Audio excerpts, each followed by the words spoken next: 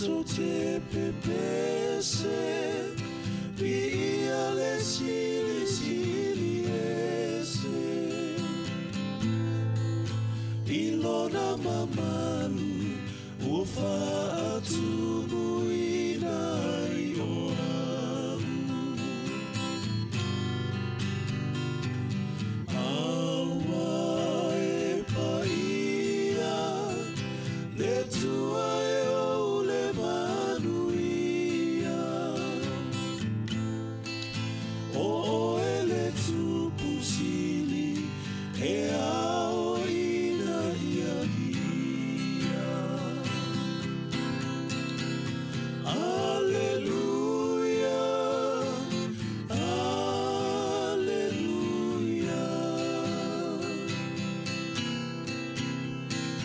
O lo sua faia tau tau pea,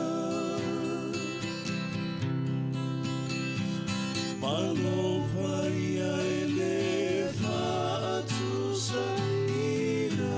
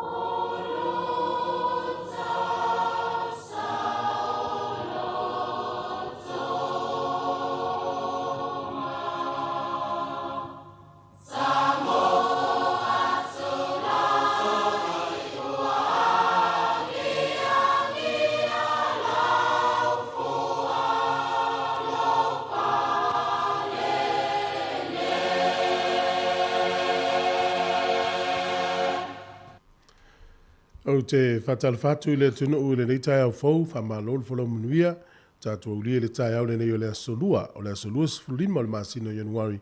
Ia o le tausanga lua fe lua sifululua whamalol whalau, ma o le si ufafonga le nei o le laumua, i Wellington o le amatalia lana tautua. O le maia usi maia le whaafonga o le tātou, sa uri ngā notu o le tai au nei, o le ataita ia lea le sunga le whaafingainga Pastor Tomasi. Taito, mai le ekalesia le Livingstone Evangelism Ministry i Lower Hutt. Ia usi mai a le whaafufonga.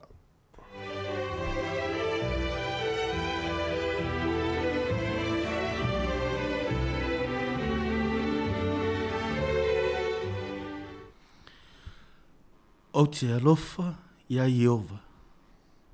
A wā ua whaafufonga mai o ia i lo leo ma u ai oi. Wana liliu mai o na fufonga ia te au. O lea o te wala awai ia te ia i lo uolanga. Na si o mia au i mai lei e o ti ai. Na maua au e puapua ngā o le tuunga mau.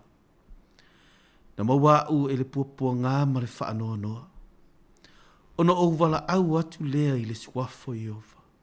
Iova e. O te ai oi ia te ia. Lawe a i mai ia te au. O Iova o le alofa fua ma le ea mi o tonu ia.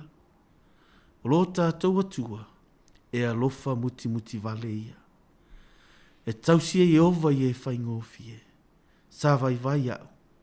O na whaaola mai lea o ia ia te au. Lo ua ngā ngai. Ia e fo i atu i lau mapusanga.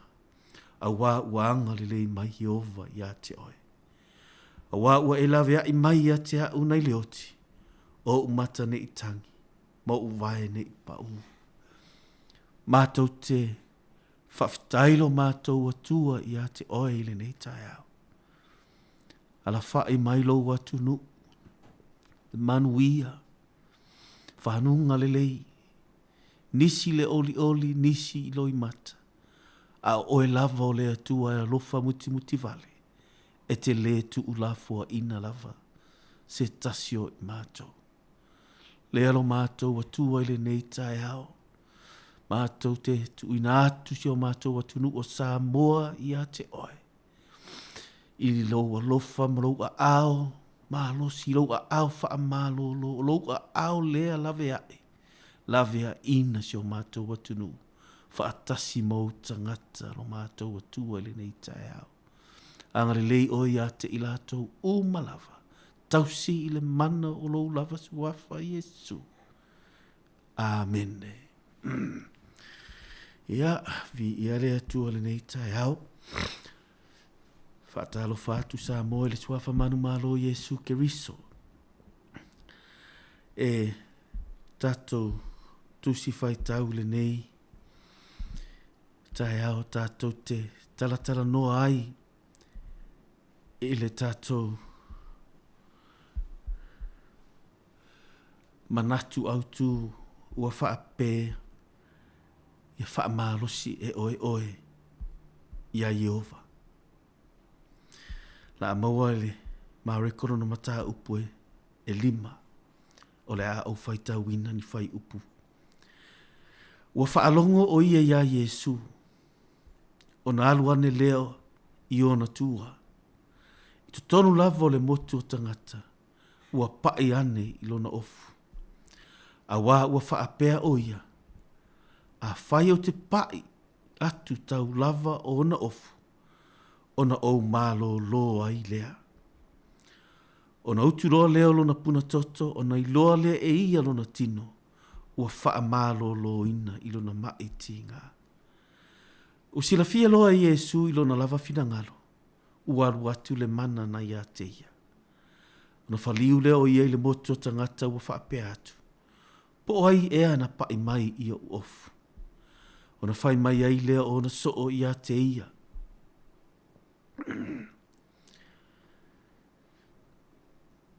Praise the Lord.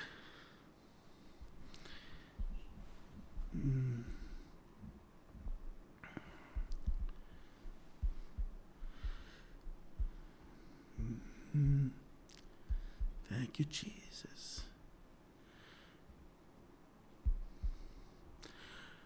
Ona whai mai ai leo na soo ia te ia. Ua e sila fia le motu o tangata. O loo whita omi mai i lātou ia te oe.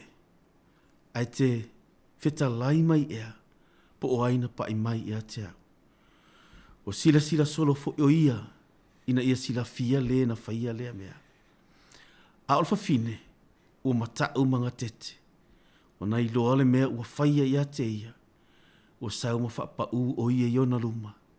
Matau tino atu. Le tonu ia te ia. Whetala i atu. Ia te ia. Lo ua whawhine. Ua e ola i lo whaatuatua. I nālu ia oe male manuia. Ma ia e malo lo i lo maiti ngā. Wha malo si e oe ia Yehova. Ole talitono se talaua. Masani na e whaitawina. Ai ole fisosoani. Po le wha malo si mo oe le tae au le nei.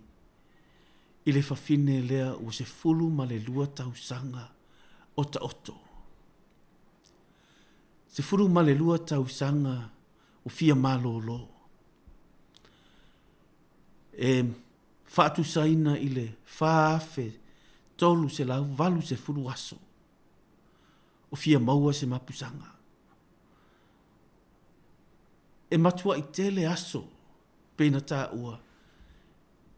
E whaafe tolu se lau valu se fulu aso e lenta mai aso e lela i titi. Le mana onga ma le nofo le tinale nei e mana o e malolo. ai mana ia le whaatinonga i le tina lea, ina ia mana o e malolo, na ia wha malosia ia, ia Iova. Ia wha malosia ia luna loto, i le ali. Wha mai le tala le tuspa ia. Ua sa ili fofo. Sa ili i tonga fitinga. Wha mai lana tala e atili aina ti ngā. Aisea, ole au wala lava lea e o lo o whaapena o na tātou iai le soifuanga le nei. Ole maa nei ole tala i la ufai tau ai. Po i le telo nei tausanga. E le i musu, e le i give up ai le tinape, e le i whaapea o lo uma i lava lea. O le i unga lava lea. O te le mawhaia lava se mea. Wha maa losi oe e oe ia Iova. Ona e iloa lea. E iai tua atu o le mea le nā e te tau mawhai iai.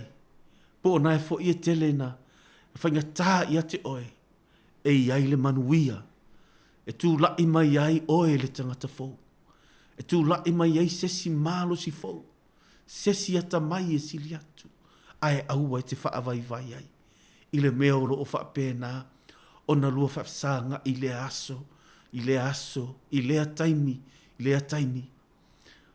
Whaamalosi e oe oe i lo wali. Ia Yesu lea. Na nofo ai le tina lea ina ua ia langona. Ma nei ai o lana tala. Whamai ina ua whaalongo le tina lea. Ua sau Yesu. E le inofo ai. Na ia whaamalosi e ia e fia pai i le ofo Yesu.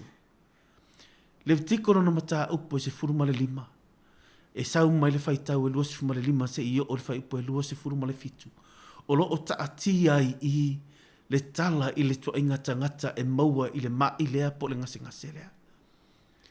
E whai mai e whamatala i le tusi o tu la whano po le tusi o le vitiko. Whai mai e o i le moenga i te ta oto ai ua whaaleanga ina. Pe o i le nofo ai te nofo ai e whaaleanga ina. O le ofu e te ofu ai ua whaaleanga ina.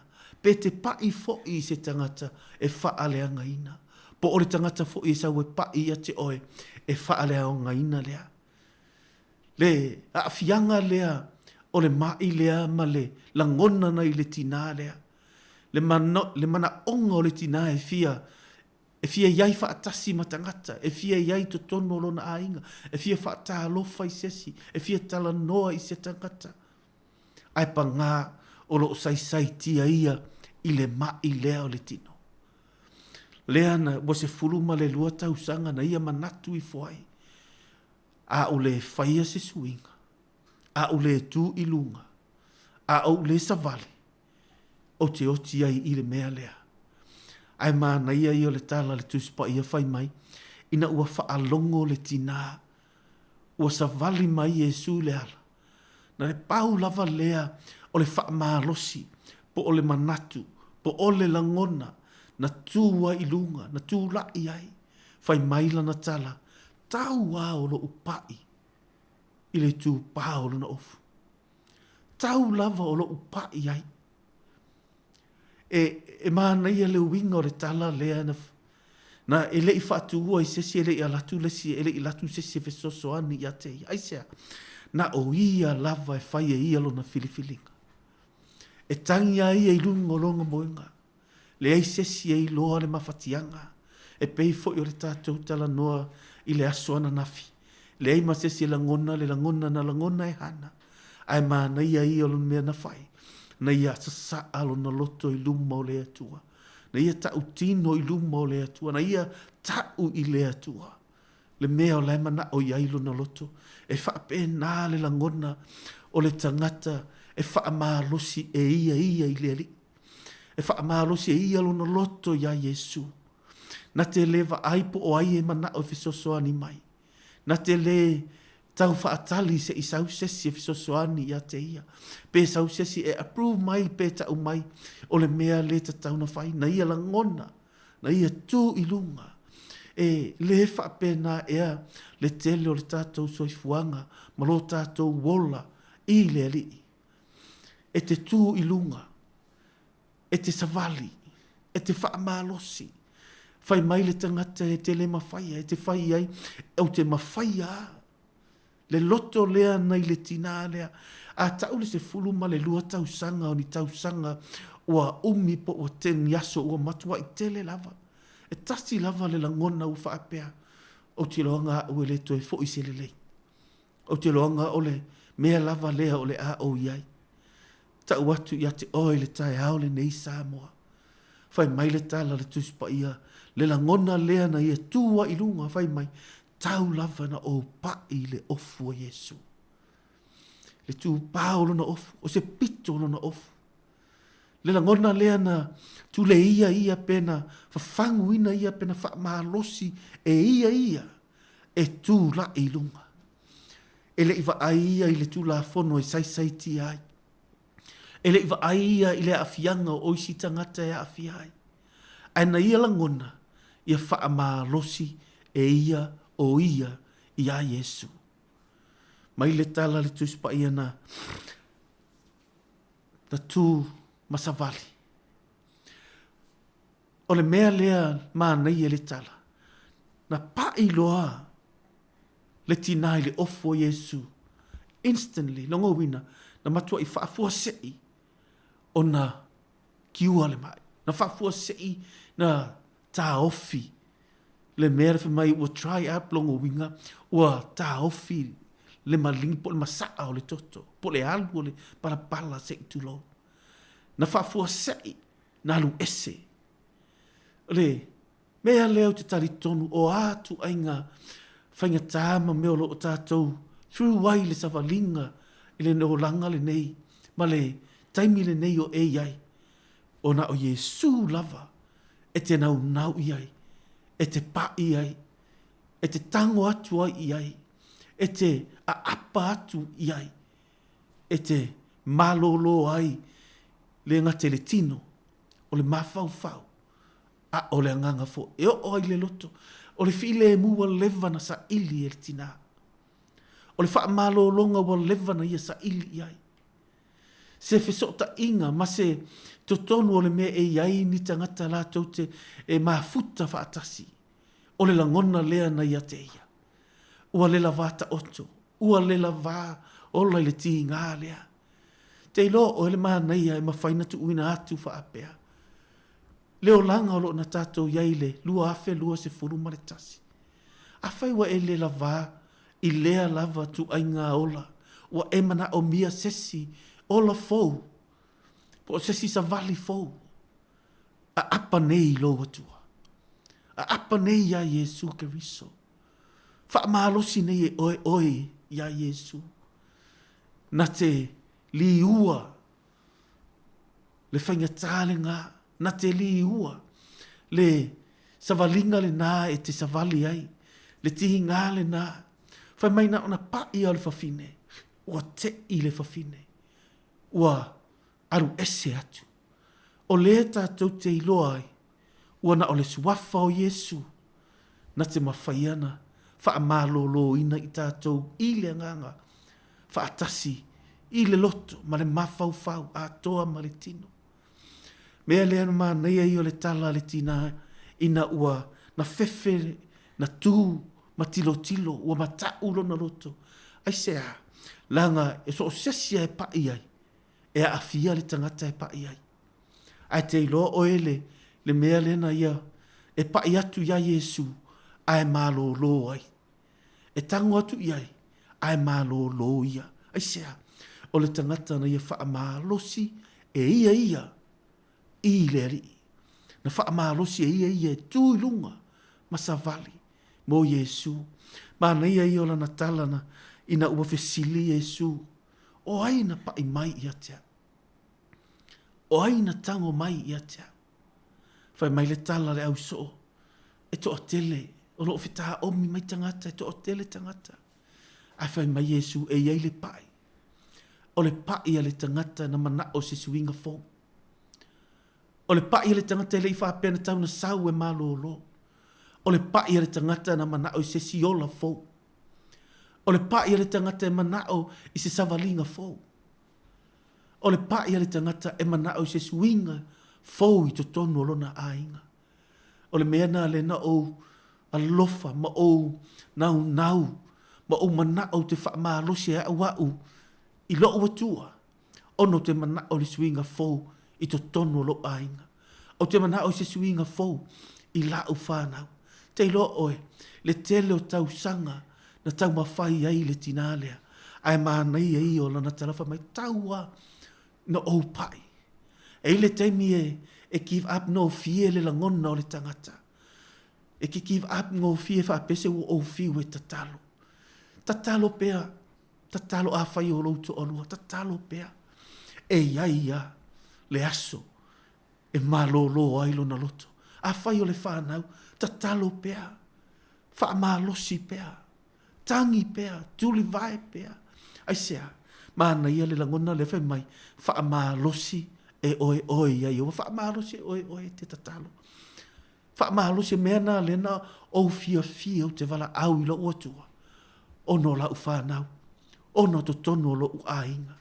Ina ia iai se savalinga fou, ina ia iai ni langona fou, ai sea, fai mai le tala paulo whapene, e aho na tātou woti i aso fai so. Ai se ilonga lava, e te apa ia Yesu, i aso uma, fato ama fai ona fou lava, lea langona, lea manatu, e o mai i ate oe. Mea lena mānei ai le tala le tina lea, ina ua i loa ia, o saisai tia ia i le mea lea, o nofo ai o ia, e fai maila na tara tau wana o pa i le tū pāo na nofo. Wha mālosi e oe ia Iova. Tū i lunga. Hallelujah. Pe fai mai pena fai, pe fai mai le li poti, pe fai mai ua le mawhai se mea. Wha mālosi oe ia i le ri. Mana ia i ola na tala na fai. Te lole mana i ola na fai mai. Ina ua te i le langona o le tinalea. Ua malolo. Ua matau i le li. Ua fesili Yesu. Ai fai mai ua sau. Ua ia toa tuli. Ma tau tino. This is the main point. Po le a ano tonu lea mo oe le tae aole nei. Fai mai na ia toa tuli. Ma ia tau tino. Le tonu. Mea lea. Te loa oe le manuia ia o le tangata e whaamārosi e ia o ia i le li. Fai mai le upu whapene e Yesu na fai le tina. Lo uafa fine. Lo uafa fine. Ua e ola i lo whaatua-tua. E te ola i lo whaatua-tua. E te tū i lo whaatua-tua. Mea lea na fai mai ai le tala a Yesu lo uafa fine. Ua e ola i lo whaatua-tua. Te loa le mea na fai e le tina. Fai mai na ia to o tuli ma tau tino le tonu. Ua matua i o ilo uloto pe a fai le langona lea na ia tangi ma tau atu ia Yesu. Na ia wha matala ia Yesu to tonu o le se furuma le lua tau sanga lea. Na ia wha matala ia Yesu le wha afe mono tupu waso ia na maua ia i le puapua ngā ma le ti ngā lea. Na ia wha matala ia Yesu le wha anoa noa lea na saisai tia ia. Na ia wha matala ia Yesu le mea atoa e tupu ia te ia malangona na o ia te ia. Lea na whai mai na toa tuli ai ia. Ma tau tino na ia wha matala whai mai Yesu. Hallelujah. O le tele o le taimi o te fia wha tā lofa i se lima. A hele mawhai. O te fia maafuta i se tangata. A hele mawhai. O te mana o te iai le mea lea. Au o le mawhai. O te mana o te tūma o walu whaatasi. Peu te alu i se lotu. Ai ua le mawhai. Sai tia hau i le langona lea. Ua o nofo i le mea lea. Na ia tau tino ai, na ia whaamatala o na whaanoanoanga. Na ia whaamatala i a Yesu. Hallelujah, le tonu ma le mea na tupu i a te ia. O lo o whaafofonga lo watua i a te oe. O loi mata e whai langona. E whaamatala e loi mata. E pei fo i le tātou tala na nafi. Na whaamatala e loi mata.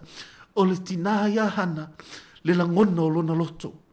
le ngangano ona o lona loto ona loi mata na ia whaamatala e pei o le tina lea i le taimi lea na ia to atuli ma whaamatala ia Iesu o loo ia Iesu o loo i nei Iesu o loo ia te oi Iesu o loo tātou i ai i le alofa tu noa o le atua e te whaamatala ia te ia mea uma pe e te se te whaamatala ia te ia lo se pe o le ale me o tupu e te whaamatala ia te ia po o lau whanau e te whaamatala i lau atua le me o tupu po o to tono le ainga e te whaamatala ia te ia po o le vāo oe malouto o lua e te whaamatala ia te ia lea na whai mai eila na tala ua to o tuli le tina ua ta utino le tonu le hale o winga o le tala le na ia whaamatala ia Iesu whai mai ua ia tangi ma whaamatala ia Iesu le nuti mo moi o lona loto na ia whaamatala ia Iesu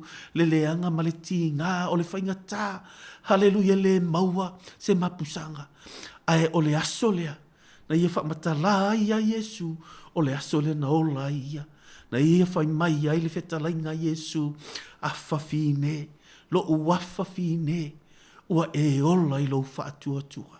E ese lea le langona lea, e tupu mai i le tangata, na te whaamalosi e ia o ia ia Jehova.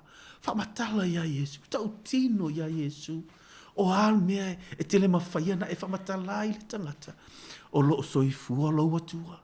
Iesu le na, e te whaamatala ina iai, e te whaamalosi e oe ia te ia.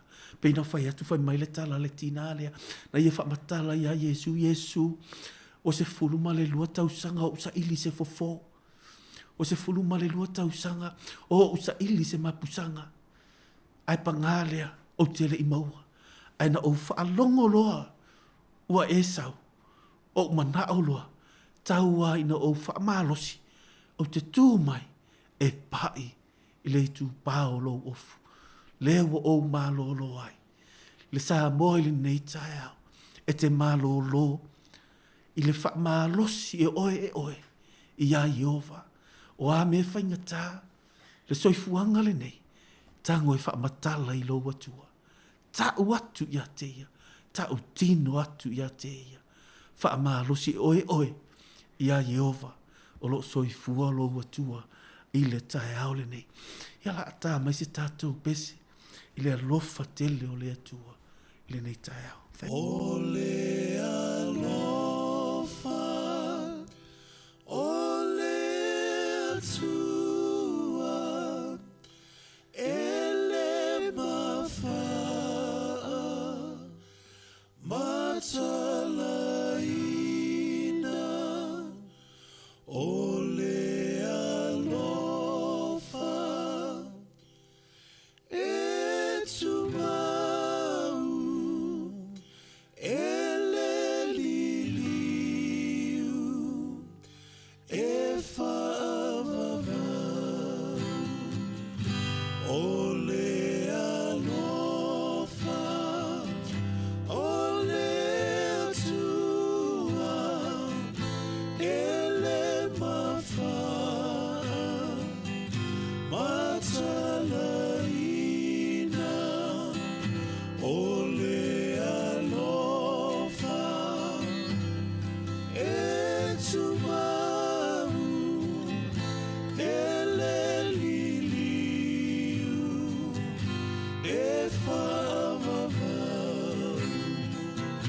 e oi maunga, maua lulunga, e tawhei manu, mawalalo,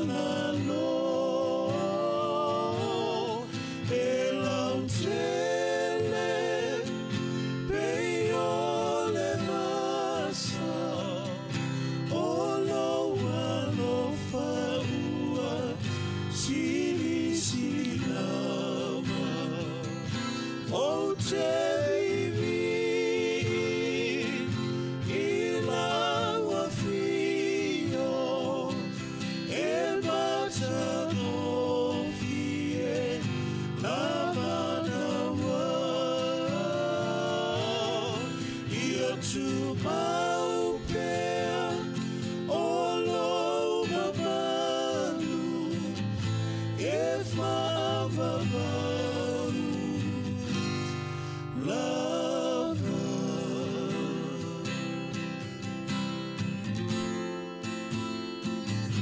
ole alofa ole atua ele mafara matarina ole alofa e tumamu ele liu e whaavavaru e oi maunga mawarurunga e tawhei manu mawangalo e lau tele pe ole masa olo alofa ua sili sili lava o te iwi hilaua fio e matango fie lava naua ia tu maupea olo mamanu e whaavavaru lava e whaavavaru lava e whaavavaru lava. Hallelujah. Ioelo mātou atua. E whaavavau lava loa lofa. E le whaatu saina, le loloto, le lautele ma le maualunga o loa lofa i au tangata. Whaaftai e su ono le tungiola na e tapenaina. Ono loa lofa e whaavavau. E leli liu lava oelo mātou atua. Whaamanuia so mātou atu nu o Samoa. Lau whaamalo longa I lunga ia Samoa atoa. Ai whaapena fo I mātou nei, lo mātou wau mau I nei. Angare lei, lou manuia, whaamanuia. Lau whaamalo longa ia I mātou uma.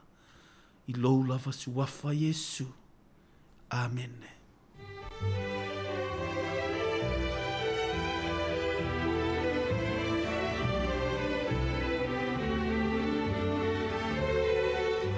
Ona na ua whaafonga le tunu I le tātou sauringa lotu o le taio nei na teita ia le sunga le whaafengainga Pastor Tomasi taito le Livingstone Evangelism Ministry I Lower Hutt ia mo le 12 whaafetai lava I le sunga le whaafengainga ma lo tāpena tai mo le ufolofona le tua le nei taio me se fu talo familianga ia le mātou fu talo ia whaamaruia hatu le tua I le sunga fu le tua le whaalo me se fu le kālesia I manuia fu ne yasom fu fuanga o le aiai whaafetai lava. A mai alpese o lai whaafonga mai ai, ea o nā whaafonga lo le tātou porkalame le ata o le taia o tā lofa lava.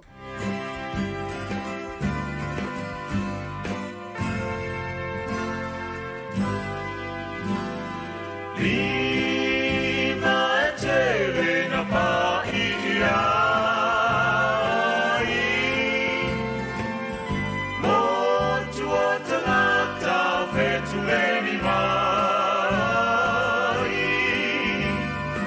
Uai e ale tangata Ualu atu ai o le mana le whapine puna tōtou Na wha atu tu ai lona suafa Leo tau sanga Whawhengai malene ma e tinga Umatua o mea Aile aila va se suinga Wha aloha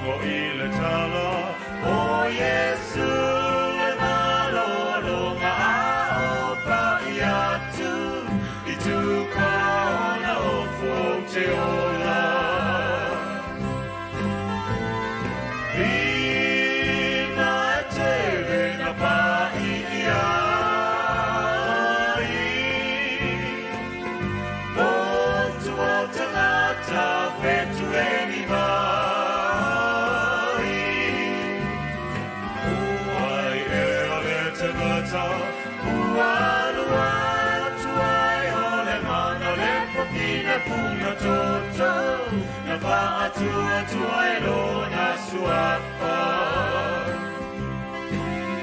Tano pau tau whaapiti ina waliuli walo mai rea lili. Ua malolo na ona to atuli fo mabibiki. Maalo wenu nasi ufafonga na wafapine tula imai olofa atua tua lena ua e olai. Lina teve na pai iai Motu o tangata vetu eni mai Uai e ale tangata Ualu atu ai ole mana le fofine puna tota Na va atu tu ai lona suafa Lima teve na pai iai Motu o tangata fetu eni mai Uai e ale tangata Ualu atu ai ole mana le fofine puna tota Na va atu tu ai lona suafa Le fofine puna tota Na va atu tu ai lona suafa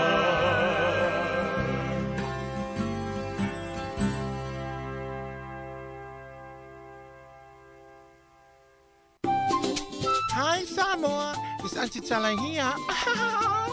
Instead of Fifi Falong, ile atang le tayao. Laugh of the morning. I'm at my apple feet to the banveao. Su fongalo mua. Atang le tayao.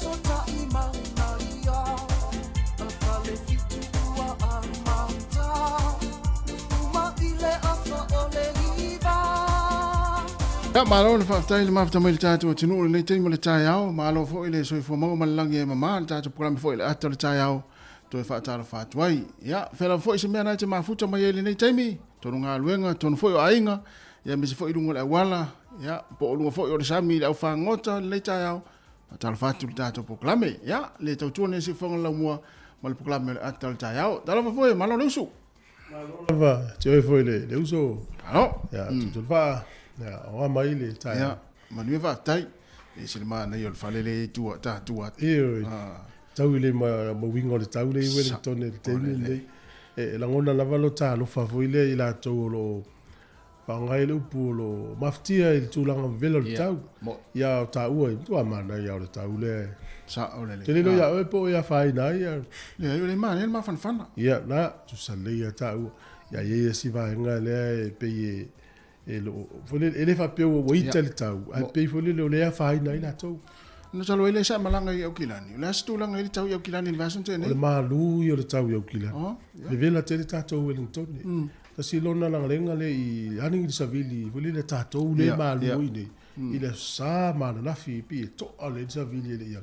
Au kila ni mtua mana i au le tau. Mana ia te. Malu ia. Mtua fitau i le ia ma tātou uma lava le fi le tau mawhanwhana. Sa ia fa nga le tau mawhanawhana e foi le ta fau i malia le ta fau. E me se foi whana wa onga wa le foi la sauni foi e onga ia le tau sanga. Ia, moi. Ia o le tātou whatalofa le tai au e whatalofa atu i le pa i maurunga le tātou atinu. So ia lau whai ngā luenga pa i ale tua i whai launga le tara leisa o se whata whai taulanga. Ia e whapea foi le lolo le tātou atinu amata mai lawa i matua tausi. Na i matua i tōna mōta malawa. E whapea foi tōna mōta ngase i e whatalofa atu. Mā lolo soifua manuia. Mā lolo foi le langi e mama. Ia o tupu mai o le atinu. Tamā, matina. O le au ngāre lue. O le mālosi o le atinu. O foi le o le tupulanga talavou. Ia o whailele fo i ma pepe fo i o le au tinifu le nei tai au ma lo lava tai fo i le mafuta mai le tātou tautua i o le tautua ni si whaunga le lau mua ia i le tātou wala leo le tasi ono tesi ma le tasi wha mo pa pe fo i lunga le tātou app o lunga le Facebook ia ma le tātou YouTube live ia o lo o tātou mafuta mai ai ia le toa tele o le tātou atinu le taimi i la tau fo i le maramlama le tātou ngana le ngana Samoa ia whaatala whatu malo fo i le mafuta mai le tātou pokolame o le ata o le tai au. To se fuliva minuto na tale o le tūla. E valu, ia tale valu, ia tala mai Samoa, tala fo mati fongo le lau moe Wellington. Ia lea lala, vatu le tātou pese lea, ia e vai fo ia na whanga solo i leo le tātou pokolame. Talo fo lava. Talo soifua.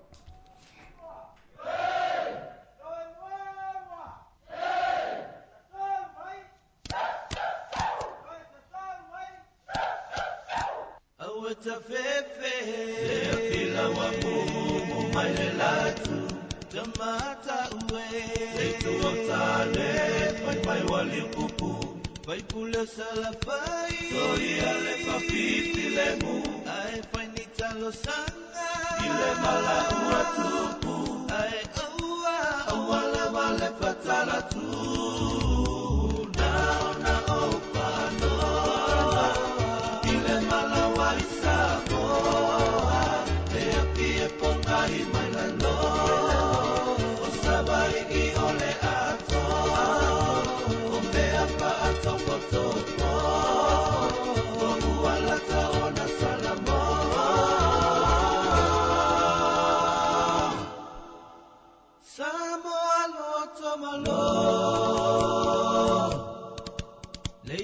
Tane ola ufa ato ese ele la maona esola ese ulo ulau ele se ia tu male pelepe wa eilo lele olo na pinangalo wala ona pa tele ngese ole alo pa itangata ina ia sola ese na opa no ile malawa isamo e apia pangai manano o sabai I ole ato o mea pa topoto o uala ta ona salamo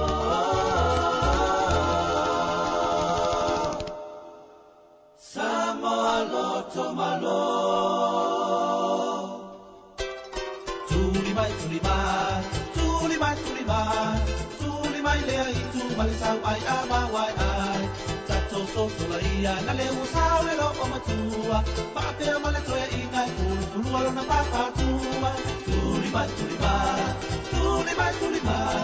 Tulimai lea I tu male sau ai ama wai ai Tato soso la ia na le usau le lo o matua Paapea male toia I ngai pulu alo na papatua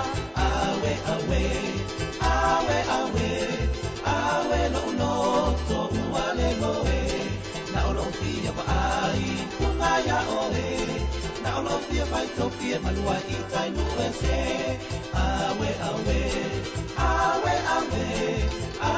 no to uale loe na olofia wa ai punga ya oe na olofia vai topia malua I tai no ese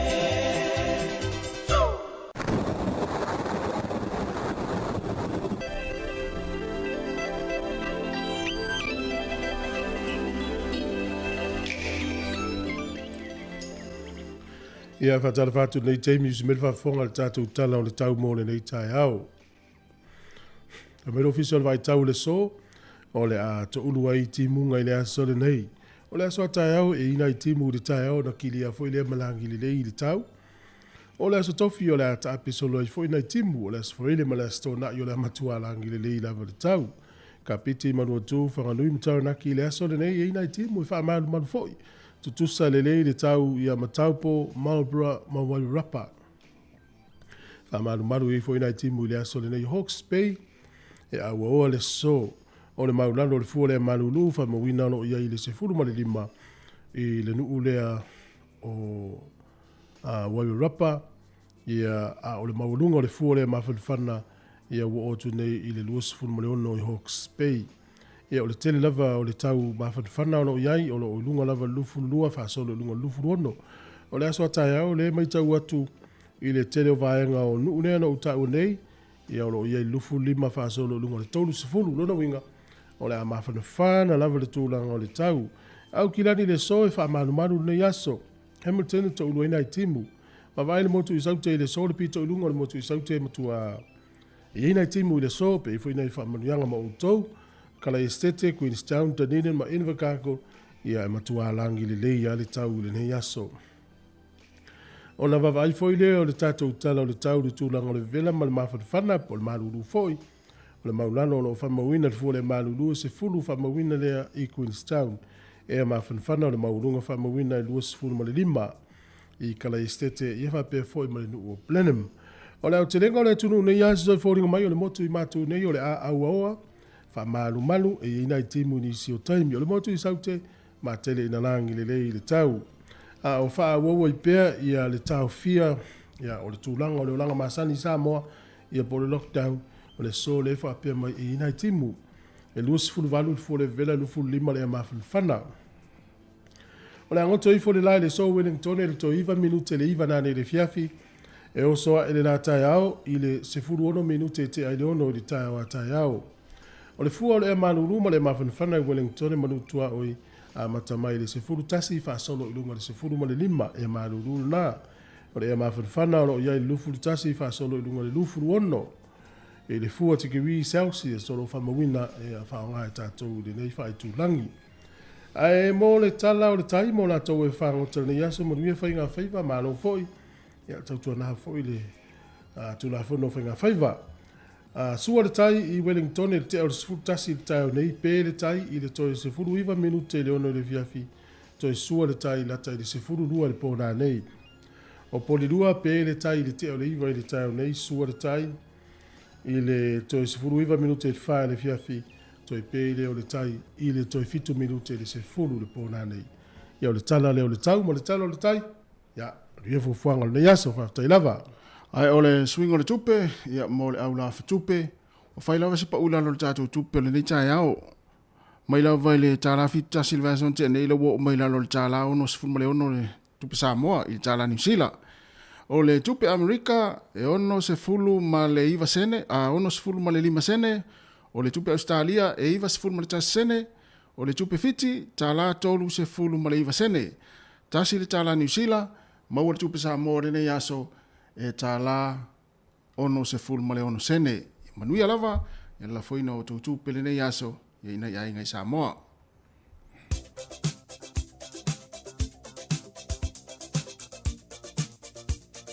Whaamurianga o a soifua maa sa whanau, whaamuna tutupe le tātou imeli, o le asa whanau at samoacapitalradio.co.nz. Le aso luas fulu lima le nei on masino Januari, a whapea lo wa soifua le nei polo was whanau, ia e whaamani atu le tātou polklame, manuia tele lau vato wa soifua, whaamania le atua, ia whaapopo nisi tau sanga stele mo utou umalava. Ai o le tusi whaitau, mo mai lea le tusi o whaata oto, o lona mata upu e sifuru maleono, a lona whai upu e tolu. Ia e tu ina atu, ia Yehova o au ngā luenga, o na whaamawina i lea o au ma natunatunga. Whata oto e sifuru maleono, whai upu e tolu. Ia e tu ina atu, ia Yehova o au ngā luenga, o na whaamawina i lea o au ma natunatunga.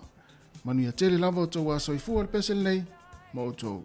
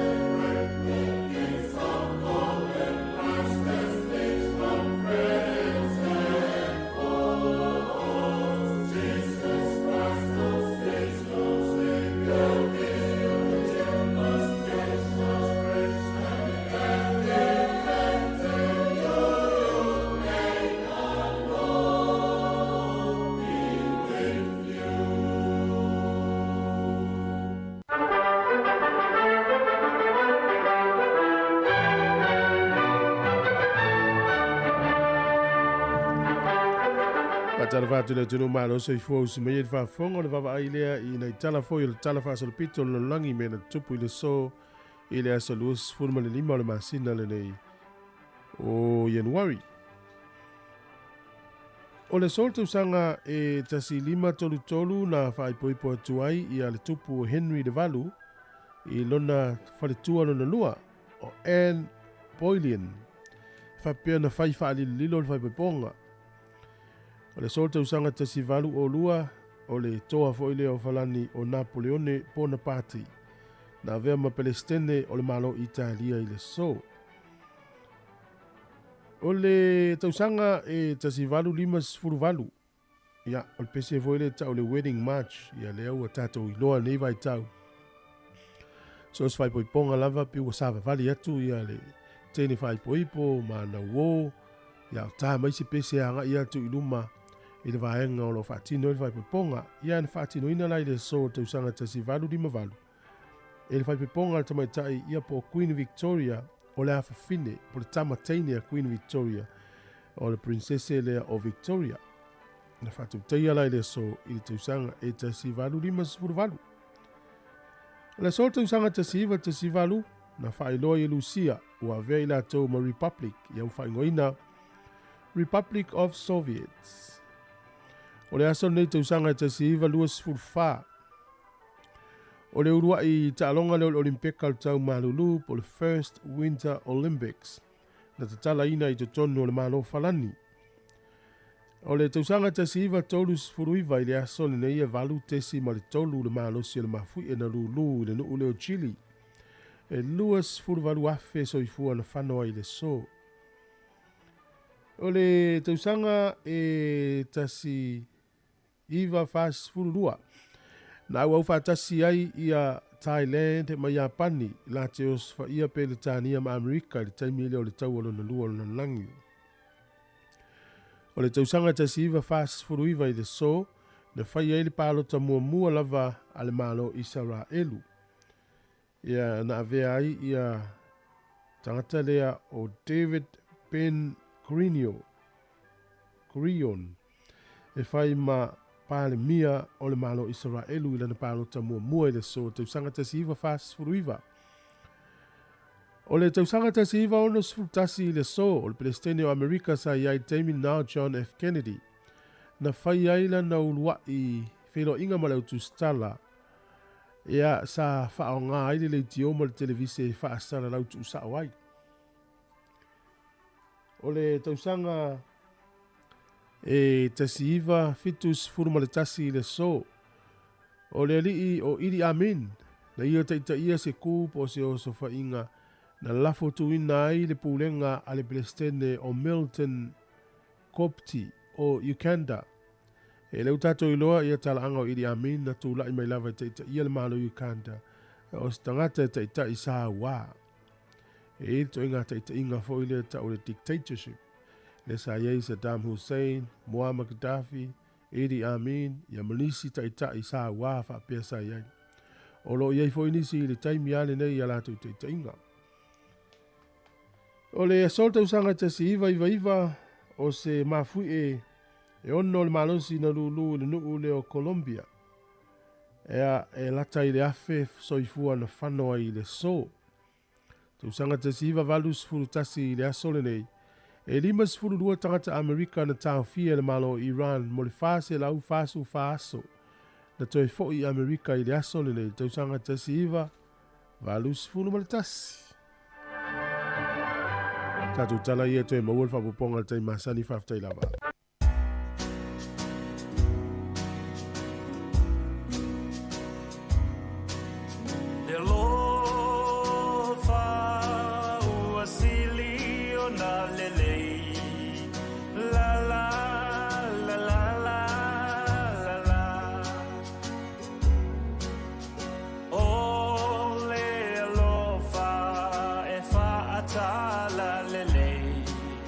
La la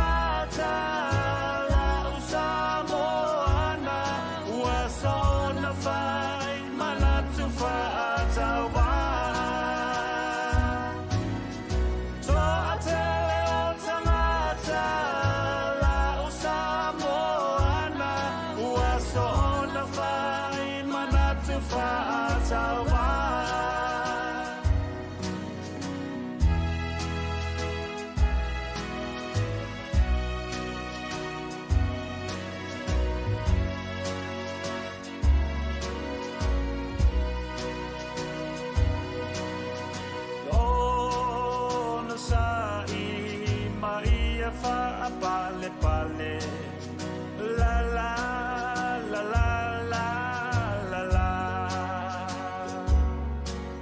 le lo falea I le lo toi fale la la la la la la ya mana tua le lo faule tua Samoa e va vai ai itaua ia fa amaoni matau tala sao ai leo lama salo salo ia fa amaulalo malotsa fa amangalo ai leo lama salo salo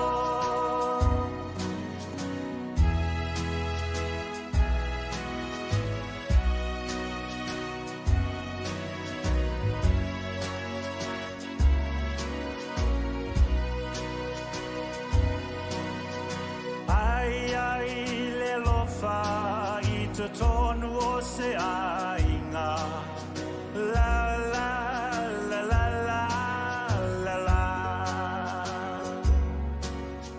ainga fia fia ma fa amanu ia ina la la la la la la la la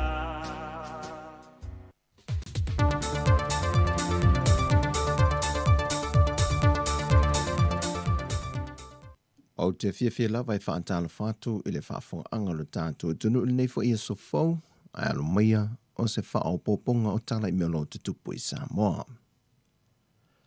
Wa whafonga lea tunu I le saunua ngā loa ia me le fionga le tamaitai pāle mia, fia mena o mi mta awha I le a fia na nafi, e le toi whaao pōpo I le fitu se fulma le lua I tū la, e toi loka I le tunu o puipuinga o le whaama I al COVID-19 fulwiva.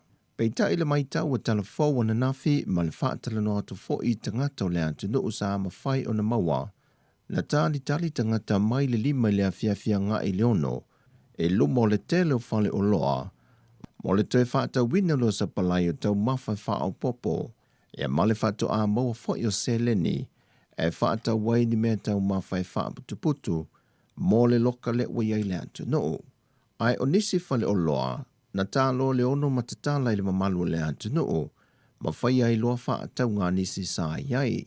Ai o le te o le tūlai ono, whātu a lo ngoa le atunu le saunuanga le whionga le tamaitai pāle mia, ma toi tau ma whai e le matanga ruenga o malu le malo, e tau tāo fiofi le mamalu le atunu. Peitai, na wa ai ai fo I mani tūlanga whainga tai le lātou ngā ruenga, ona ua le ono sa ia le mamalu le atunu. Le fia whaatau nuina leo o ni whaatau mo a inga. Peitai o le aso ma le aso tofi, le ua whaatulanga mai le polo inga, wa tu ina mai le whionga le tamaitai pāle mia, o le atatala I le atu nuu au o nanga tāua neo lo mo o mia, mai I le valu I le tai au nei, anga I antu I le lua I le au auli, ma toi a matai le loka mo le atu nuu. O nanga nei o le atatala le tu mau, mo fale o loa, fale tupe, fale whata waile e le tise, fale talavai, marketi, o company po fale tala tupe, ma pamu pensini. Ia I tu lai ono le atatala I le atunuu, mo le aso, whapea fo I le aso tofi le vai aso nei, o le a wha ama mawhaina, ma wha ama alosia, le iai o le pepa tui wa mai a uma tuita I lua o le tangata, e ma whaiai o na uru fale se fale o loa, po o te tonu o se fale tumu ai tangata. E mantu a whaasaina fo I lalo le polo a inga le nei, whanau la aiti mai le se fulma le lua tausanga nga I lalo. E tasi le whainga malanga le vaatongi pau I le vao sa vai ma upolo, o le a whaatulanga ina na o le aso lulu se fulma le ono Januari o le aso le a taiao, e ave tuai sua u ma loa mo le toe whaawa wina o loa mo o mia, mo le motu tele sa la whai. Ai peitai, o lo tapu I lalo le nei polo inga, le fe malanga I tuai o se pasese, po o le mamalu le atunu. O whainga malanga mai ni usila mo le temile nei, Wa toe tōna pō umai whainga malanga, se ia iai se isi whaasila silanga. O le antoe longoina le mamalo le antunu o mo se isi fōwhanga mo le loka i le antunu. Pe a whai e whaamau nia se a whianga i no whanga i tu atu po le communities. E se mai no whanga lo whaano fo e se ai i nisi le mamalo le antunu o mai lantou wa a fia po quarantine sites. A tangia mai le saunuanga le tamaitai pāna mia le asoana nafi. E le i ai se siama po se tasi wa a fia na sawa atu i tua i le antunu. Ua whaamaunia mai e le whionga le tamaitai pāle mea le saunoanga le asoana nafi, whapea fo i le komiti o whaalawe te tupu whaafua sei ma whaalawe mātu ia le New York. Ua whaau popo ni se to lima, ua a fie le virusi o le COVID-19 furuiva, whaau popo le to se fulma le lima sa ua mo mua le pāsese to fitu se fulma le tolu, le ana malanga mai Brisbane, Australia. Whaamaunia mai reporti le asoana nafi, o le toa lima le ua a fia, o i lantou ia sa ngafa ma le vāwa ainga o i lantou i to se fulma le lima ia, o lo whaanofo e sea ma ua whaamao nie sea ki o lo tau aveina le siama. Mo le te minei wa toa lua se fulu ua a fia, whaantase ma le lua se lau ma le valu le au whaingaru e ngā sa ngā lulua le malaiva alele, e le teimine taunu mai ai lea whainga malanga, o lo whaanofo e sea o malawa i lantou i le no whanga whaapitoa, mo siaki wha wau. O le tai au nei, e toi wha wau e le isi siaki, mo le au whaingaruanga e to lua se lau ma le valu. E siaki mua wa mai a mo i lantou ia, na wha maunia mai al to wha le ausa Dr. Take Naseri, o lo le lei uma, mai e le aise tasi wa wha maunia aise siama. Se i vanga na ai le to lua se folu le wa wha maunia. O le tai au nei, e toi whaia ato ai le siaki mo i lantou uma, whapea foi ma le aso tofi. O lo whaamano sia i le temile nei, le te tafi ma mau a au, ma le whaonga ina leo tali fofonga, e so o se teimi e whewa i mai ai le taulanga, whapea foi ai lantou lo ngā lului au unanga mo o mia i le temile nei, e whaata aua ma whaamano sia le whaonga ina tali fofonga, i teimi uma, whaata se ma le tutu vāvāo tangata. E le whailoa inga ale komiti o whaalawe tupu whaafosei ma whaalawe mātu iai le aso nafi na sauno ai le teitei whono a ngā whili tō mai mano shem leo. Wa a mata neu na li liu le vaenga o leo ma su enga le komiti a ngā e le mafua anga na malanga mai eise ainga mai Australia e whaatasi mai se maliu lo lātu ainga i Samoa nei. Peita i o hai inga o uma na whaata tia le kāpeneta, e le mawhai ei o na malanga mai se tangata e malanga mai i se maliu, se i vanga nā i nā tau tangata nu o Samoa o toi taliu mai le atu nu. O nisi vaenga na pā ia yang whili, na ia sau noa na ia le la vea fua ma ave le fua i se whaamtalanga, ai e iai nisi o malo le atu nu, o lo u mia citizeni e lua o atu nu i whafo o New Zealand po Australia, Fantasei male tusi folau Samoa. O nisi o ilantou wa maua i wha maumaunga. Wa whai mo ilantou le malanga i whafo matoe fo i mai. Ai o lea o lo tau tau fiofi, leo fi mai o le sia mai tutono le atunuu, e pe ona ua iai le temile nei. O sa ili ilinga o le asu e su e ai, pe wha pe fea o na sao mai ia whinga, o ni whinga wha soli tula fono, e le o i lalo a inga na whaata tia mai e le kāpeneta. E whaauau na fono le kāpeneta, mo se isi swinga i le aso tofi le tula e ono le a fiafi, le ua whaangata mai e le polo inga o le loka mo le atunu po le lockdown, pe toi whaauau, pe le ai foi. Mo aso e lua ia na polo ina e tāpuni atoa i le atunu, e toa lima se fulma le lua i lantou na maua i wha maunga le matanga luenga o leo, na mō lia malapita ia, mō le teimi mō moelo lātou leo sta ia, o tū la fono matapo ala tele mai le ono i le afiafi o le aso tō nai, se ia pā ia mai le tū la e ono i le aso ana nafi. O le isi tō lua, o lo ua mō lia ne le tai lua se lau tā lai le sala tupe, ona na maua wha alua e le o si tai lava ia inga mapolo inga, ma fautuanga na tu alalo ai le matanga luenga o malu o le malo. E se mai ai le isi to lua i wha maunga le matanga luenga, o loa mōlia nei le telepe fale mai fale o le taulanga, a o tāpunia le atu nuu.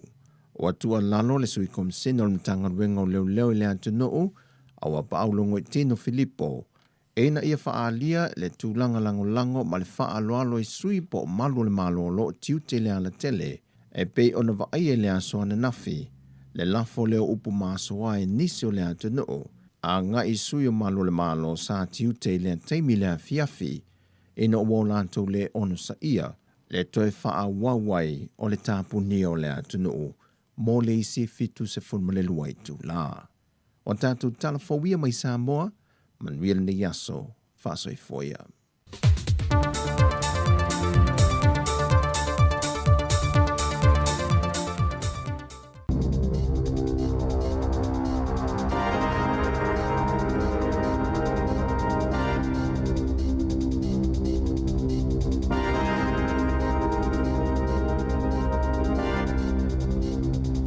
Talo plaval fa poponga momo telefon malisi ufonga le la momo le nei tai au lua 15 Januari lua pelua lua.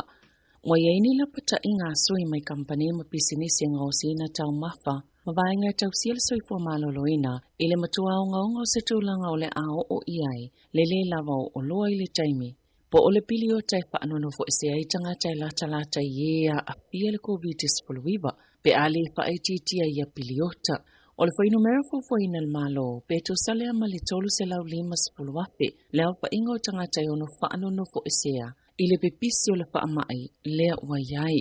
O le taimi nei, a whai e iai se tangata lata i se tasi wa fia le COVID-19. E te tauna whaano fo esea mo aso i se fulu, ai a whai o se tangata le ai nga sala talata iai, e te tauna whaano fo esea mo aso i lua se fulu malwhaa, Tusa lava pe mawatu le suenga ele o afia le COVID. Na ta ole polisilo le Food and Grocery Catherine Rich. Ole afinga tantele le au nango na fa atomu fata o supermarketi. Pe afai ele fa ititia piliota e fa anono fo esea i tangata. Pe ala talata ye wa afia le fa mai. E te taule malo na matuamana ia mawhaise fōwhanga i taimi e whaanono fo esea i tangata a waole a matuale lava tangata e mwhaina whaangai o ina ia au nanga. Wa mai ona whailoina ile au whaingaluenga alwhale mai au kilani. Ia no fo sauni e whaatino i singaluenga maisi matawha yoi pe a whai e mo'mia ina.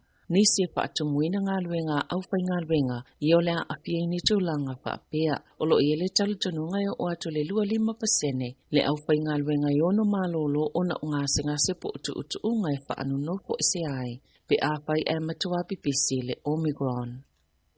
E te olua 15 tangata whauna whailoana na fiu whaamani al COVID-19 mai te tono le tunu. Po community cases, e a whele to avalua whaamani le Omicron i te tono New Zealand. O le to olua tangata whauia wa a le Omicron, e mai le to malo ne le soni, to oli mai au kilani, ma le to tasi Palmerston North. Sata wala matanga luenga se fo malo loina, e to 15 tangata mai te tono le tunu wa a le COVID-19. E yele so tanga le vaenga o tangata, ia wa apia le Omicron i a Januari. O tangata e to olima i upa amani le Omicron i au kilani, e yele so tanga i se tasi o whaatisinga whaale a inga sa whaia. O le tangata pou le Omicron i Palmerston North, o se tasi o le a inga o le tangata leana apia ma whaasilisile le aso 15 Januari, ma sa whaanono fo esea. E ile talitonunga le a whaapopo ina pele fo inumera tangata pou e whaamani le whaamai, ma tangata sala talata iai, ona o le tūlanga whaingo fie, ona pipisi o le Omicron, e to sai ma se whaamatanga le matanga luenga le soifua maloloina, e to se pulu tangata o lo i whale mai ona o le COVID-19, e le ise tasi i potu mo ngase tingai na pole ICU. E to lima sepulu tangata fōua a pia le vairusi mai tono no whangalo o whaanono fo isiai i lato e tauno o mai whafo, pe ona lipotiana nafi. O ilato yana taunu mai Fiti, Iran, United Arab Emirates, Filipina, Amerika, Britania, Australia, Singapore, Kanata, Initia, Siamani, Ayalani, Makata, ile vaole asovalu, male asoluas pulmalilua o Januari. Olo na nati bea fuwhanga ina ia whaatino le whaingoto i puipuilo na tolu mo tangata le atunu, e u ia tasi le miliona ua mai o na whaiola tautu i whaapopo, au le ia afia le Omicron o le COVID-19. Wa mole mawina i whale mai manu whanga ese olo o whaatino i le tui puipui le atunu o, le si iti o le whainumera o tangata uo o atu mo la tautu i lo na tolu. ina ua mai alfol sanga le malo ila sa taluai e anga ila tunu ila moli lanu momo o moli fa ailo ilo mole fa mai moli puti e kala yestetele to tele ua fayo lato wavanoa e faye yo lato tu ilo na tolo na ta wese tasiti na e fa apea na maliulo na tolu tau sanga taluai le koviti ma ole ala leo lo lato nau ina ia fayo lato tu ilo na tolo e enisi au nanga ufa faingalwenga ina inisi tangata fa opopo mole fa atinonga ole pusta esilia malilus fulua pela fa ingoto ilo na tolo le koviti sa faye au kilani le asonga fua fa opopo le spultol wafe na fayo lato tu ilo na tolo le asosa e to telefo inanga e Wellington e no fuanga e mawaile tui pui e wina langona le whaanono nisi ina uailo ane na tapunia nisi o au nanga na whaiai tui pui ona ole aso whaamana tui na Wellington e le aso ana nafi. I whaamaunga le matanga luenga o soifua maloloina e to samaltasil miliona tangata New Zealand ua mai o la tui lo na tolo pe to sale malilima 50% o tangata e anga wa amole tui pui lo na tolo.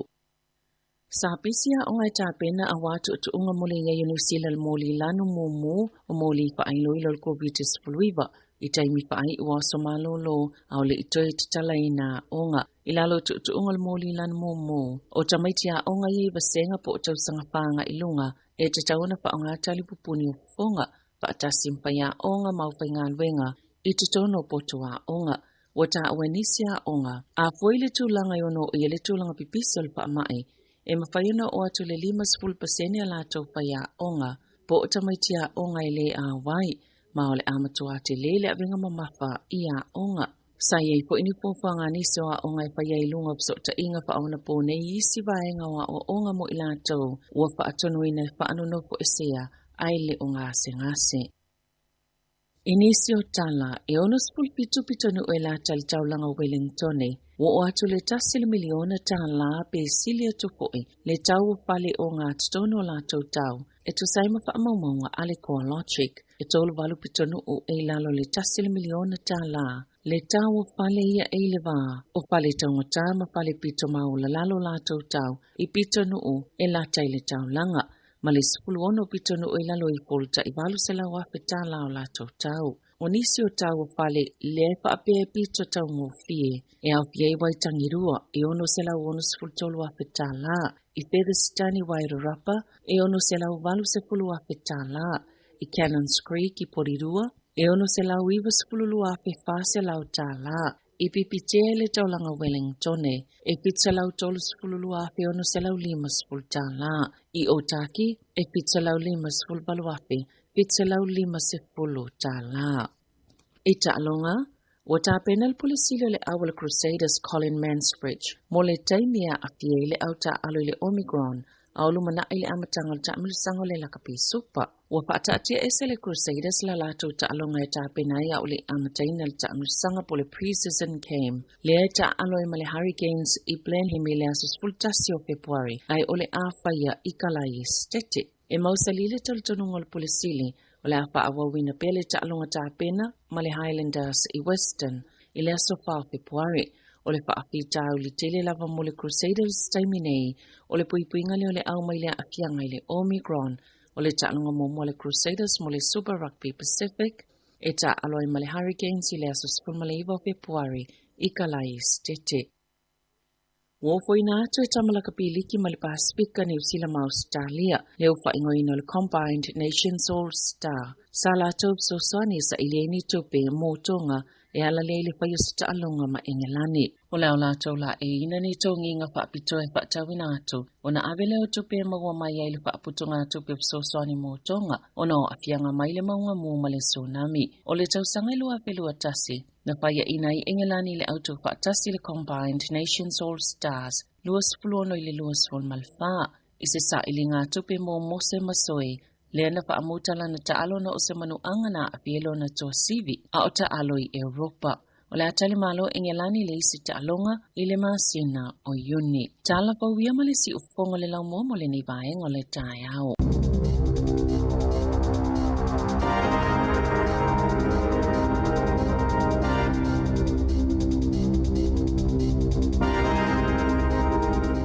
malo fa tai fa fa mai le tino ina wa mai atu fa ponga mo tatu tala fa o le tai au ya me se tatu tala mai Samoa fa ponga le tulai vai le tai nei ya le wa sa va tu tatu tai mi se full mal val minute o te nei le tulai valu yo e Allora non spo fa una ma sa ne yas. yo e tatu le yo atu le si va le u te pu e mai le tulanga fo le na sa tatu tala mena tupul tala fa sol pitol lang e leu tatu wa ai nei wa tele la foi fai poiponga tama ma teine ma tangata fai poipo ia sa vali mai lava i pese fai poipo pese foi le ta te e ala amal tene fai poipo ia tau sanga tasi tau sanga tasi valu lima valu oka La sa valia i mai ponga Queen Victoria. ia Ese la the winning match.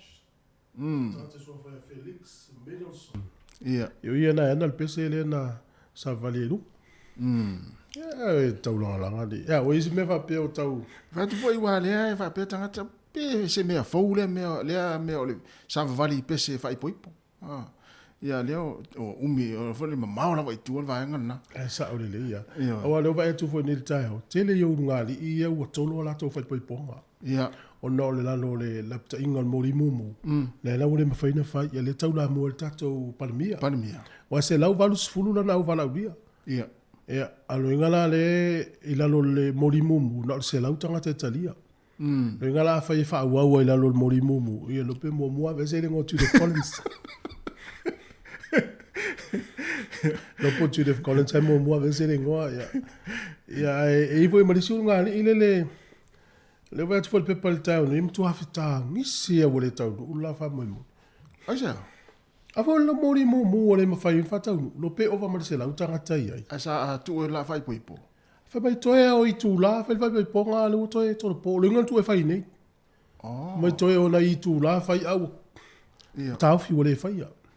so Ele no mana ye le fa te ai wale. ia sa Se la uta ata le. tau le tangata Io o la lo mori mumu e ma fai le von fa au ia fa te singa ma sa ni ya ta to fa ponga fa nau. Ia o se to sa ninga ai se la uta ata. O tangata i se la o te tau na ye la to pasi. ia Tau na fa ali le ifa to fa ina fa le to. A o voila to no le fa le fa moi. E tasi le mita le va o desi malesi. ia Dai va nga na tau no si le fia u mai la to ye he foi le tau la mo e fa mo popo ni maftanga fa pe. So la to wen a wa la tu le se singa e mo.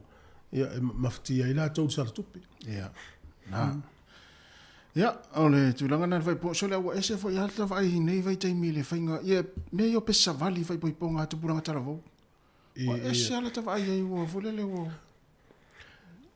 O va vetele. wo volele wo fai askai ia o pa o tanto fo ia o asola ia sa vali ma di vai alta vai poiponga Sa vai le poipo o le si foi va nga le o no le utata no o no le afa petele fa fonga por caramele o mena tupu tal fa sol pito lo langile so. Le anga i le tala le matal no tu. O le mana i le tene sa mo tau silo na mamalu. ia Le winga tene sa mo va ya sa tene sa mo mamalu ia. mo Ele nga o ya ele fiti ya. ia E foi la pe sa vali. Tai milane. Ya pe o tava ya tu wa ese a wa le mamalu fo ile le isi tamai tai so ona fiti ya i me fa pe. Pe vela da ta o tai mile o mai e tonu le ainga. mai ton sole Ya, o fa pe nei vo le o pe wo le se mamalu le tamai tai sa. tata popole vale le siva mara ele se vai volele le ang mamor siva ai te wa ma peva se vai ma te va Awe te pole o lo vo lo tai mi ana. Alo le la usa sa nga pi o ba sa. Ya malo o le fa mo ele. Tau ne ye kolosi atu fa sa la nga ta se sa me sta to li poti vo. Tu la ngwe ta to no ya tu sa i ma li poti e mai nei ta ya vo inisio wall ta to tu. ia Ya la mo to tu mo fa le o lo sa mo ele. E o tanga te fa tau. Wa le o to fa popo fitu lo i tu la lockdown. ia Ya a le vai nga vo le o na te leo tangata o na fila tahalo leo no lo fai fatau. Ia mtu a fai va nga leo la tu. Ia la foi lo fa leo tangata. esa Awa fa pel tatu a inga o len fata tali o le se suka le se masima le se fala mata le se ala isa. ia Ai se tale no na fio fel fatau. Ai o tu ai lo ka me leo. ia Ia no ngala ngali vai po a to. ona ua tuai le na toe a mai se Tu ai na fai loa il palmia me tu fai. ya la yo ata tu talo le ono ya ya pa war me ya fa ta ya le mo ya lanto sta ya ile tu to e malo lo leima le o tala tu le ono I le la tala nei le fa mai o nei ya tu le lua le o le tala fa le lo se yo tanga te fa ta yo ta a wa o fa mai so le polo ka fu tanga te fa mai ya me la le o nei mai se si eu foi ata tu le ni sila pe o le ile news na matala no to ile si aso ia na la pata i mai la wata mai so fo malo no ia fai tete o le wingo le tala a wana i fata mala se si se me e ono manua pe a fai na a wa o le metu e fatu le falma ele ai se si en wane ia ono la pc tanu le omicron sa ringa la a fa pe fai fo senga wenga nei ai se te lo to lua pe to ai fai tete i la vese sa tum wa fa ma iste me lo tumma ta si a fo i va o ga mai el au ata mai so i fo malo no ya e au tu le afa o le faita wa fa i New Zealand e ono a fia ile omicron ya dai lo le i le o fa mai o le sa wa ile sa no winga la va no ta tu te fa ai tete ai tete ya tu atu rola i so le so tele voi tangata ia tunu i fa fo le na se fa pe umi lockdown na Samoa tele tu pe la fo tangata vo wa lofa pe e va yaso a ton lockdown se vole ta fo ya lo la fa tu pe so o vai tau tu fa si la gale si i ngol Facebook mai ala fa lo tama mai to ina so le fa pe u umi lockdown na ngol fa valu tu la le ma wa tu pe da to what? Abia. Esa no dominga. O nisi lockdown ni luma. Siaki momole umi. Yeah. Wa va pe fa valu tu la umi. Ya la valu se la ta la. Ye pele asi me la. Sorry. A wa va pe o le sa mo le. Lo te lockdown no vili mai au se usole ni usile lockdown. Se ba si tu pe na fa ta o ma tu sa mo le la lokka nei. Ya ai talia tu la yo e. Yeah. All ma tu ama le ya le lo. Ai tu sala no na vili me fa pelo. O la oficina mo ya oi. O la le umi lockdown no to. E aso a to pe fian yaso. Ia no fatu lo le ia e lua aso. Ia le foi fia togi papilio tamaito lao. Malo la vai. Tato sa mo e fa formai malo le usta ile. O fuanga stato malo na va popo numelo la to mama i fa mai. O le o le lus furupe a. Ia. Le vana sao mai sa mo fa mai ia le o tua. O le popo lenga le ia o ne o tua tangata lau tele. A wa ona tangata ua toi a fia te mine no fa popo numelo. Tangata fainga luenga. Ia. O le fesilina, sa o tangata whainga luenga ia ina ua mana vai le aso le na whaisia ki tangata i. Na oi tua ila to ai. Ia, sa. O le tali i, waile o no fatu mau na whainga luenga. Ia, mo. O le winga la, tauna mai fo ila to ai inga whaila ko test. Ia. Sa whai le ua mai tangata whainga luenga le ministry le health. Tu sa le ua ho ia nai tausi mai, ma nai security sa mo le tūlanga le fo isa whaina ia tausi mai nei atunu i fafu. Pupuna pe o la tau e tau la mua i lunga e fo le wa fo ia. La o to fo ia le whaingo fia fo inga luenga ia whai nei. O tala fo na le ua lewa na special so i fo mana no ina sa mo i tangata sa mo i le whai tui. O mai whai tau tui, o mai whai tau tui. O le si vaenga o mara tui mua mua.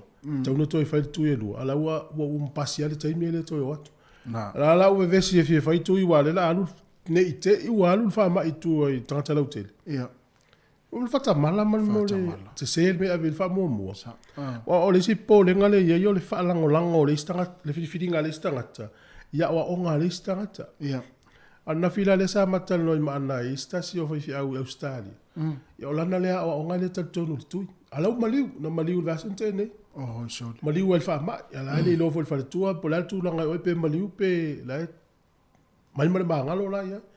Ia langa lo trata lo tu e fa tu. Ia. O tali tonu le si o ngale si.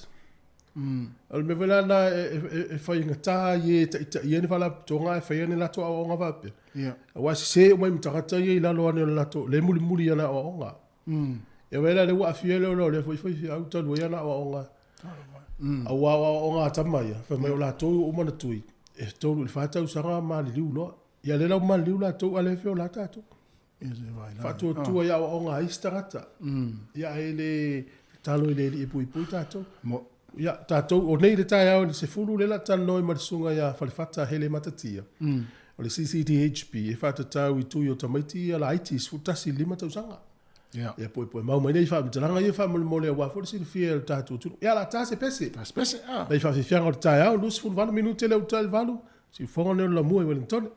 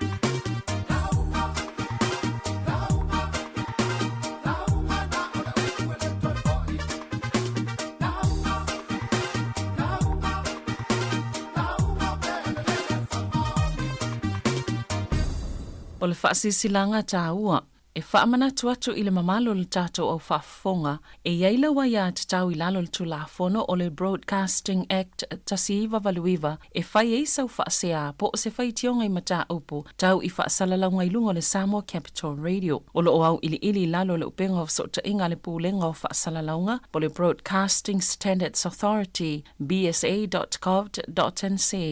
Ai inga mo le whai o sau whaasea I se polkala me whaamanu alia I lau whaafonga anga. O lo o au fia ai vaenga nei, o le ale te me mawhaiona whai se whaasea, o ai tu ai ngā polkala me mawhaiona o whaasea ai, o ai e whao o iai la o whaasea mō le taimi mō mua, whaftai.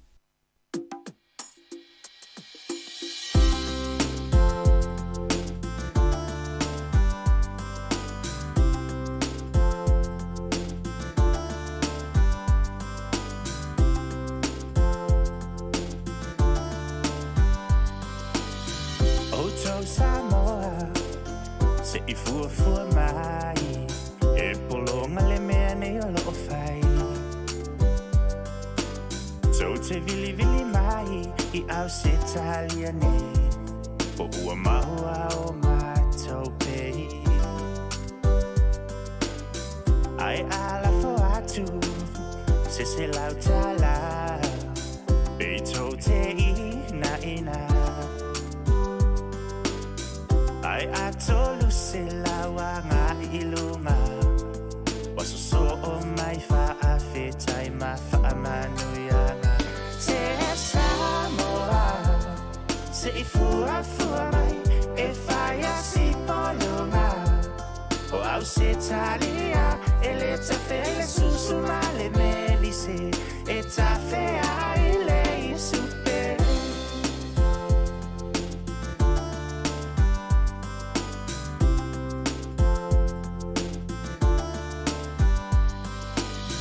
Elelei o tau, e no no fofua Aua o tau fale lava ma tau fanua Te lele mea ai I tua fale I ngā I se I apo o se eli ngā tungane A o au se taliane, e tutongi fale E whai mai lava o lo tutongi e awhi E umana tipi I le tele o maupili Ua laki a o naita mai ti malatou benefits Se Samoa Se I fua mai E whaia si polunga O au se talia E le tawhea I le susu ma le melise E tawhea I le I supe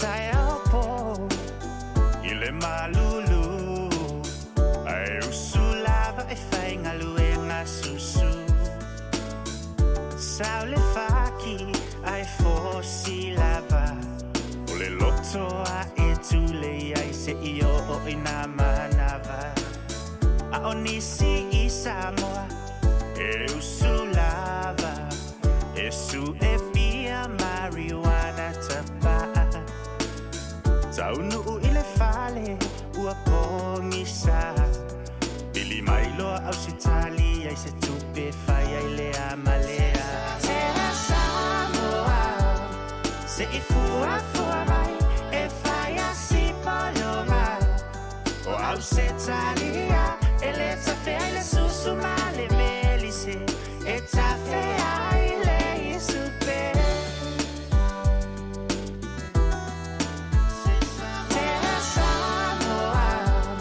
Se I fua mai e whaia si polunga O au se talia e le tawhea I le susu ma le melise E tawhea I le I supe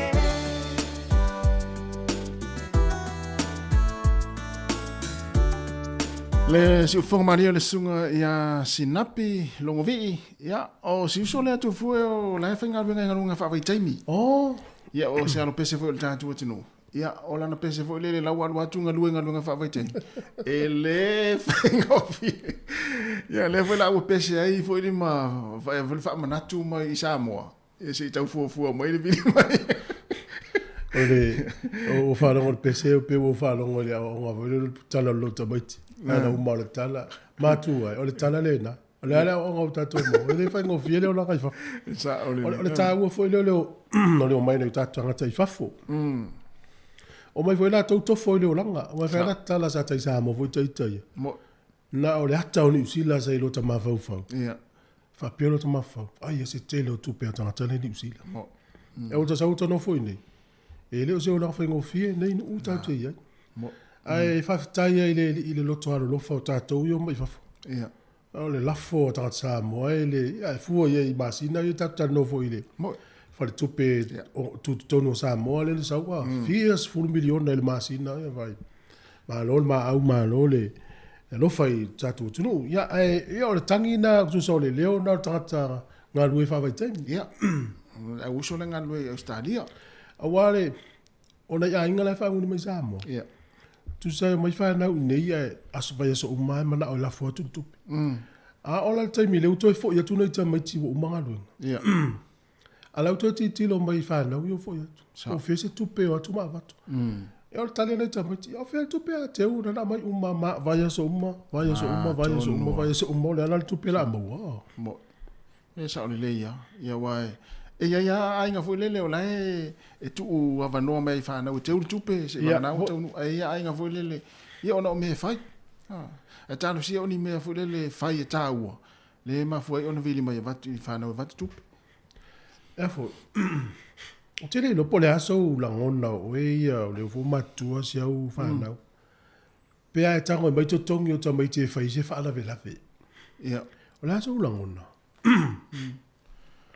ia te wai o foi lele ia o le soifuanga ia o le soifuanga fai fa la vela fe pe a fai fa la vela mama alva ale la mai tongi o ta mai te fai o ile ai la e tu ia le tu tata no ia tu ia fa la vela o le tu fine o le uso alfa la vela tu mama alva le mai la foto mai te fai tu lo wa ni fai na sfina ngalo sei ai ono swing ole langa utatu ye nei swing ole utatu pe vela ole tamiti o manga no fa vai tai mana tai nei ia o to folo langa ile fengo vi sa ole le ia pe ona ta ia o fenga lunga ni sol fa na ia a mo mai nei tu pe tamiti vela tu tongi se pe te musa te musa le fa nga ole te alo fa tamiti ia te musa fa nga vo le va pe ta un se fel tu pe le wa fo tamiti sa ole le ia o fenga ta ia na ia ole fa fo mai nei ma tu o fenga lunga la to fa na ai te awa o le fainga tai ona fa nga inga se tupe o se ale fa tau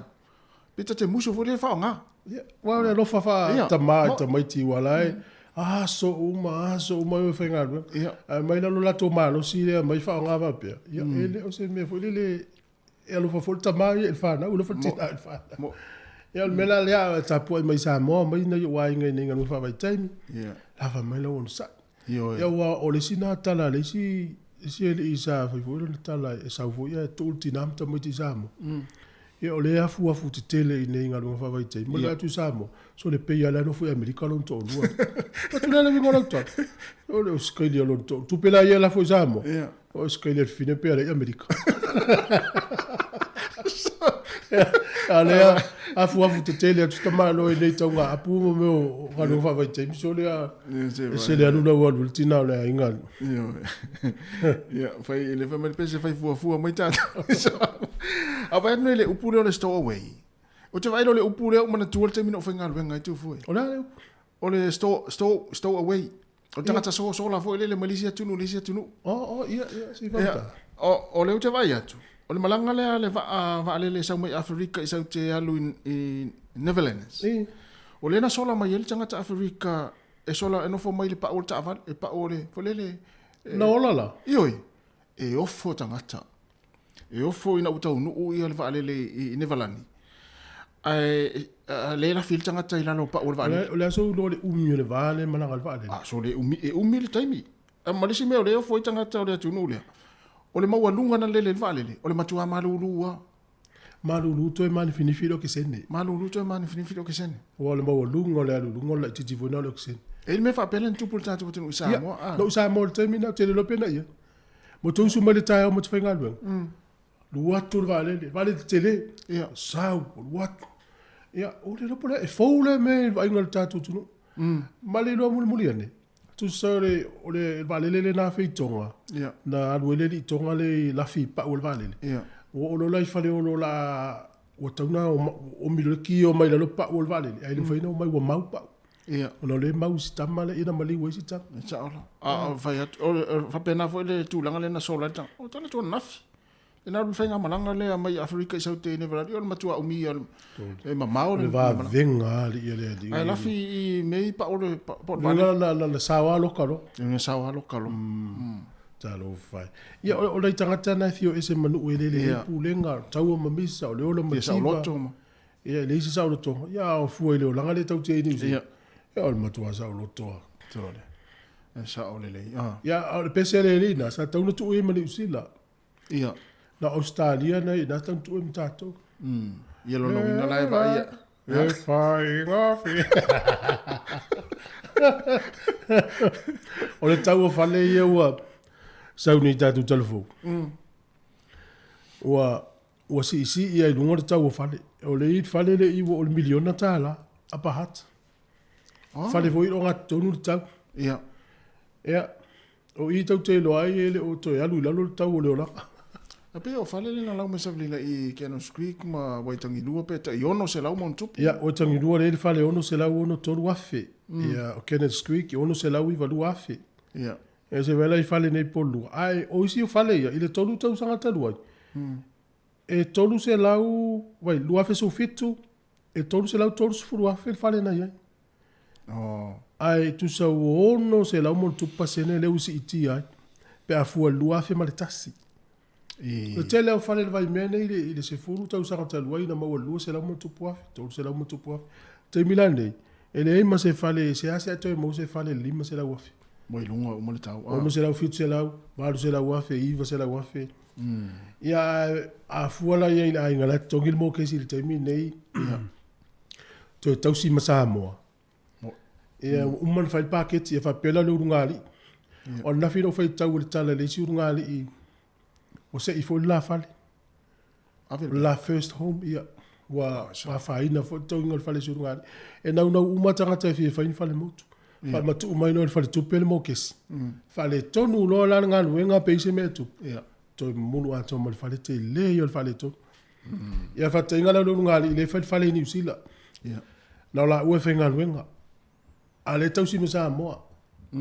Ia ale mana o ngale sau mai sa moa me e fai me e fai. O man pa keti le ngali ile tu pel mo kesi. Tu pe tongil ta vale o me ai. O le pawa o le vai me o mo fa pena o le rates me uma. E toi ile te le se tu pe o e ta fa o pe o le ai ama se tai me to o e ta fa. Me fa ngale ma na ye fo ya o te le al ma mala ma o ta tu tangata. Ia fua il mana wa fa pe o no fo sa mo le te no fo ne le langa le te mo. Ia ta fo ya ia ta no fo sa ngal lu. Ia. Ta no le fa so ma. Pa fa lo te no fo inu tu mo se fo. Ia na. Ia pe o te le so sa ngal lu ngai lo fa la lango me ne ya o. Le lo halo e flemo manga. Fa ile fa to anga ma.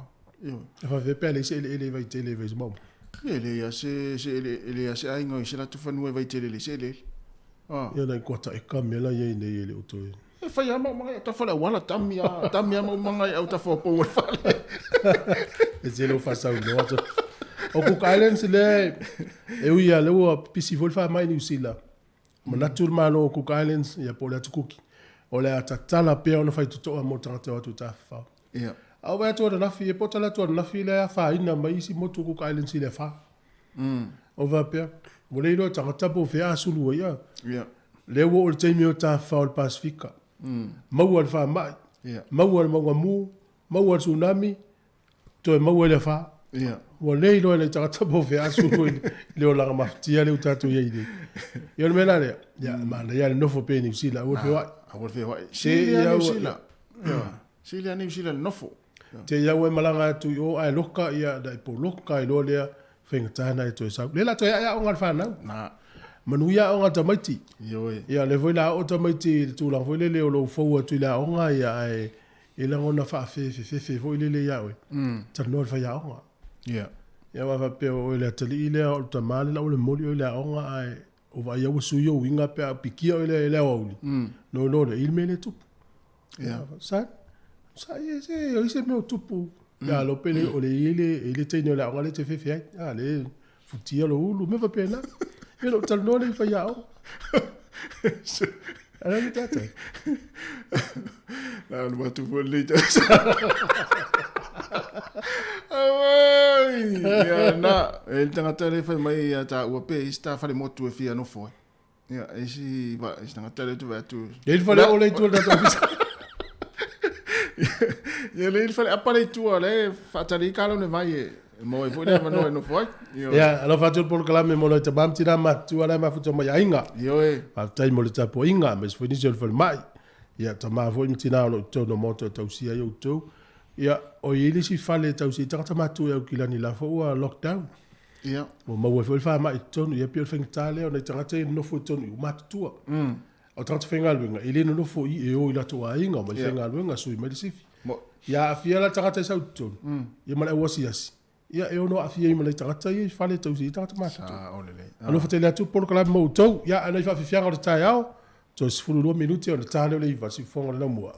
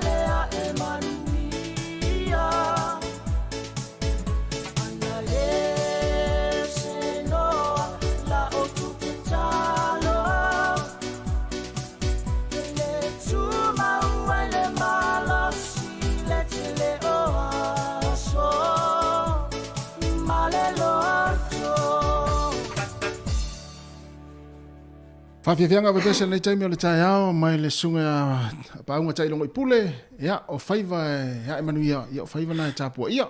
E le te te asi e lupu na. Mo. Pe fo tatou ye no foi fa fo la ta po e me tatou ai ngai Samoa mo talo mai mo tatou. Yo. Ia o te lo foi e fa pena foi nei fa na wi la onga. Ia ma tatou ye uspo e fa nga luenga le tai au ma lo uspo. Yo. To telefone na yuso ma te mam tina le fa no mo tatou tau tu nei tai au. Ia o fa ma si au fo no le tau sa. Al basina le la tatou wanga ia tu yo. February ia to ia u mai ale tele o tatou por kalame. Ia. Pe le sa malo lo il masino te sema ni spo kalame il masino januar. So fo yu ma il masino fo.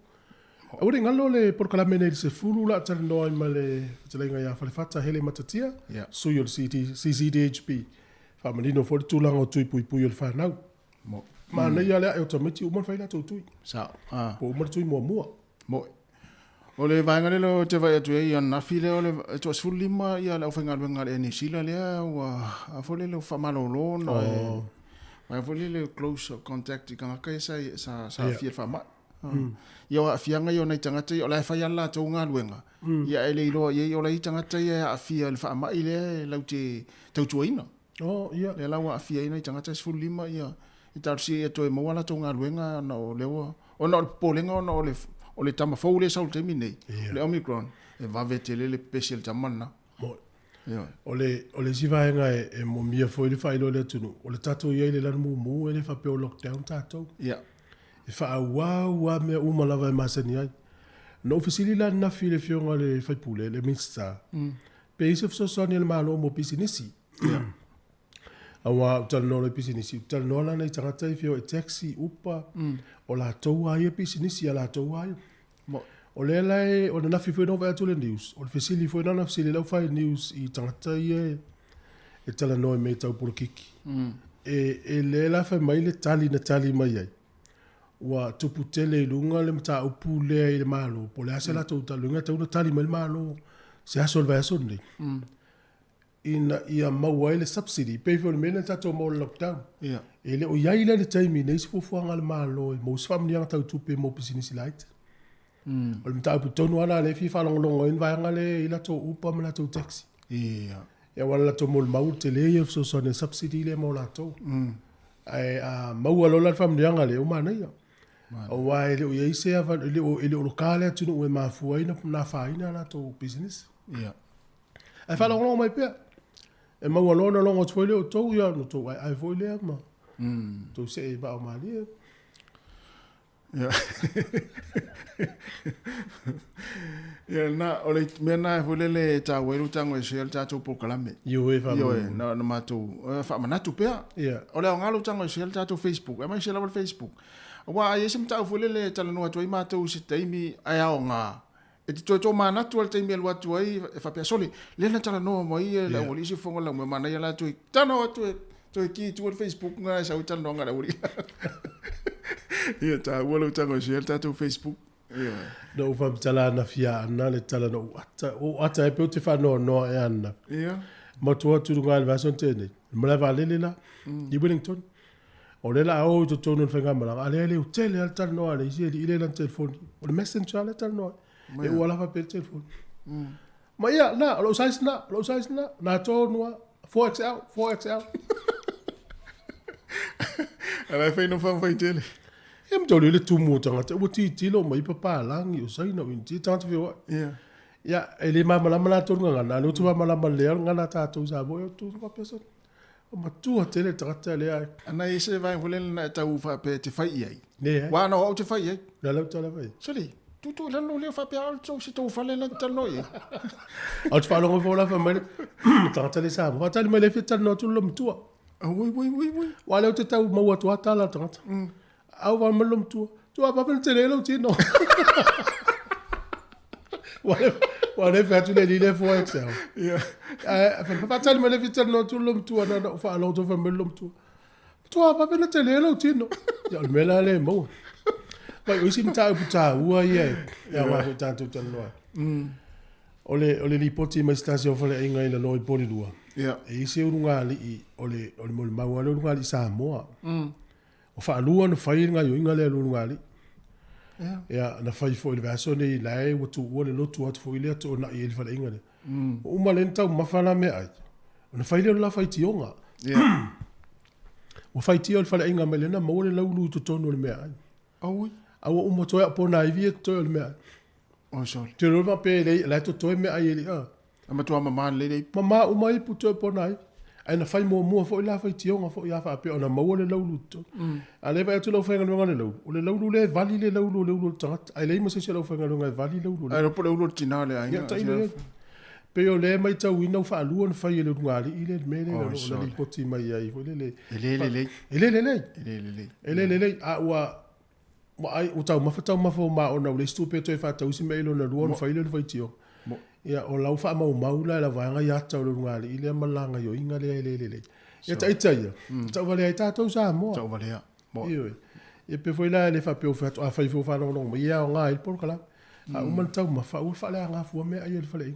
Ya le melane na toi fai uma me ai mana o. Le stai mo na fai mai mo me o milkshake fo i le. O melane mana na o. Wale wo mai le fa nga fai. To va tu lo tupe. Fa mai le toi fai me ai. Tu sa o man tau ma fan fai tio le la ulu ye me ai. Asa tau fai tio la mtanga. Ia ta ilo ye po ye sa o. Ia. Ai a fai o se tau fase. Ele ta fe nga. A fai fa alua ia lo no winga la se tu lang fa pena. O mana plan fu le la me ale. Wan fa pelo tu fa nga winga fa la inga le a tu menantu. No watu amana ipu fa sino tu la ulu o va ilo ila ulu ma to fa nga winga pe se lo na. O va tu la ilo no la ulu tina la inga o se vadi. Ino fai lo le. Sau. Se vai. O la ulu la. Se vai la no mori. Le la no mori la ulu le. Ya termina fa la tala mai la to. Dai fa manatu foi ono to tele o tatu tanga tsa mo fa nga no foi fale ainga. Na la o mai auto tatu. Ya la ma mai na to na tanga tsa mo ye le forno ma. Io to le fa forno pule me tatu fa nga lo. Ya la no le sa mo tatu. Sa o le so. Ya va pe foi o te fa nga lo sa fale ainga o sa mo fa ye winga ye i o te mai foi ya. Ya. O la fa pe mal pule. Tangata yo tangata sa mo o sa mo. Te ngona foi le.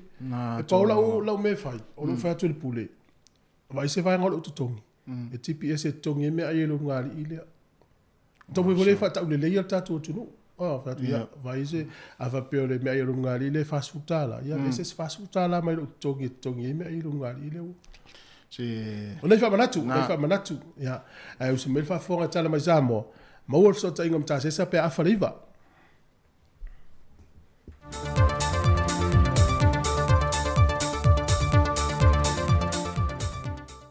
O te fia lava e whaantala whātu i le whaafonga anga lo tātou tunu i nei fo ia so fau, ai alo maia o se whao pōponga o tala i mea lo te tupu i Samoa.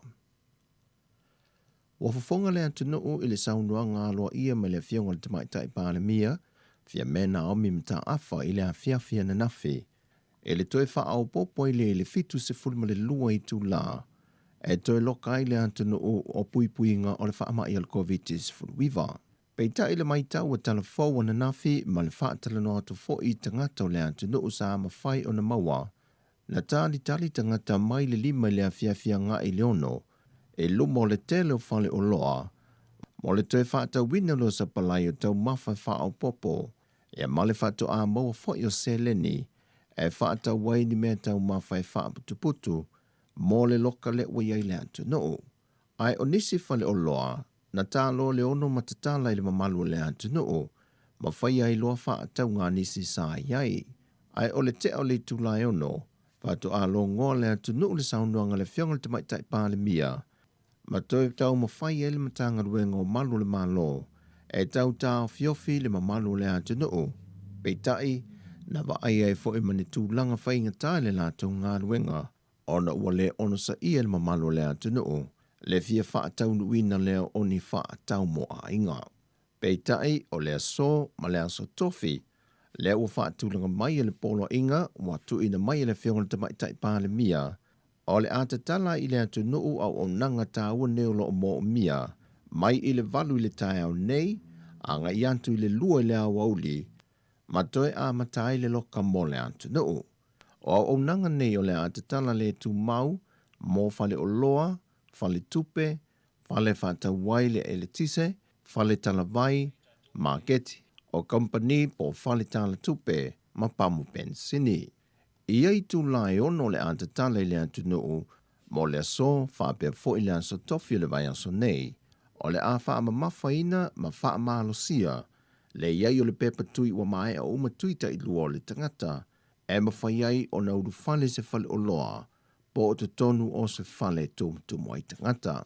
E mantu a wha sa aina fo i lalo le polo a inga le nei, wha naula aiti mai le se fulma le lua tausanga nga i lalo. E tasi le whai ngā malanga le vaatongi pau i le vao sa vai ma upolo, o le a whaatulanga ina na o le aso lulu se fulma le ono Januari o le aso le a taiao. E awe tuai sua au ma loa mo le toe wha awa wina o loa mo o mia, mo le motu tele sa la whai. Ai peitai, o lo tapu i lalo le nei polo a inga, le fe malanga i tuai o se pasese, po o le mamalu o le atunu. O whai ngā malanga mai ni usila mo le temile nei, o toe tōnu po umai a whai ngā malanga, se ia iai se isi whaasila silanga. O le antoi longoina le mamalu le atunu o mo se isi fuafuanga mo le loka i le atunu. Pe a whai e wha amau nia se a whianga i no fuanga i tu atu po le communities. E se mai no fuanga lo wha ano fo e se ai i nisi o le mamalu le atunu o mai lantou wa a fia po quarantine sites. A tangi mai le saunuanga le tamaitai pāne mia le aso ana nafi. E le i ai se siama po se tasi wa a fia na sawa atu i tua i le atunu. Ua whaamaunia mai e le fionga le tamaitai pāle mea le saunuanga le aso ana nafi, whapea fo i le komiti o whaalawe te tupu whaafua sei ma whaalawe mātu ia le New York.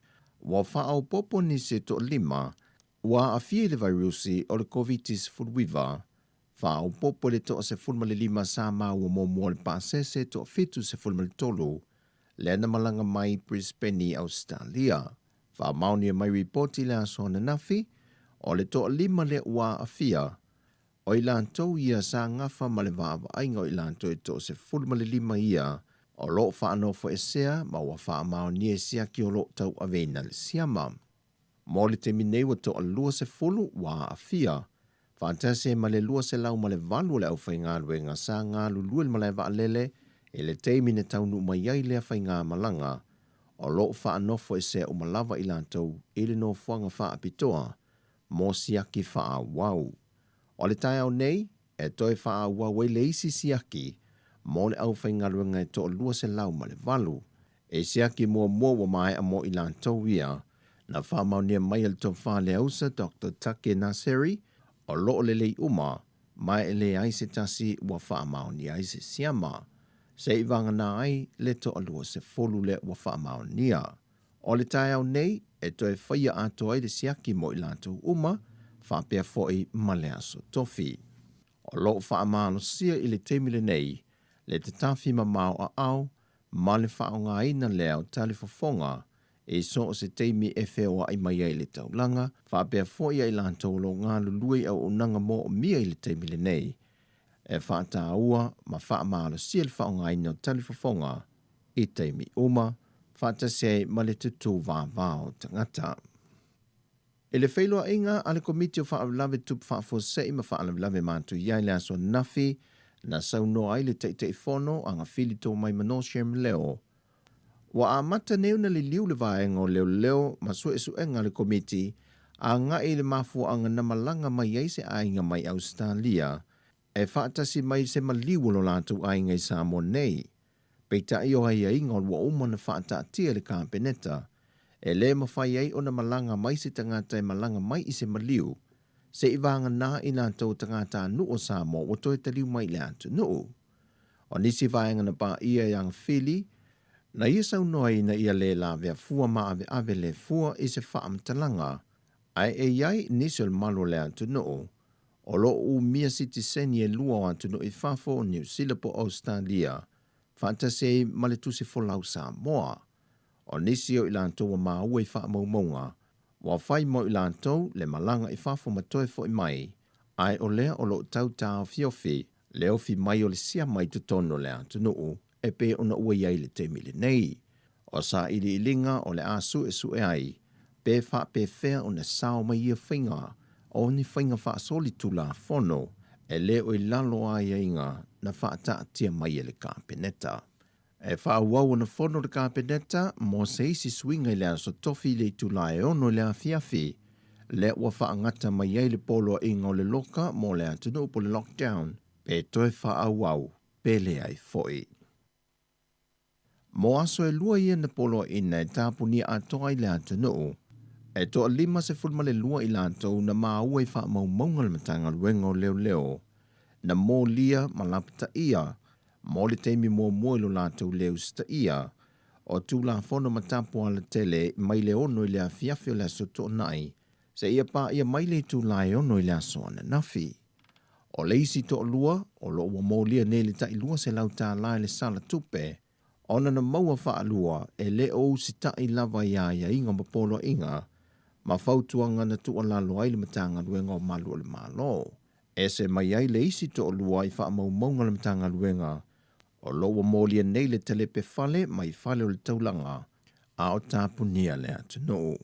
O atua lalo le sui komisina o le matanga luenga o leo le atunu, a wa paulongo i tino Filippo, e na ia whaalia le tūlanga lango ma le whaaloalo i sui po malu le malo lo tiu te le ala tele, e pe ona wa aie le asoana nafi, le lafo leo upu maasoa e nisi o le atunu, a nga i sui o malu le malo sa tiu te le teimi le afiafi, ina o lantou le ono sa ia, le toe wha wawai o le tāpuni o le atunu, mō le isi fitu se fulma le luai tu la.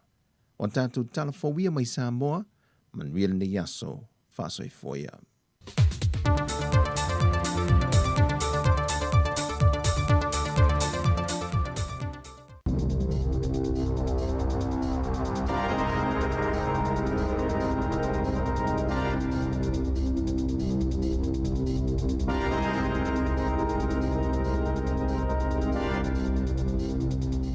Talo plava al whapoponga telefon malisi ufonga le lau momo le nei tai ao lua 15 Januari lua whelua lua. E to lua 15 tangata whauna whailoa na nafi o whaamani al COVID-19 mai te tono le tunu. Po community cases, e au whiele to avalua whaamani le Omicron e te tono New Zealand. O le to lua tangata whauia wa whiele Omicron, e mai le to malo ne le soni, to limai au kilani, ma le to tasi Palmerston North. Sata wala matanga lwengol sa ifo maloloina, eto osipuluiva tangata mai tutono le tunu ua afiele COVID-19, e yele so tanga le vaenga o tangata, ia ua afiele Omicron ia Januari. O tangata eto olima ia ufa amani le Omicron i au kilani, e yele so tanga i se tasio whaatisinga whaale ainga sa whaia. O le tangata kou le Omicron i Palmerston North, o se tasio le ainga le tangata leana afiama whaasilisile le asos fulmaleiva Januari, masafa anono po esea. E le talitonunga le afa apopo ina pele fo inumera tangata fo e whaamani ele whaamai, ma tangata sala talata iai. Ona ole tulanga whaingo fie, ona pipisio le Omicron, eto sai ma se whaamatalanga le matanga lwenga soifua maloloina. Eto se pulu tangata olo i whale mai ona ole COVID-19, ele ise tasi i poto mo ngase tinga ina pole ICU. Eto lima sepulu tangata fōua afiele vairusi mai tutono no whangalo o whaanono po isiai i lato e tauno o mai whafo. Pe ona lipo tiana nafi, o i lato iana tauno o mai Fiti, Iran, United Arab Emirates, Filipina, Amerika, Britania, Australia, Singapore, Kanata, Initia, Siamani, Ayalani, Makata, i le vaolea sovalu, malea soluas pulmalilua o Januari. Wayaini la pata inga sui mai kampani mapisinisi ngosina tau mafa, mavainga tau siel soifua maloloina, ile matua o ngaunga se tūlanga o le ao o iai, lele lava o loa ile taimi. Po ole pili o tai whaanono fo ese ai tangata i lata iea a fia le COVID-19, pe ali whaetitia ia piliota.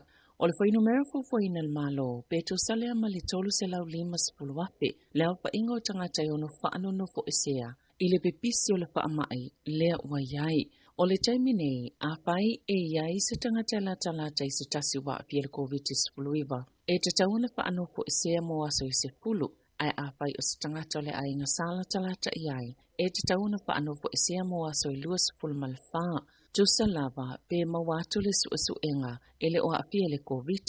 Na ta ole polisilo le Food and Grocery Catherine Rich. O le awhainga tātele le au nango na whaatomu whata o supermarketi. Pe a whai ele whaititia piliota e whaanono fo esea i tangata. Pe ala talata ye wa afia le whaamai. E te tau le malo na matua mana ia mawhai se fōwhanga I taimi e whaanono po isi ai tangata a waole a matua le lava tangata mwhaina whaangai o ina ia au nanga.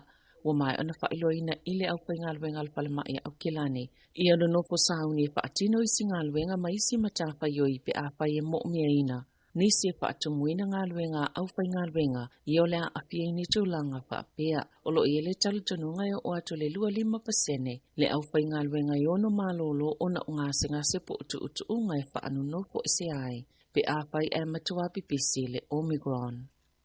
Olo na nati bea fuwhanga ina ia whaatino le whainga o tui pui lo na tolu mo tangata le atunu e u ia tasila miliona ua mai o na whaiola tui whaopopo au le ia awhia le Omicron o le COVID-19. Wa mo le mawina I whale mai manu whanga ese olo o whaatino I le tui pui le atunu o le si iti ol whainumera o tangata uo o ato mo la tui lo na tolu. Ina ua mai alpolsanga le malo I le sataluai e anga I le atunu I le moli lanu momo o moli whailo ilo mo le whaamai, wali putea I kala I stetele tele ua whaio lato wavanoa, e whaia io lato tuilo na tolu, na ta wese tasiti na e whaapea, na maliulo na tolu al tau sangatalua le koviti, ma o le ala leo lo lato nau, ina ia whaio lato tuilo na tolu, e enisi au nanga u whaapaingalwenga ina inisi tangata whaopopo, mo le whaatinonga o le pusta, e silia malilua sipulu apela o whaingo o tuilo na tolu al koviti, sa whaia au kilani le asonga fua, whaopopo le sipulu tolu afe, na whaio la tuilo na tolu le aso saa,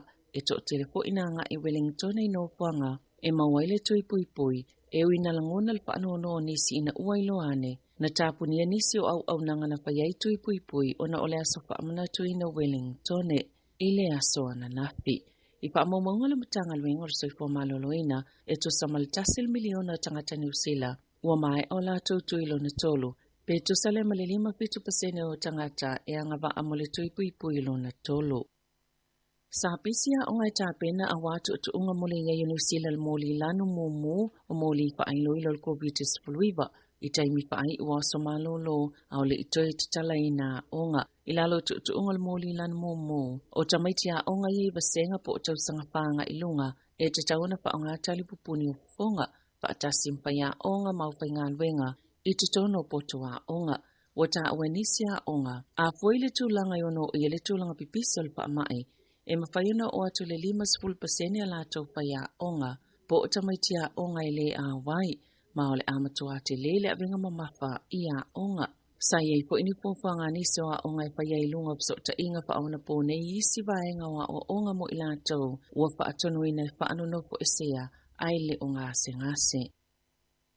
Inisio tala e ono spul pitonu e la tali taulanga Wellington wo o atu le tasili miliona tala pe silia tupoi le tau whale o ngā tono lātou tau e to saima whaamaunga ale koa lotric e tolu walu pitonu o e lalo le tasili miliona tala le tau whale ia e le wā o whale taunga tāma whale pito mau la lalo lātou tau I pitonu o e la tai le taulanga ma le sipulu ono pitonu o e lalo I polta I walu se lau afe tala o lātou tau.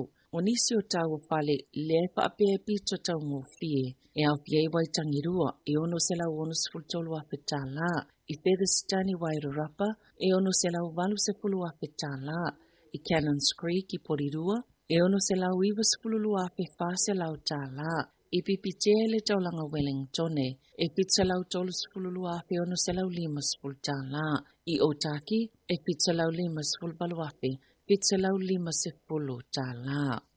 I ta'alonga wata penal polisilo le awal Crusaders Colin Mansbridge mo le taimia a fie le auta alo le Omicron aulu mana ile amatangal ta'amil sango le lakapi supa wa fa'atatia ese le Crusaders la lato ta'alonga ta penaya ule amatainal ta'amil sanga po le pre-season game le ta'alo I male Hurricanes I Blenheim le asus fultasio February ai ole afaya ikalai stete e mausalile taltonungol polisili ole afa awawina pele ta'alonga ta pena male Highlanders I Western ile asofa February ole whaafita au li tele lava mo le Crusaders taiminei ole puipuinga le ole au mai le afianga le Omicron ole ta'alonga mo le Crusaders mo le Super Rugby Pacific e ta'aloi ma le Hurricanes ile asos fulma le iwa February I kalai stete.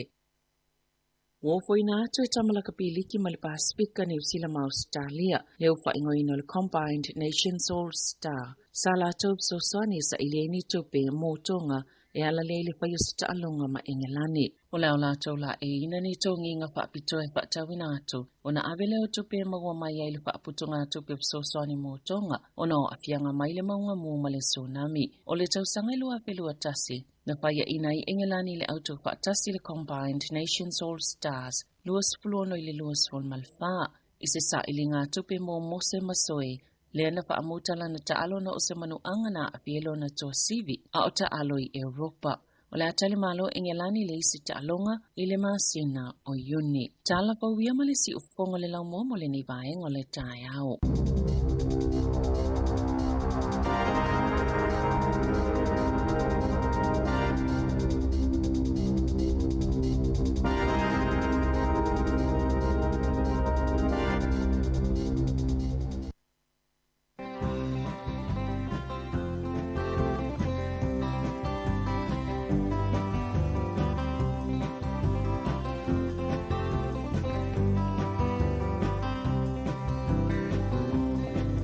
Ai se I moe ane noa, la ia ma se tine Samoa.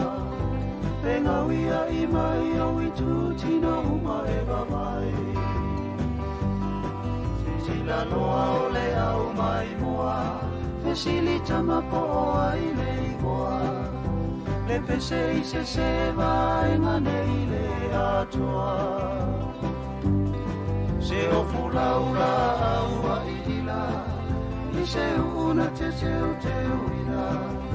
Te taupo tapa o na vai malima.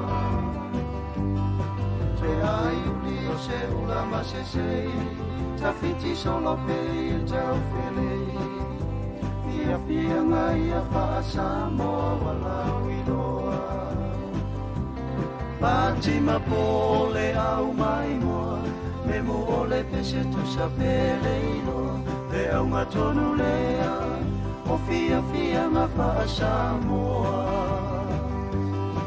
E pule lava o e ini au ta, e pato sina ai o tangata. Ai amana tua, olo o iai e matutua.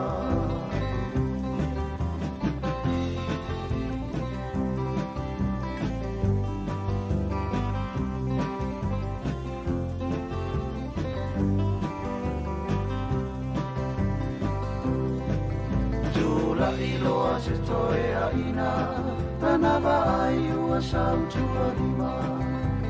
Ai sa inu I se whaamafua se ainga. E whana ua tau whetuliane, tau mawhai e tau ave I le whare. Ai tupe aia, o anga lava o le fia. Le taimi lao le tau alunga, ua tau au ina sisi wa uma. Ai malo, e wala au mai lunga. Tala o se lo matua, whaapa o masasa mai se lo tua. Wale o lele o tawhia pale a lilifua. Tukulanga e ia e mana tua, lau fia ngai a le sualua. Isiwa mai whako, to a angani si e apo. Sili la malo wha amasani, fia ngau amasani ai. Te ono me ai, te ai se whai ti o mai.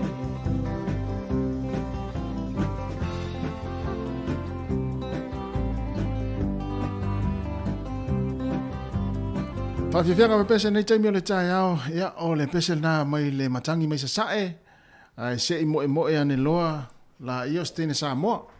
E sere, o whātunga tuai na o le original po le pese mo iana, o le o whai pese le matangi mai sa sae. O no winga le matangi mai sa sae fo I ono le pese lea? O le matangi mai sa sae ana le pese lea. Oh. Le uso leo, le uso poanga. Ia. Stea, in a interview po I whai whatana o le tatou le te orisunga tali lene. ia pe o au sopoanga po lene fo i Ia, sopo. ia o la tona ia na pese ia e whalongo lau tele o fai pese lau tau sua Joshua.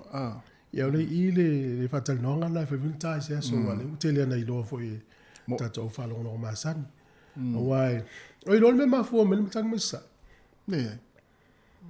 o le mali lo fai pese o mai tuai sa napu Ia. ia a o le ngol matang mesa e mo i mo ta Oh. sa no foi la uli no foi onga i ia matori matangi ma ele yang yang matangi mai dai mota a nga tai di sami yang mai matangi e na mo wele ngo matangi mai sa o i mota a mo wele ngo a no foi la uli sa na ula o tama sa na pu tama na Oh.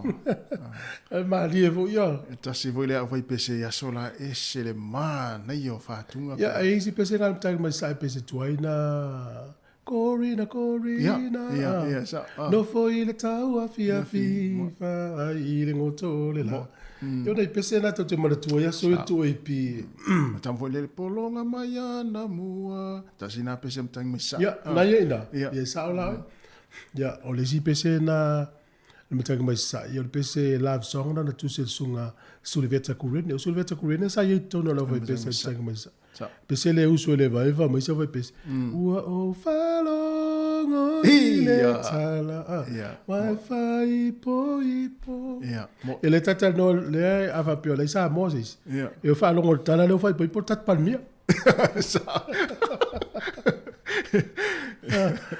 Ole, e pe ole, ma le ia na le vai pese, ma le foi a uma tare se especial tang sa. Pese tu wai na ma le falongo. Ia. Ole afariva ta no me ta se sa. Ia. Ia, fa malo tu ni tatu ai ngala e o kilani. E falongo mai kala state South Island ato, ni North Island. Ma le tatu wona ma futo mai America, ni sil te mo lo fatu proclame, tatu ai nga Australia. To e fo ila ona ule we ta o mai o kilani wa le na e sa i o kilani. Ba so tene. Ia o ta o sa ta o kilani. O kilani ia.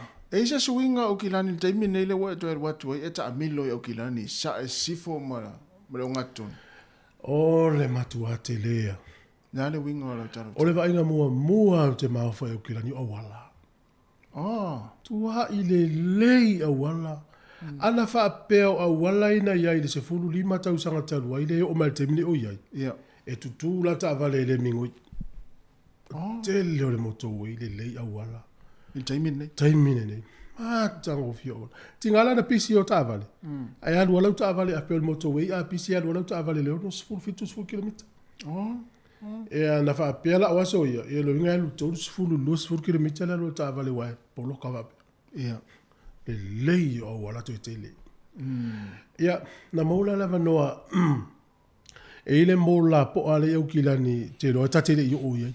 Ia. Sylvia Park. A lala wele si mol fale tele, fale whaatau tele na Newmarket. Ia.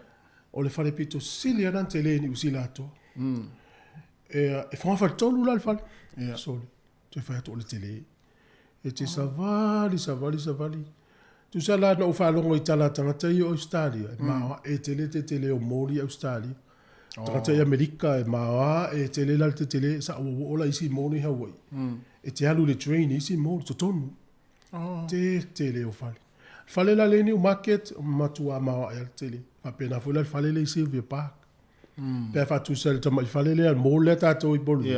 Te wala o mai le si tu a tal no me sa mo le si tu la ngonta tu le si tu o tonu la o nei fale fonga fale tolu le na e mori e fale o loa pisinisi fale ainga fale o loa so sto inga fale o loa o fale ainga fale ti fanga o so o se tu inga ya e me ana ia foi le o le na mata no foi la mastasi o tama e na o i masio no fale tu e va i New Market tal no foi la i le mole New Market.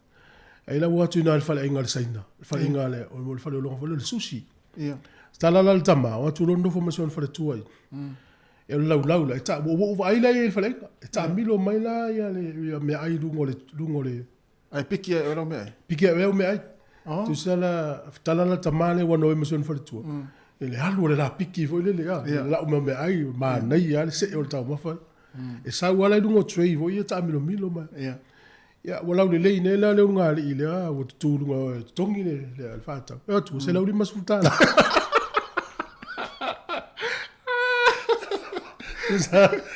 Ai fua lai susi e luma le tonu o pepa. Ia. Pusa, tamai pusa. Se fulu rua tala, se fulu tolu tala. Ia. E tasi ale tamai box le na e ma ona pe lua foi pe a o valu na una. A susi e ta milo me lungo le trade. Ia.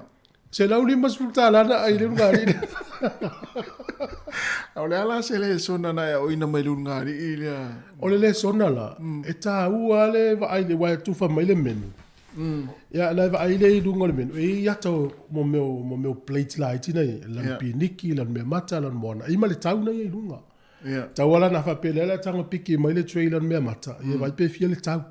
Ia. Pe tolu tala pe fata la. Ya sto ina masilo matua le na le la u me lungo lau ma na ia le alo tama. Au te iloa la. Te iloa na mana o lo matua walava. Walava na o se. Ia u tatu to tama loe. Mai la u mai tofo mai. Wala kila la pa le tupe. Ia. Oh ia. E matua le wa tau mafa o e o mna tua pe sfuru va tala le tau pe sfuru lima pe lusfu. Ia. Ya mele le ngai ai mo tong mulmuli. Ai sa wa. Awa fa pe tongi mo. Ya la wa ilo au me ai lo mai umana to. Ya le lau sa va le tulo musilo matua lau le leile. Me ai e sa urungo le tui. Ia. Se fiala. Se lau lima sfutala. E ai le ai nga tol vai aso se lau lima sfutala. Ia se vai la ia. O le sona mana ya la na pe ta tu foi fale inga ye. Moi. Sa urungo le tui me ai. Va ai le leile tau te o le lava le tupe. Tau vai mo le tau. Ia. Na, mana ia. Te lo le lavi me ta sesa. Ia. Le la ta va la utamo. Ia, si tala tatu pese le tari ele tatu mara Samoa. Mana ya. Ia mare sunga ta sesa.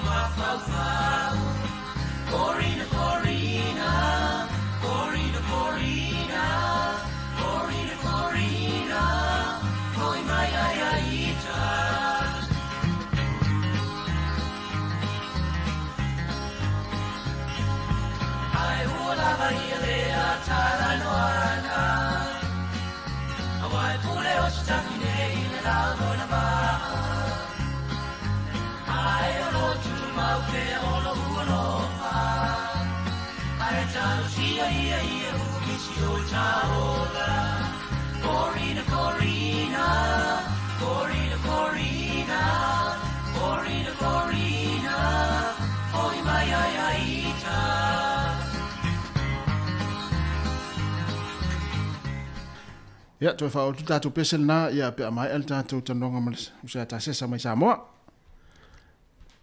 Ia, whatar whatu tā sesa mānon se fua. Ia, so i fumanuia e lau telenga tasi a me se fua ile tunga te fue. Hello. E ni au fo le asolua. Ia, ua e se fua i sa molei, ia whatana whatu fua i whafunga, ia watan maul tātou tino. So se te wha o le langi lo maa ua pasa longa mala o nanga tātou. Si whonga lau mo. Malo ta sesa, malo lava ngā lue, ta tonu fui ese le vai taimi le tātou tunu, o mai oe male, ainga. Ia, manuia whastai, ulanga manuia uma, ia tātou ofisa i nei, ia, manuia fwoi ia tātou sui, o le fwoi te soi fua au le leila wha, ma te mata tango pi o le la fwoi le sulu, ma nei o le la sulu le sulu. Ia, na ta amilo foi lau ta vale, ne yaso e whainau po ngā ata pe le whatoa malolo nei.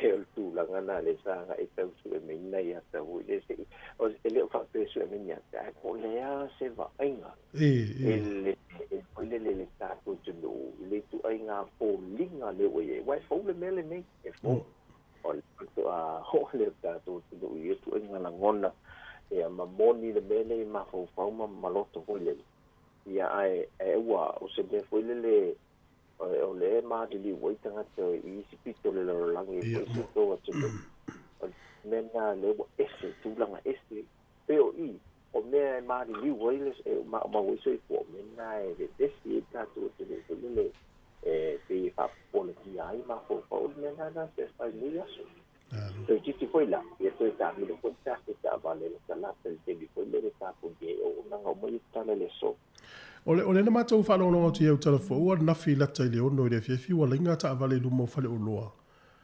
Pe o whaisi tuaina, whaile polo inga saunanga palemia, pe eisi ana mafu ai polo mea ua umine whalo ai mta upu po pe toi lockdown, pe whaawau, pe le ai. Ia o tatou mai e tasi na ngona le tu pe ne tau no. E whapena la ngona umai o tangata e whatele no le koe sa mauso te inga me Australia nei le tae au ma nei le lata mentene tato reporti o la ngona la vale tasi ua whai se whaatu wai tele o le tuina mai al polo inga o le tari tali le antu no ulumo whale o loa mantola o le tele o a inga nei o le tau moa nei se le a ua mai an sa palai le na whaafua se ia I le awa uli o le asoto nai o le la wa ngai mai nei a o ko se tumu mo fale o lo foi ni e te tali le te le tale un te tala e te silfia la o ta sinu tu pa pa fo al dato o lo ya ele tala tale o no matala lo fai to fale o lo o isi fale o lo tali mai tangata e mano tu le o tum o le alo lo fa mai tangata e fa le tawa na wa tuma talo sanga tala mai te tala mai o le tūlanga whaafeinga tāla nā le intanga o la tau e pito siri nau tia I le tūlea I le ngai o inga le la whiawhena o manu malo tā lofa I tā o le tau mawhaia ia ae vai e tua whaasanga tau mai le malo le tunu o le la atu e ta puni atu whale o loa nei lalo le polo ia a leo ua la ia o isi a whale o loa na nafi tā tau mawhai lo e whaamai a whaatau I la tau le totonu e tau ni tali ko le atu o fa fa inga tana o fiu tau ana o tanga pe fa ma fa lo o le peno mai fa ya o le peno mai fa da so now fia mo ani o lo nai me tau ma sala fa ia o te tu langa na nei la so na o te lo na mentu o fa nei la fi no ma misa tanga tal malo le maleu ma malo le malo wa what ko mo pu fa le to nunga ma pu ma so a ko le wa sai le I le tu le au nanga le tarwai le pa tu mai e wai e isi pa man la le vai nga le vai yo mai el polo inga isi so o ngai ina ia Chelsea ai I lo ma fo fa mal tana no me fo ele si tanga no me ne lo ma fo na mai ma o e lo e ta to fa lo ngi fo ile o te fa lo ngi fo I fa I ngo fa o to ta pe meta ma fo ile fo ile so ngale to mai te pa le mia ai ma nei e te tenta tana me fa do lo ana na fi pe ni na le ono I tau me na pope se puru lua e o lockdown fa so la to au tau la ban nei se palai ko le e na nei mana tu le na wa ya malo tai ta se ya o mai lai le tai o nei wa le na mai ta watu le na ye le ya inga fo le ya e tala ni si o fa lo fo le mo le au fa tau le ta tu tinu le tai o le se va inga le tai mi nei ya inisi fo o fa lo na wa nga ile tunu wa ile tai mi fa ta pula ana e to e tapuni ai le stai mi o le nei aso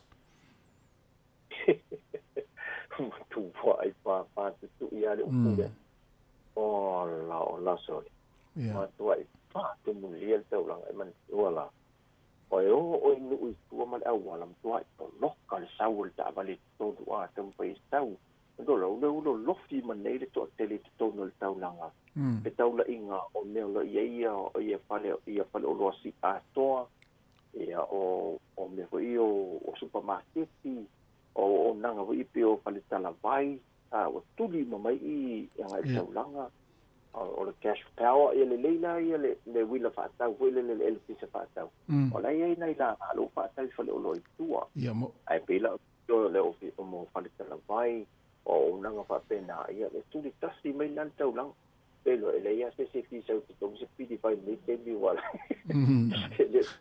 ele o le wa alu al ai pe o le electricity mana o ma tu pito ia le o tanga te dominion lockdown o tau mafa ia ma vai nga fo i fa leo mo mai mo nga se fo i tu vai wala o me tinga me fa pena o le tūlanga le sila lu i tau lu tūla i maltai au nei.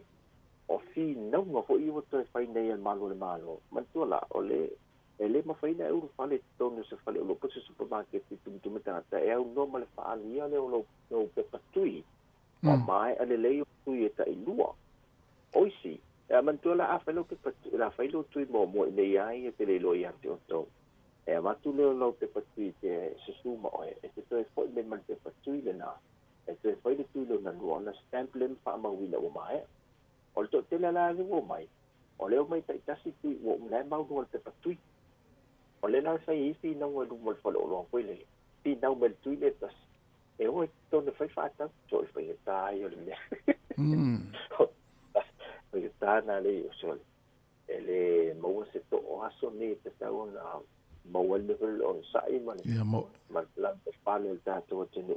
E tūlanga papole a o whale tupe wina la tōl temine o matua tumwa. E pēna o wae ngai e lama te ai leo no pe siel wha mai tūlanga. Mole ai as tau si siel me whele wafi pui nei pau whinga ngai e wha wa ne whi ua maka e wha malul wha wa whele. E leo ua mga whatia leo whinga ngai o na tau control e tunu o mai ia. Malo fatai. O le tūlanga fo lele wae, o le anu mai tau atu, o le fo isa wha tumuli fo le tātu atu o le stona i whainga wha tau ia o sauni ia wā fo ia le tāpuni ia mo le fast food walu tūla. Au te ofola ia i pia wha pia ele o lava wha tau a tangata i sa whai mo molatu wha tau. Walo no inga na fo to e o na tangata le taimine wātiri o na tungu le tau langa ma fo lele ma ke tele ia kiwa ta avale e poloka ia ona o tangata na mana e pena fa pe tu le no mo nei tangata fo le na tapunia ia le i tu lai ono le afia fila stona ia ele io la tu fa ini fa ta mana ia tu le no nei tangata na ia fa velo no inga na o to e atu fo ma tangata fo ia sa fa mo fa ta ia ale fa to o tu so la stofile e ngata ia le na to tilo fo le fa nga malo po le tu langa le anga ia iluma le tulanga pe nei fa mai Samoa tasesa o te loe le se ile temi nei ala to ia ile mai tau tātou te do ia ele ia se tulanga po le fa pe tau se tau fa va senga le tulanga le temi ne pa wa ne ma fo fo tanga tolo tino o le anga ina ia te tala fa lo fa le ma ia lava le pule ia lava ia le se pa so fo le a ele o ia se fo le le ngate company ia fa pena ko le malo te pena le no fa tu nga mai sone e a fai ese ia tu mo se te si wa fia fo le pai tu le tata lo tele o sa tu se ama ona vai le sone pe le mena le la anga ia mata pena fo il committee ai mo te mine ia tu langa fa ta ia le se le pai na lo ai fa pe o ile na sa fa ta mo ia le pe sa pena o mafo pawana tulanga le e tapena ia lava ia fale o loa mataimi e whaata wai o tātou tangata wa o la suto na pu te le alu temi ma whaate ia la tunu na matua mawe ana o mai le polo inga fo le tāpunia mawe a le la wolongo mai le po na po ia o le asona nafi ia le la pe o sau tangata wile le amata na whaangai oi whaatau tātou te talo ina i o ane tāle tu lai lua. O mahe ama wa apa po ina i whaatau. Ia alto telefoi.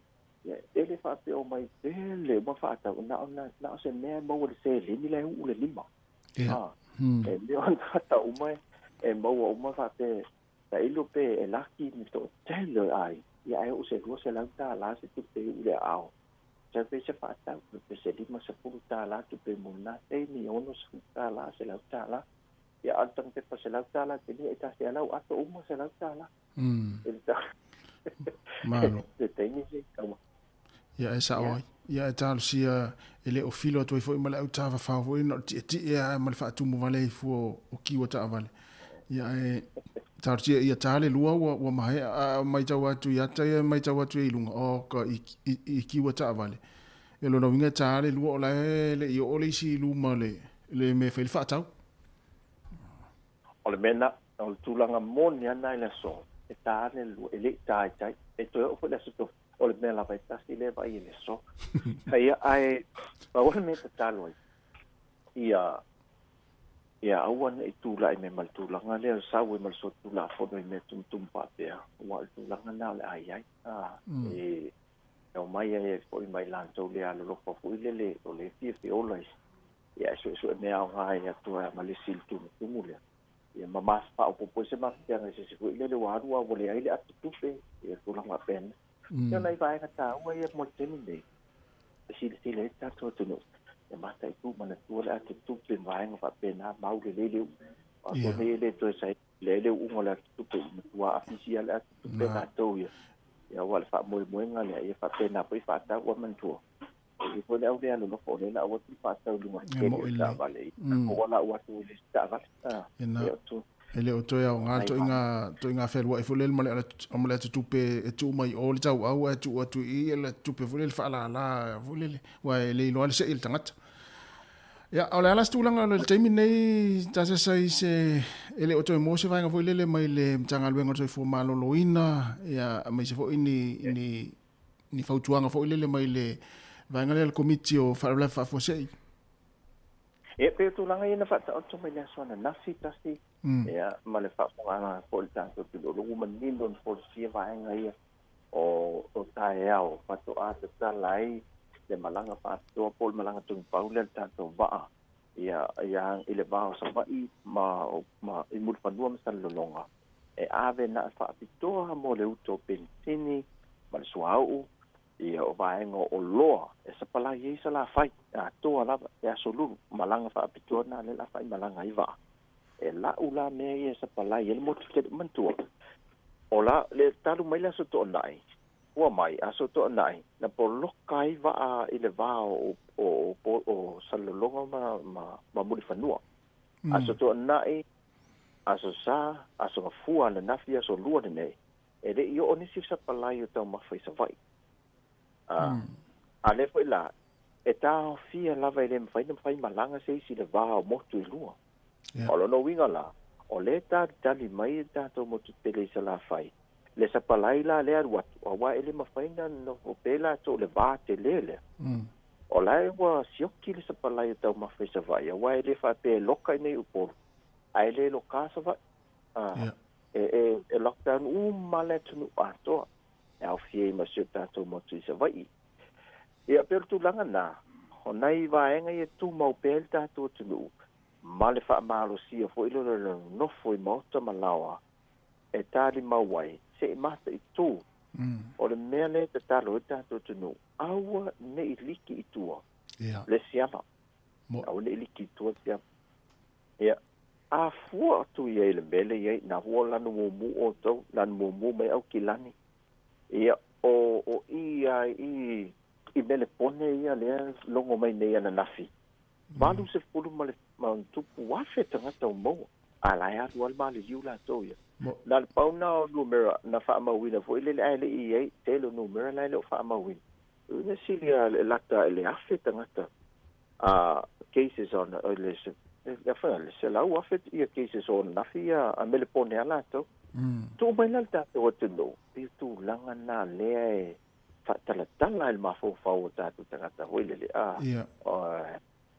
ya o mai nei ya lo no wi e alu lo i tu se si amale le sone o se sone se tasi po tu no o le lau final committee a fa pe fa tenga o le sone le amata tu nei sa mai vai moso tau i fe fo ile tau i vai lele pe se sone fa te tenga na le sone na a fa pela mo ia o le la ve si ama i e loka i to no sone le o le a loka ele ma fai no to na to o tanga to sone le ma i vai moso sopo o le spito e sopo o ma to ai po loka i le va na e tu i le tu a oi o sone te itasi e lisi tu fa pena fo isi son ele ma faila na to so po me lisi sone la mai I o mai fia e watu ma to o le wafi no foi ama to no sia ma to si o mangale na o vai moso anga I o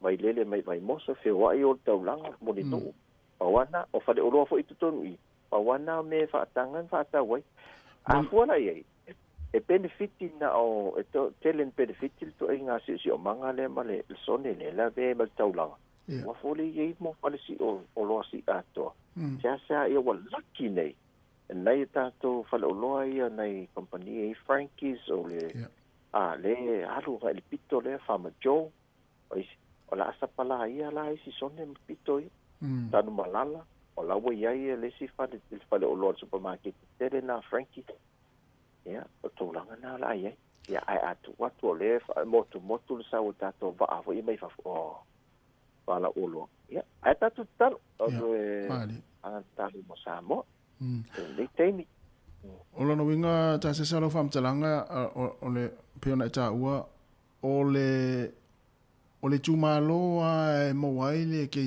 foi le ua positive tangata lokalo fo na tumalo fo le ole mele ai ele o fai tumalo le fai sone fai o te lope pa tonu fo se me pena le fai tumalo lo fata te me pe palento ina tu tato el tato officer na tauli mai na sunga tu fo e tato officer le palo fa tu langa mai mai yo mai sone tai kasi fo le ya fio anga manu le tono son tai kasi fa pena fo la sala fai ale me si na tau no ma na ye sala fai a fa pe olena ele ia se si la to ia nga lulu el malai vale na lu sala fai ile week ile vai asolente ne la se la se pe ia so vai manono ma apoli ma pe fa ile ia se so fa nga lu nga le to lu sala ma le valu lu ta fi ton na o la to ai ngai tai ia ma sa vai ala no winga la to I man pui ai la to ia sa vai malo ya ole ale ise fesili le tulanga le po fa nga solon su enga I tanga tena mlanga atu le e watu I foilele sitsenia ta ilua ya ona fa nga solo su enga mtanga lwenga le ngata le vaenga le pupuinga sa ngale mu le atunu ya ai va pe fo so malo lo ina male fa nga malo ya ole ale ola ise fesili se I mai a fo I sa ya su enga po wai le tuo nei mea ya ai ese vai nga te fia sa no I ta noita se sa le mai alta tu taimi e pe ole ta sanga el tato tu fa fomenta tu ele ai si me e pe fo sa no le sunga tas yo le vai nga ya ele ole meta una ya ta wil ni taimi ole met billion ta wa ore tu fa tasio ta tu tangata e ta talosia le maria le wole fonua tato tunu ele ia se si me te tauna ave tato mafo fau maloto ni temi e fa pena fo ia te to ia tunu fa fo ole wa e fa tasi taro sanga ilu mole tu talosia awa pena no foina ele fa pe to no o alalam papa ona ole ye ai nga ye tali ma wa tu tato ai Samo ole sawanga ye mafo fau maloto olo au mai nei matalo si olo no winga tatu te talo fa atasi ile anga le leo le tumla na au fa malolo I lungo Samoa ile tulanga le woye awa a full falling ne ia on tatu full lumana te au mai ma fa tau ina le fa solo le fa mai nei Samoa o se matua e te fa mana tu mail te bel fa mai fo ile na mai le va I Samoa ia o se tura ele te fio o ia tatu tunu ia ma fo o no winga a wale to manga tatu tunu li vai le tum tatu tan fantasi ia lo fangia te mi fa pende tu se io tatu se senga mani me tatu ma fo mai lo lava la ngona na wa ai tatu tu fantasi le tu ona tali mai le tu tatu to sanga ma lo fangia le va venga mo tatu tunu tatu talo foi mo la tolo ta bua I puinga o le saunga le muma le tatu tunu le manga sui fu malo loina matu le malo o la to malosi ia male ka peneta mo to fa maluta tu mamao ia wale to apea ma fa lango le tu fu fuanga ia ma whaataakitia au i Samoa i tūlanga whaingita pa penei. La whagea le tua ia tūte mga rua ni aso tātua tunu i le lulangi a mesi fwoi leo whinga ruenga. Ai mai Samoa whaatei tere tasim tu fwoi mo le apa no. Ja, tai foi tase sa molta to report le nita ha fa fo le tunu mai mo mai foi il tato report tu sa mai sa mo to mo se tato so ta inga stemi o luma ya e manu foi nga ruenga manu foi ya po nga tale la ti le ya so i wo leva foi in tali na tato tunu mo salo la stofi ya le tato mai mo foi la ya le tunu ya in tato ti nga foi la stofi tato tu mai sa mo e manu la nga ruenga le nita ya o te lota si fa io tuai o le soa e te tau ana le tukua ngai le aso tofi ata e pueina i asta i tasi. A mai a van pueina i asta i tasi o nei ma le aso luru ma alu watu e lunga la teito tato mea. O tato tulanga o fōlinga le eil tato tinu i Samoa. E le tu e le stofi e alu watu e le whaila atu watu i lunga le so. O tae ao, wa inga umalawe mwhaio na ta amili il tato o nanga i Samoa. La moli atu moli sila fia il tato tinu. So ne te foi nga ruenga isi tato fale fasta la lau i New Zealand ma Australia Samoa nei foi ia long pui li il tato tunu mai fa mole a si sila nele ono o valu lima fa mole o te o numero o ngana dimi nei o ngana dimi ono valu lima mole amana ia o le ono valu lima dimi nei e pe al tawa ia to liva tasi tude ia ya Maria ne aso ya Maria ne aso te lo so ngal wengo fenga yai ba tai ya va ya e já tá se salem sem ya ma futa mai Samoa vo stato reporti to ono minuto na tale o le tula se fulu ya pe ona va tu sai mo fano tals fulu e il tato fa tanonga ya lo ta pena mai e lo sia tu foi fiso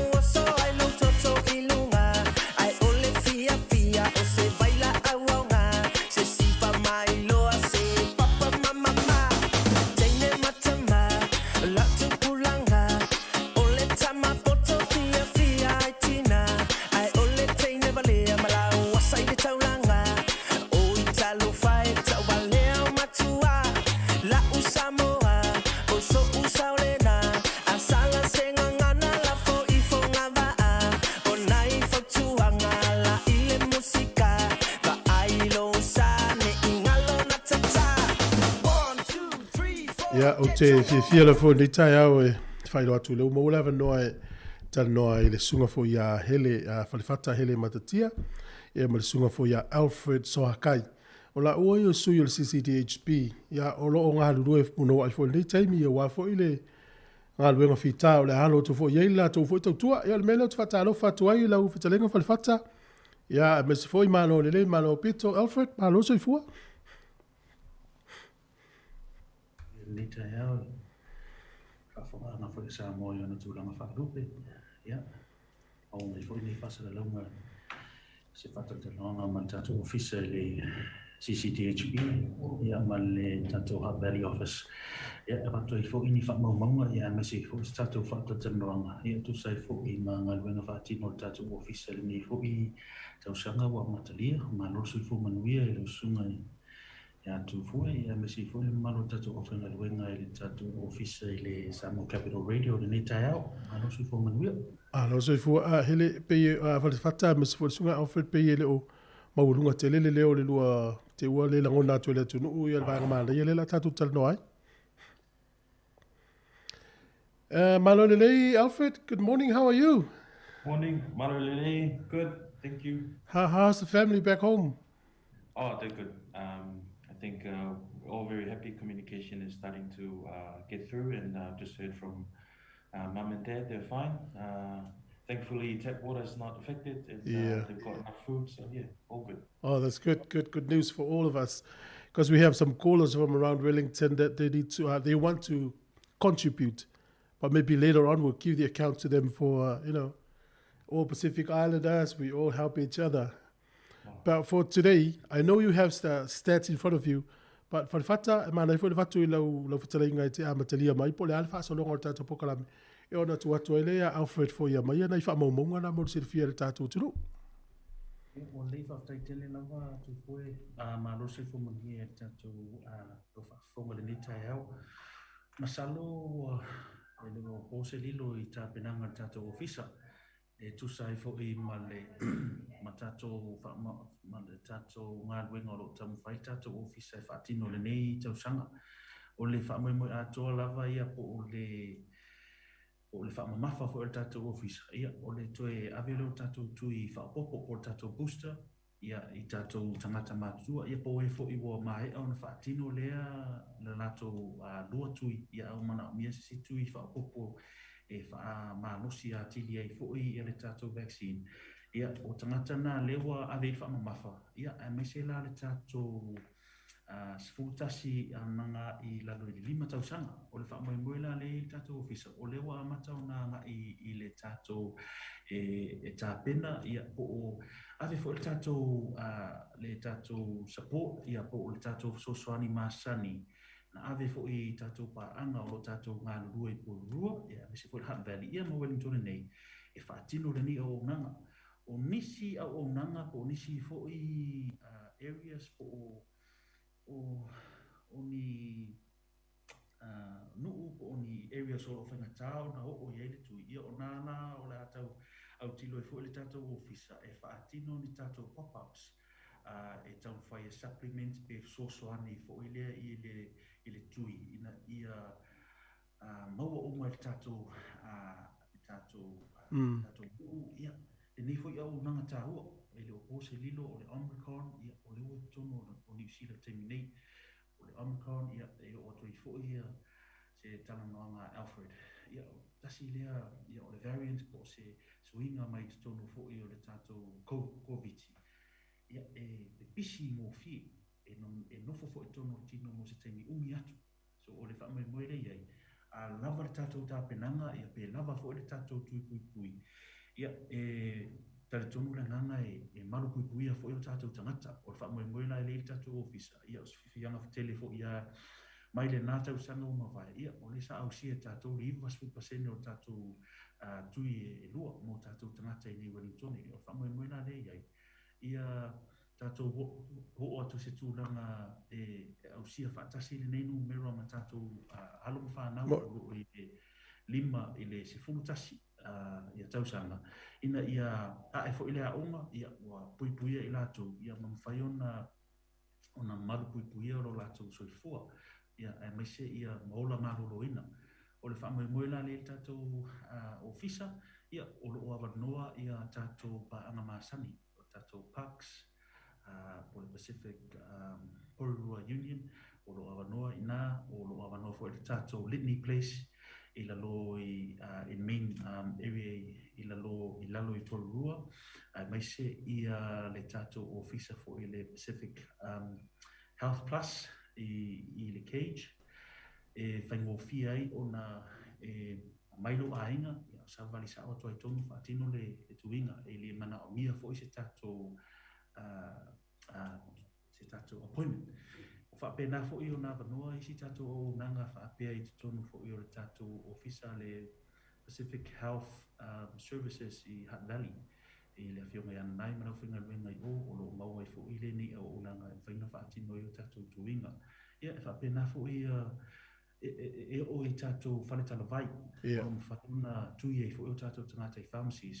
So o le whaamoe le iai ia activate uma o available o awanua uma o tātou ia au nanga nei ina ia aua nei iai se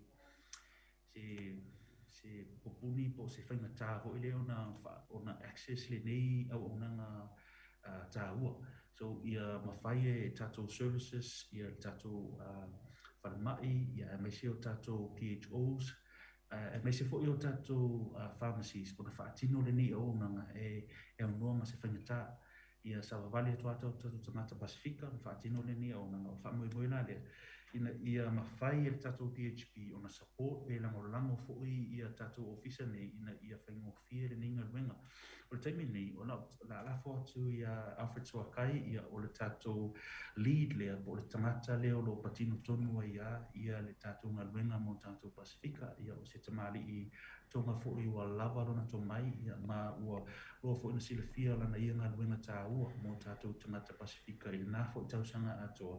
E whaataritana noa le tātou data, ia po o tonga fo i anu mera, o lewa uma o na whata oto i vaenga ese umane po localities umane e tolu o tātou o Wellingtone i a Porua e mai se ha i o pio vaenga i o lea e to ateli o tātou tamata e la foto la ia afereti ia whaataritano atu la ia tātou whamamonga nei ia mo le silafia fo i a tātou whakonga le nei i tu la raso.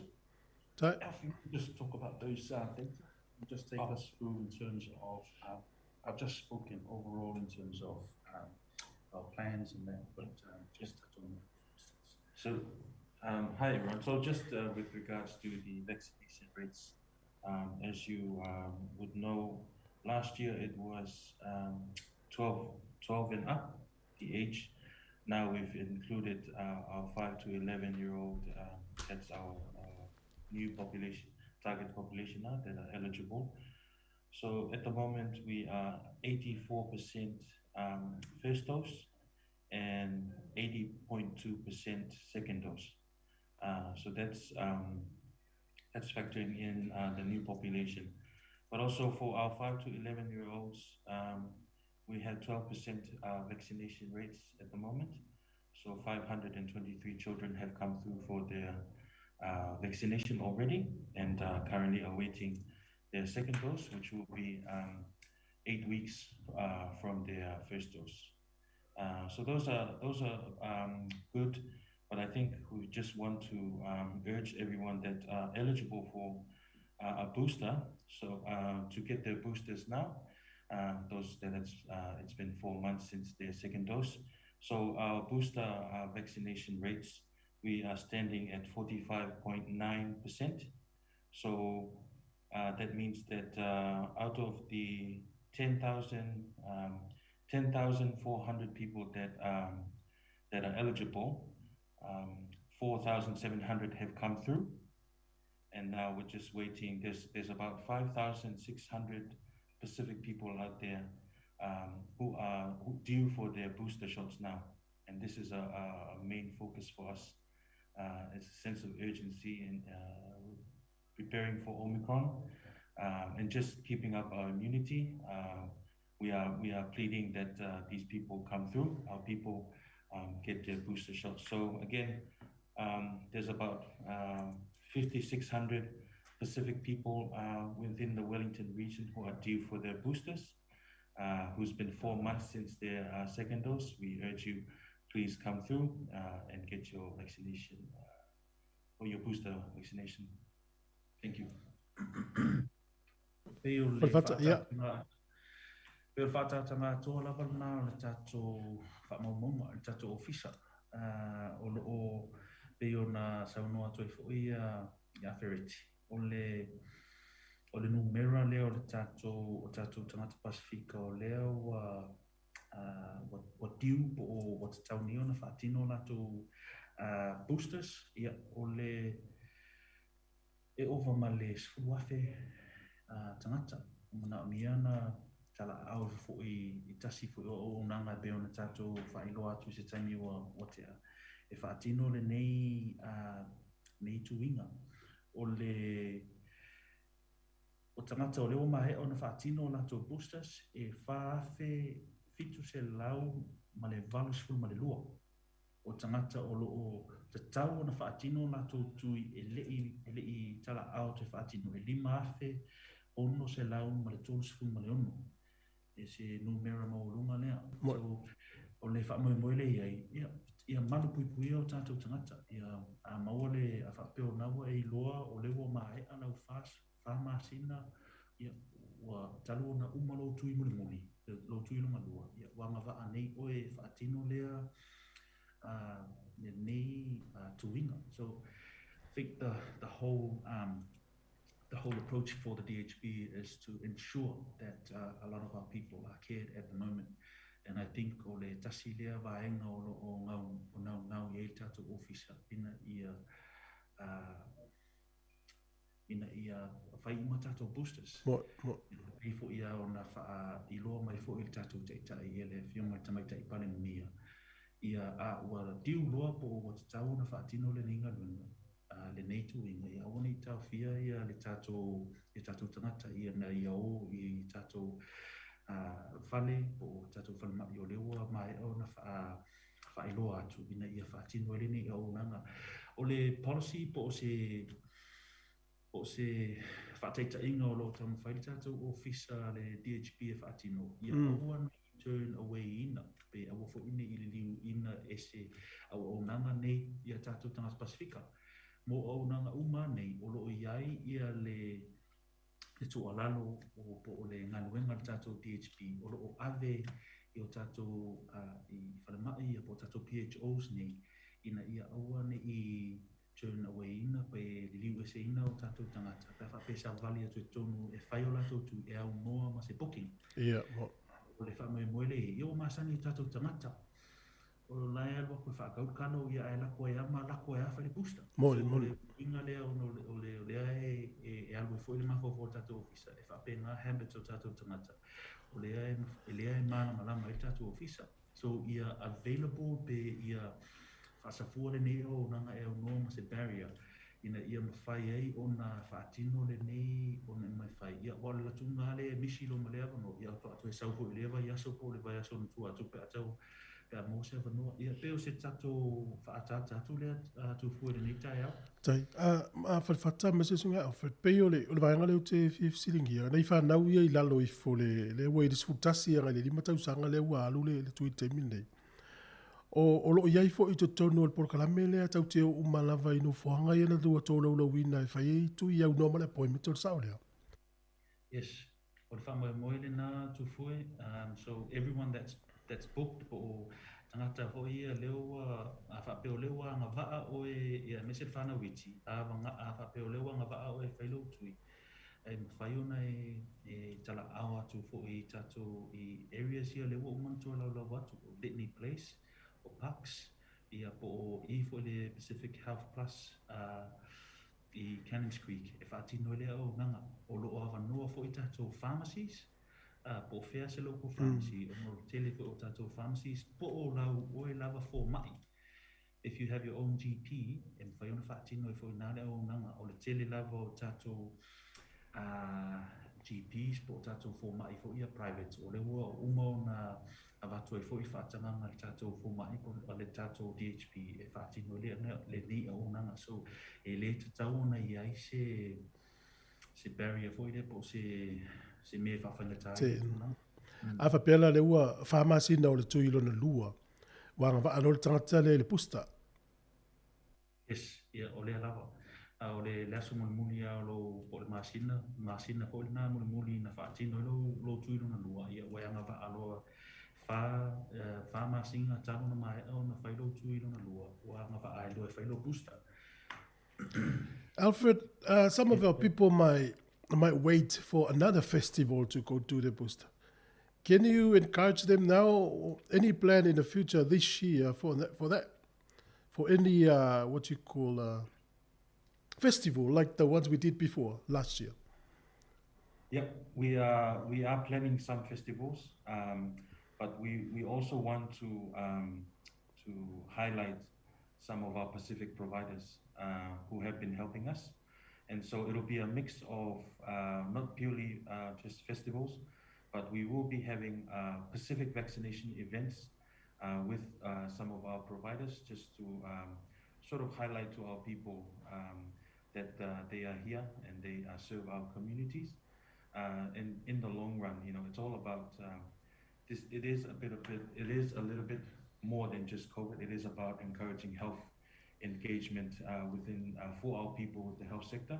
So we are planning festivals at some of the churches just for accessibility, but we also want to highlight equally that we have providers for our people, our health providers that can perform other services and also get the COVID vaccination. And I also just want to highlight also that with some pharmacies and GPs, not all pharmacies can vaccinate, not all GPs can vaccinate for COVID. So it's just to check whether they can. And so just like what Falafata says, it's for our people, it's about walk-ins, and that's how our people, it's about accessibility and removing as many barriers as we can. So we are pushing and we are ensuring from our side that all the locations where vaccinations are happening and that they prioritize Pacific people, that they don't turn them away.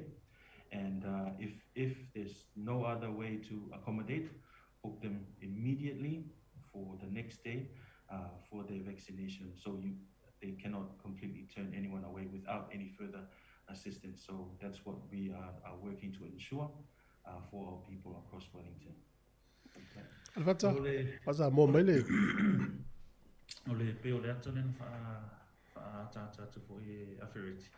Ole fa mai mo atoa le ole tato officer ia pe sa no fosile fie fo i pe ole ngaluenga sa fa tino la na tau sanga. Ole fa mai mo atoa le sa iai e build ai fo i male capacity tato PHOs ina ia lava le lango o le tato DHP so soani tato PHOs e whaatino le ninga luenga ina ia mawhai o na ia lava ta oso ia pe lava fui ia le awhinga luenga whaatino le ninga luenga o lea lava mai al tau sanga le mai ia wa ngā lue ma wa lua tato PHOs nei ia ma tato office lea la o mawhai ai loa na whaatino e tato PHOs nei ia le service le na mia. So o le whamoe a toa lava ia o le tatou officer e le nei tau sanga.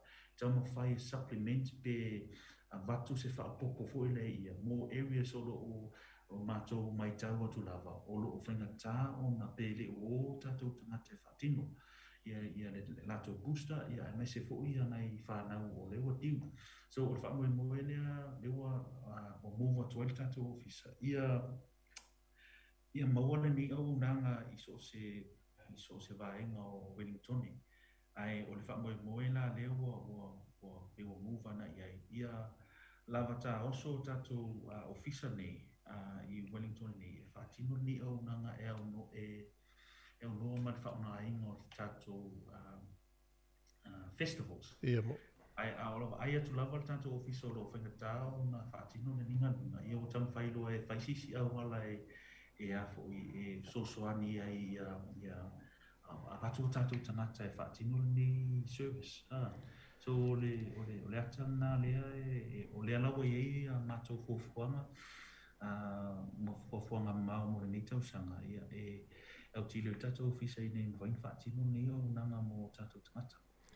O lo e wala anga la upoto, fo ile e ono o le afa o le whaitau a whai o ni usila na vea ile whaama. Pe o le tā ua na o le olo le taimine, whai le pusta pe ala u. Ia, sa o le tufu e pe ona whailo tufu i se taimi o whanau. O le Omicron o e umi atu ai ona nofo tono le tino atu e whaingo fia ona transmit.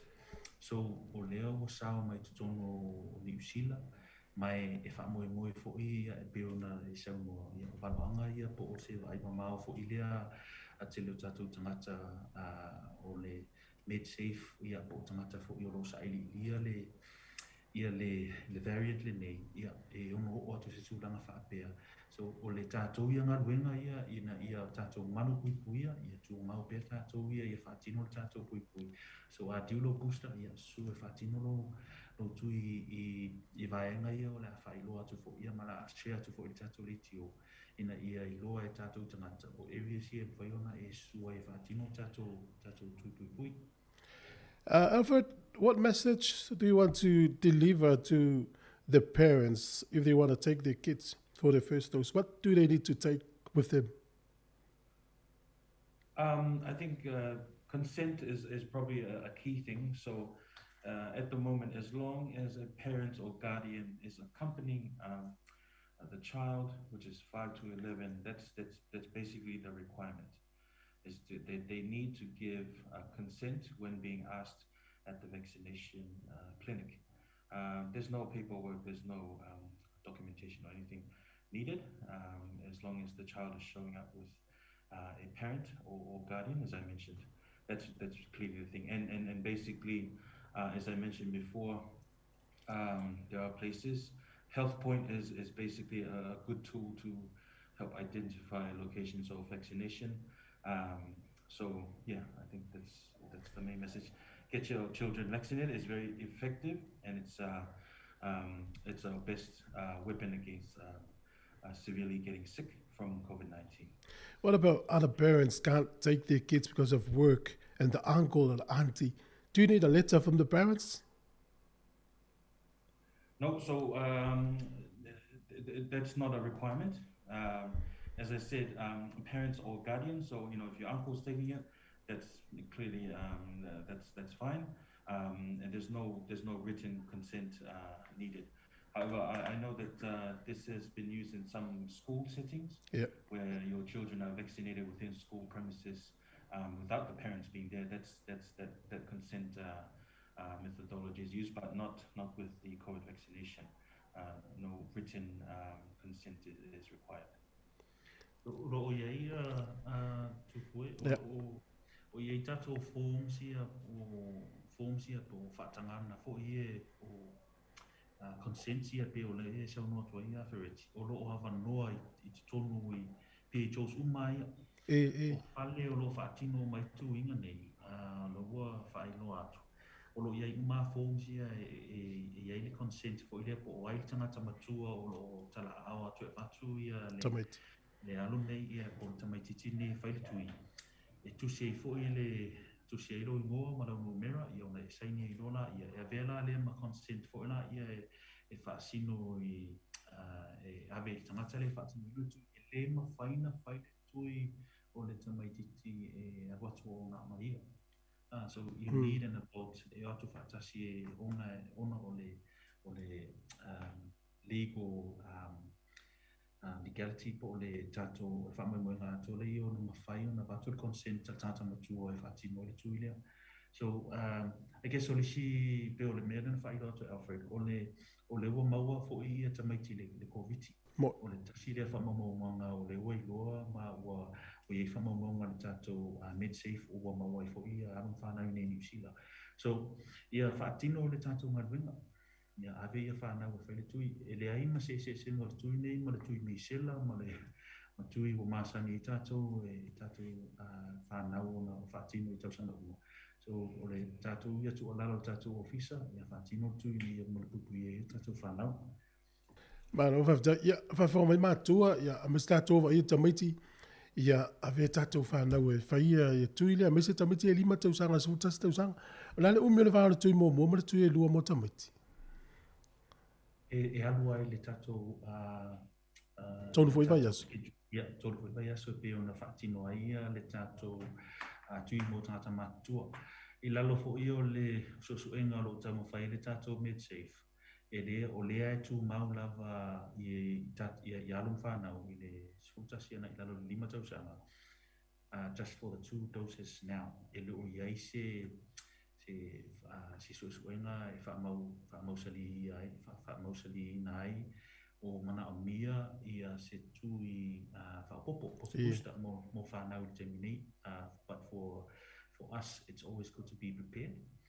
So ole tu alalo le tātou official te mini ia whaatino pēr tu ia mo ele lua, mo ma le lona lua ai mo te mini. E le mana o mia ia se booster mo whanau. no sida tu nei le sunga Alfred pe fo ringa me tatu tangata a fa lima fe mo le tupu tangata i wanga va ile yo atu mo le pusta le o matu tua pe ba sani le tatu tu no i me o festival pe men fa tau sangante nei e no winga la ya fa forme o le temi lo tu lo na lua e le wata tala mai lava no po fe lava po se fa le tala vai o fa ile tui anga iai ya misfe no fanga ye pe le Pacific Health Plus nei e polilua mai se o nanga le la umano te la watu a martia. Ia, o le nā ua e umaona whaasoa atu nei tunu o tātou rei tio ia area solo o au nanga o lo mwhai ona whaatino le nei whaamoemoe. O le tātou ofisa fo i le waka a tawhanga i le mo i le main city ia mwhai koe ona whaatino nātou ia le tuipui le nei o le tātou ofisa le PHP ia ma le Parks Union ia o le pi I lava I lunga I tātou Cannons Creek o lo noa ma fo'i ia tātou ofisa na e whaatino ia le tātou tuinga ia ma le tātou ofisa le orator I lalo I Litany Place o lo mwhai ona whaatino na whamoemoe o mo le tātou mo e o lo papa au I Hutt Valley ia o lo Hutt ia o lo noa le tātou ofisa le 218 High Street le CVC Center le al tātou ofisa ia ma le tātou ma le ofisa fo ora nai le Pacific Health Services lo hat tino le atu I le tātou tuipui I lalo le mōli mō le tau te le te mine e se vaenga te tauna si le fia le tunu nei te wale ilo e seisi mai lau tō una pele le ai ia mo le o le tātou mo le o le whaamoemoe lava ia o le tātou red light ia pe le ua a be le whaamamafa le tātou malo ia o le whaamoemoe le ia whaatino tātou boosters whaamalosia fo I le punifonga e whaia tātou maski tono tātou ofisa ia ma tātou public transport ia po o nanga lau tele o lo whaonga tātou tangata I ne whaamalosia lava ia punifonga ina ia mapupu ia ma wana I pesi tātou whaamai o le whaamalosia o tātou tracing ia po tātou scan I tutono tātou whale ainga ia po o whea lava o e malanga iai whaamalosia le tātou I le whaamawina po o awhale o lo malanga iai whaamawina lava le whaamale telefoni ia po tusi fo I lalo I tātou pepa o lo awanoa ia whaamawina ia le taimi ia po whea fo I le area o lo I malanga I nā taimi ia ma whaanga fo ia le tātou e whaamoemoe le ia e whaapeo e whaalongo atu po o e whaamaimai ia po mana o ia fo ia le ia whairisiaki ia le whairisiaki ma mili fo mai ia ma mili fo ia whaisesiaki ia po se swab ia e siaki fo I po o lo o saunga le mu oi o au le whaamaimoe le ia e pe ona I loa sila fia ia e umina ia le mai tutono oe ia to ai roa fo I lea o le ua o se tūlanga o mana o ia e so ni e whamai. So le whamoemoe ngana ia I tono tātou traffic light system le red. Ia tū mau pia I tātou pasa ia po o tutu ngolo ia i o tatou red light system ina ia mawhai ona i loa tatou tangata e whaangale tatou ia ma sanitizer tatou lima e ma tatou masks i areas uma mo tatou masangi ai pau anu mea o le whaamalosia ia mo tatou manumera ia o le ato e palasi alo e pei ona na ia whaala potopotonga fo ia mai o le tasi lea peo se naunau ta inga sa ia le tatou malo le taimi o whano le taimi o mawai ia whaamalosia i la ia tatou vaccine passes ina ia mwhai ona tatou access i mea o tatou masangi ai o whale o loa o whale ainga ia o whale fo ia ta alo matunanga o whapena ai lau vaccine pass ia whai ngō fia lava ona access i te tono o tatou o nanga masangi nei ia o mana mia i lava ona whaatino le nei o nanga e pe ona taulongongo o toi lava le tatou ofisa e nā fu tausanga ia me se fo ila matali o le nei tausanga fo. Malo, e isi vaenga e tilo manatu e whaelo le tino te ua. O le si vasili a sunga whale whata. E o ai la tau o le ua watatauna whaile tu i o le pusta ai e tau fia le fo mai e le whaia o no nisi o mafuanga. E ai lava tangata o lo iai ia la exemption o iai tūlanga whapena ia em whaila na tau fia ia le au nganga na se i au mai se clearance mai forma iai la e mana o mia la se talosanga tusia e wha mawina ai e le mawhai ona whaatino lea e le mawhai ona whaatino le tui se i ronga mai ia suenga ia po nisi fo i have complications po mawhai ona whaatino le au nang ai mo isi lava e lo iei se tūlanga whapea o lo iei se whamamonga mai songa GP po sana formai o lo mawhai lava na whaatino le au nanga e au lo ma se ma nisi complications Yeah, man, the money not. Alfred, do you have any more information to share or clarify to our listeners? No, just probably just to follow our Facebook page, Positively Pacific. We usually publish our vaccination events there. So if anyone wants to attend those, they'll be coming out there. But I just want to emphasize that while we're working to do these, you don't have to wait for it. I think where you can get your boosters now, and as well as your kids from 5 to 11. Some of us, we're well versed and we can find our own way. And our people are smart. We are navigators, and we managed to find our way to where we need to go. But in terms of just some of our more vulnerable communities, we will be setting up a bespoke festival events for those communities. But if you can, don't wait for it. Yes. Get your vaccination, your boosters immediately. Fata, e isi vaenga o te toe ai. Pauli o le whamano si au fo i ni tai au ni tata o whafonga. A wone i whatotua na i pe au ho ini whatua ai o na whatino i le tātou tui puia. A whapeo e li whaia so tui, bau o muna mia fo i na whatino le ni au nanga ia. Tala au mai i tātou ofisa o lewa, mata o na shea atu fo i pe tu whatu fo i ngā tātou leiti o. Ina ia whatino i le ni au nanga. O le vaai fo i lea po o le whamaumaunga ua pilia po o lava tā pena i fo i o tātou tangata tamamai o lo sa ililia nei whamaumaunga ia. E te lele fisosoani a le tātou vaccine. E malupui ai lo tino pe a se tūlanga o sa whai e tātou ele whamai. So o le Omicron e whainga tā pe silia tuai o na contagious li lo o le Delta. So o le whautuanga le tātou ofisa ia whaatino le tui puipuia, ia mamana puipuia i oe, ia mese ia na i o mātua masi manai whanau. So o le whamoemoele ia whaongale nei vai aso muri o tātou tuuanga, ia moli whanau e whaile tui ia aeli amatalia lea o ngā ina ia Mau i fwysio na mōna Yeah. to. Whaina toi whaino le Facebook page, nen whaino Alfred e. O le tātou Facebook page, ia, o le Positively Pacific. Ia, Positively ona- Pacific. Positively Pacific, ia, ia ili tātou o nā, ia tātou whamaumonga po tātou information mana mia mo tātou tuinga, ia mai se lava ia whamaumonga tā ua lava mo tātou tangata Pasifika o papa au nei Wellingtone.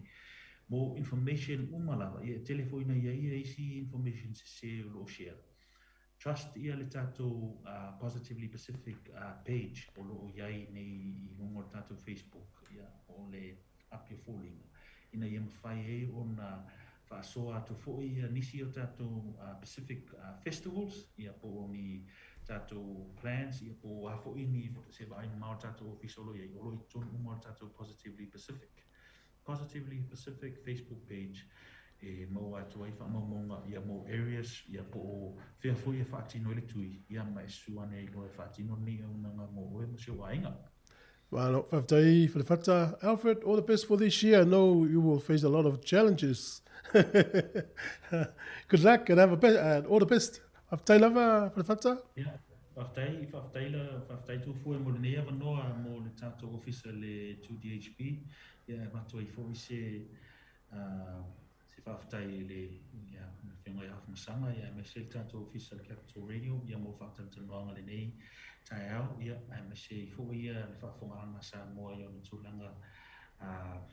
tūlanga whalupe ia sua i fo i o so mai whawhiangai ngai whatawhaitauranga i whia ia tupu mai ia me se fo ia le whafonga o tātou tangata masani ia o mau mai nei pokalame le nei tai au ia manuia tele ia ngā luenga whaatino le nei tausanga ia me se fōi ia le tātou ia tāpua inga o tātou tino mātua ia mai se lava ia puipuinga o tātou tangata tū maupea ia le atunu o tonga ia o tātou talusanga ia me se fōi ia le Samoa.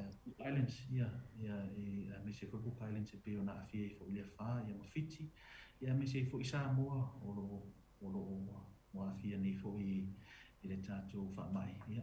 I a tātou tausanga, ia whaktai tele atu fui mo le māwanoa le nei tai au, ia manuia tele, ia ufonga o le nei aso. Ia, whawhtai, so i fuama le tebi. Ia, whawhata hele matatia, marasunga Alfred Soakai i pia na talono mai. Tebi nei whawhiwhianga le tai au, tautua si ufonga le namua.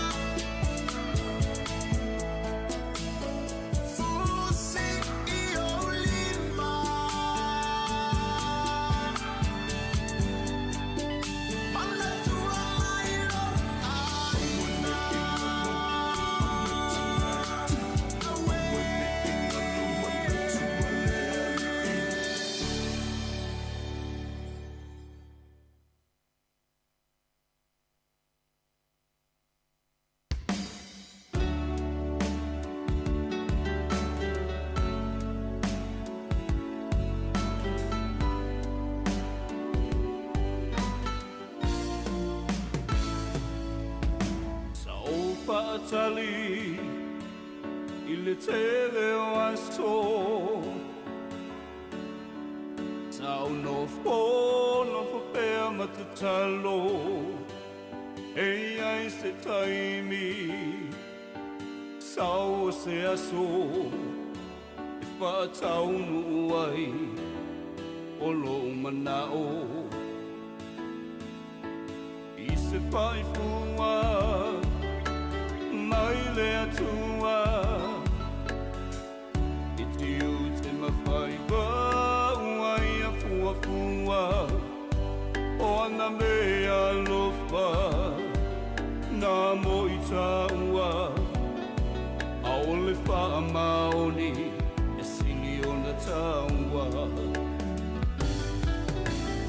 e le atua e pa manu i a mai Taleni ua maua wa e poai mai o whaamanuianga e malino ai o la ua ai te whaamaoni i ngā luenga uma o te whai o te whaamoe moe i le magosi e te au mai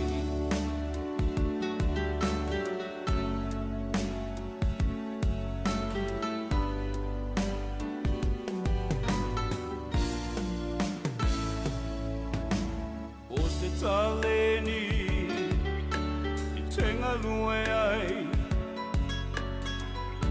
Nga lue malosi au ale wha vai vai Te taimi le lumanai O le afua mai Lo wha maoni e te manui ai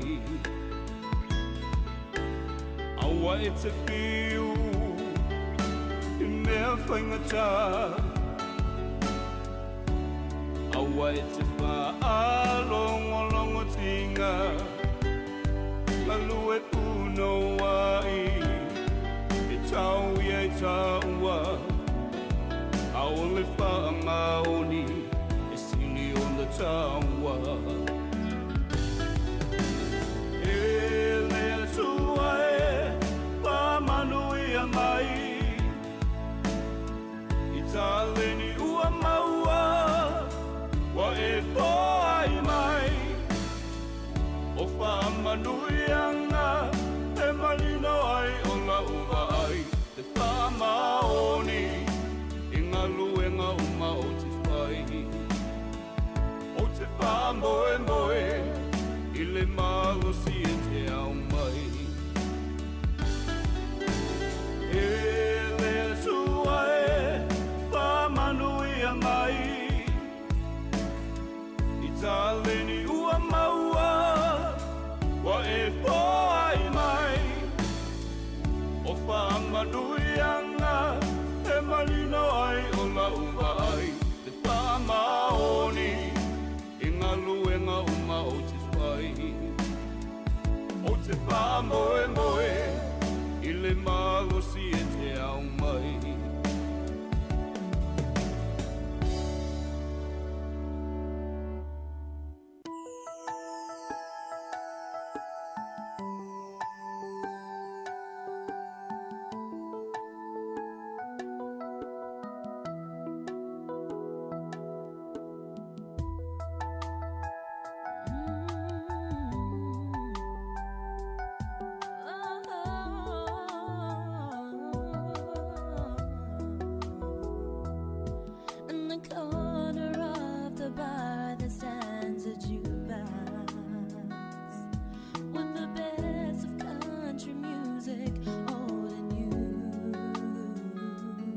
You can hear your 5 selections for a quarter and somebody else's songs when yours are through. I got good Kentucky whiskey on the counter. Have my friends around to help me ease the pain. Till some button pushing cowboy plays that love song, and here I am just missing you again. Yeah. Please, mister, please, yeah, don't play B-17. It was our song, it was his song, but it's over. Please, mister, please, yeah, if you know what I mean, I don't ever wanna hear that song again. Ana o inani tupe itaimi uma beva inaila e afete saili imaunga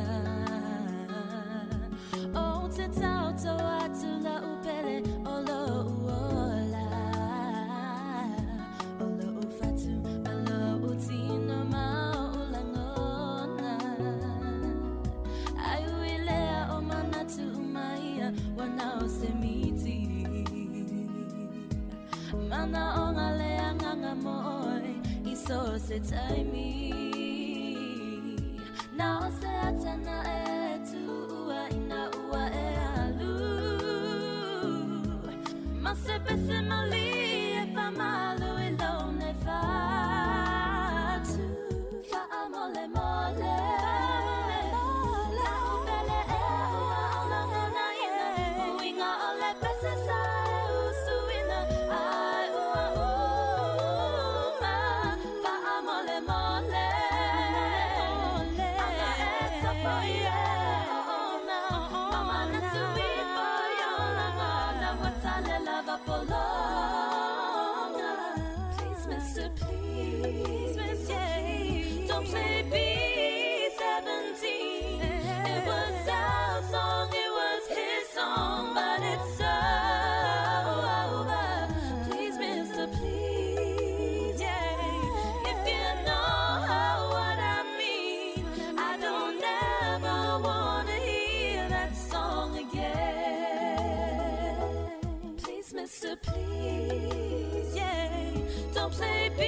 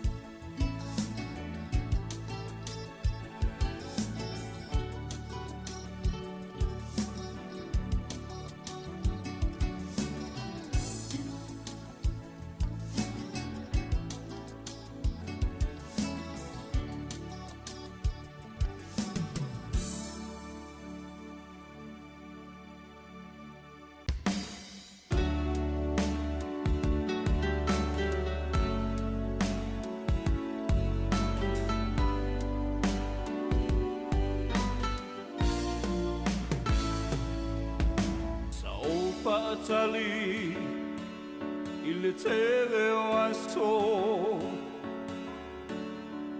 Tau no whapea matatalo Ei ai se taimi Sau se aso E whaatau nu ai O lo manao I se whaifua Mai le atua I te u te mawhaiwa Uai a fuafua O ana mea lofa Nā mo i taua A ole wha maoni E sili o na taua E le atua e Pa manu i a mai I tāleni ua maua Wa e poa i mai O wha manu i anga E marino ai o la ua ai Le wha maoni Ia toi whatalo whatu fo i le pa ia male malo tata o whafunga i le nifu I whahinga o le tai au ta tonu lava li tu lai sifurmaltasi ia I le tautua le sifunga o lau mua ia I le nei aso ia whamalo atu lau ngā lulue ia nā whaua mai atu ia le whatala noanga ia nisi fo i usui o le tatou so whamalo loina ia sunga ia whalwhata hele ia me Alfred ia le sa whatala noina atu le sunga lewa o ia tu fue ia e toi whamanatu ia tau longongo I fo I le malo le atu no ai me se nai whanau ia le sauni atu ia e whaila tu tui pui pui or koviti nai whanau ia le ua atua le 5 tausanga nga I le sifultasi tausanga ia nan tu whafunga mai ai ia I le whamanatu ia mal tu alalo foi ia anai sunga foi ia tau la mua foi ia I le whaingo tui pui pui alom whanau le ngata leo le malo la tunu ia whamalo atu ngā lue Samoa I le nei foi vaenga o tae au tal tonu foi ia walata foi taimi whai malo longa ia telo foi le foi wa amata on tapina ina foi ngā sese le ngā sese a wana I tatou ta mama tina matutua whamalo atu whamalo le tausi matua ia la toro whainga winga lo whatu malo lava le ono sai malo whamalo singa winga le nei asu le fo tatou savalia le nei tausanga whamalo le ono sai whamalo le pale ia o le pesenga lava ma whaafifianga sui fifiloi ia e te saa mai ai whai se whamalo stino I le nei vaenga tai au.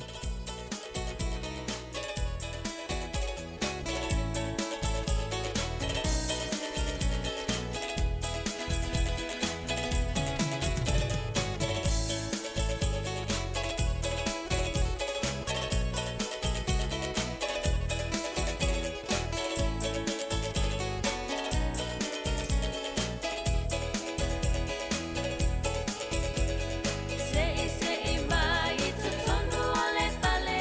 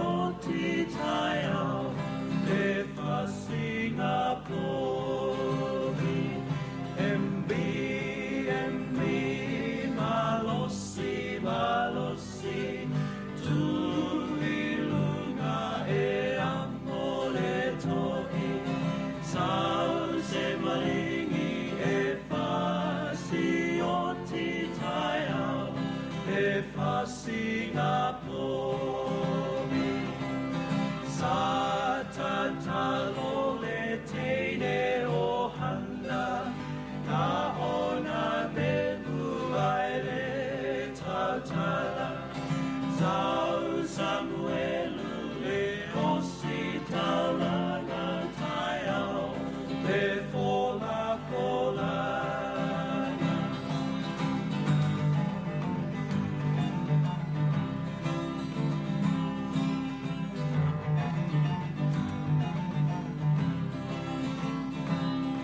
O te le mana oi se teine New Zealand Le anga e bunga le kutu ya ita Ave se tu si a Amerika au mai Se teine mana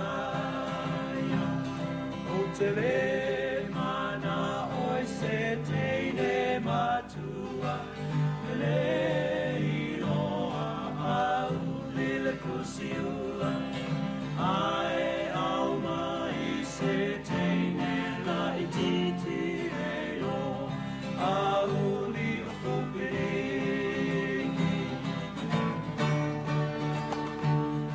Embi, malosi, malosi Tu ilunga e amore tori Sau sandalingi e fasi o ti tai au Le fasinga o le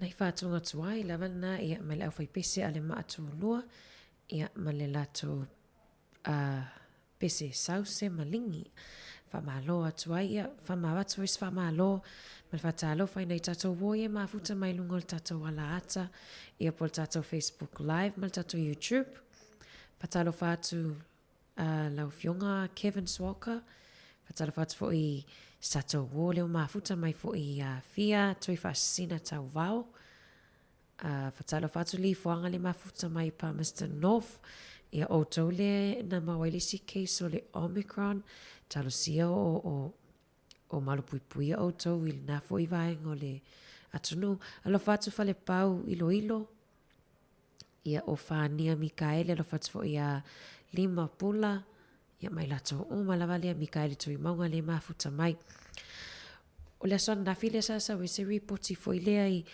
I winga I fale fo ilea ale kainga ora ia po le pisfa la potonga fo ilea malo le faila to fale rent ia imfaiona lena sa de reporti le la e o atu le valu afe 5 se lau ia le fainga o fale la o le atoe fau fo ilea ia pe fau ai ni pa po le fence ia fau ai luma ia ni patu fo ilea ia le fale mua ile o ta vale ina ia tau fia ma tau faititi ai ia le ia falave fo ia fo se ile tutupu driveways o alena ma wesu enga e pe ama le 5 ia fa na witi e fo ile la vevea I ta vale I luma lava o lato fale driveways ai ole ia matamaiti manunu ai pe ama le lua se full tamaiti manunu ai le tausanga o le afonu mera o aveta avale ia e la vevea I whanau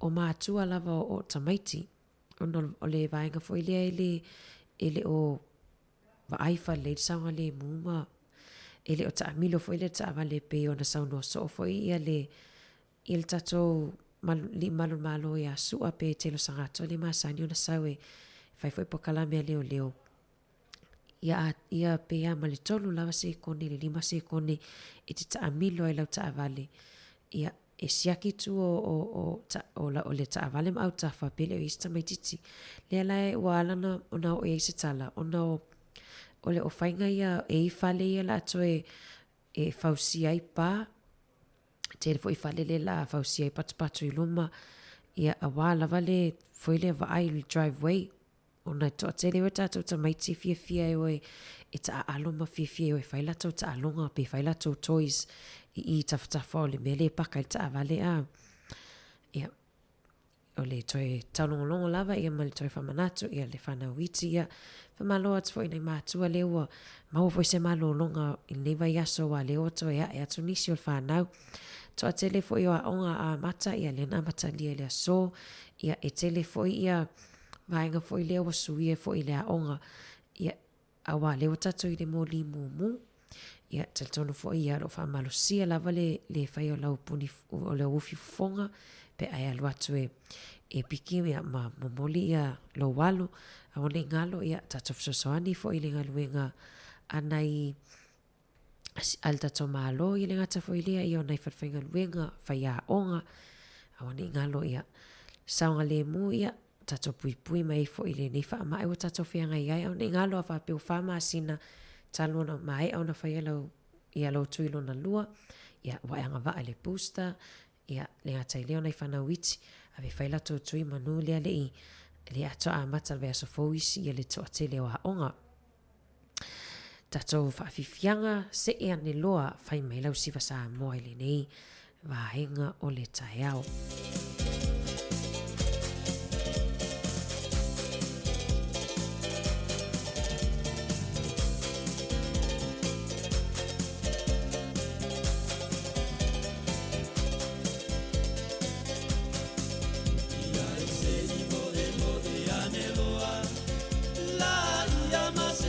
Samoa, Venga via i mai o tutti no e baba. E si la loa o le au mai moa, facilita ma moa i le moa.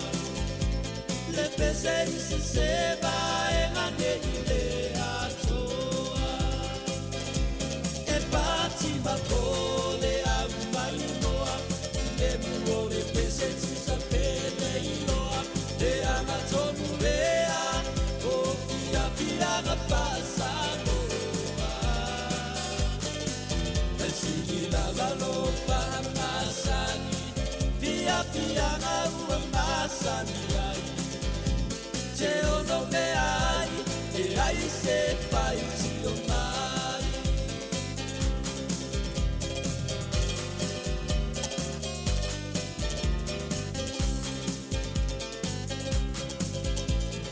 Oh, ana tua itala, ile atunu,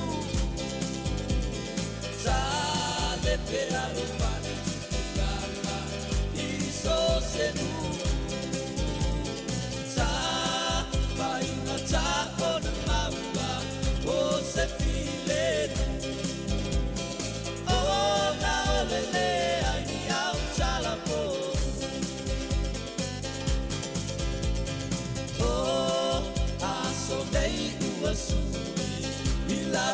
La sila Bata alofa atasi Ole tukulana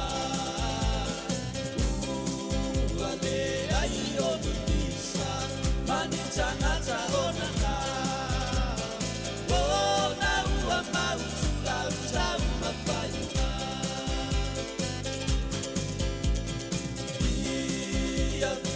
Ia lea tua Ia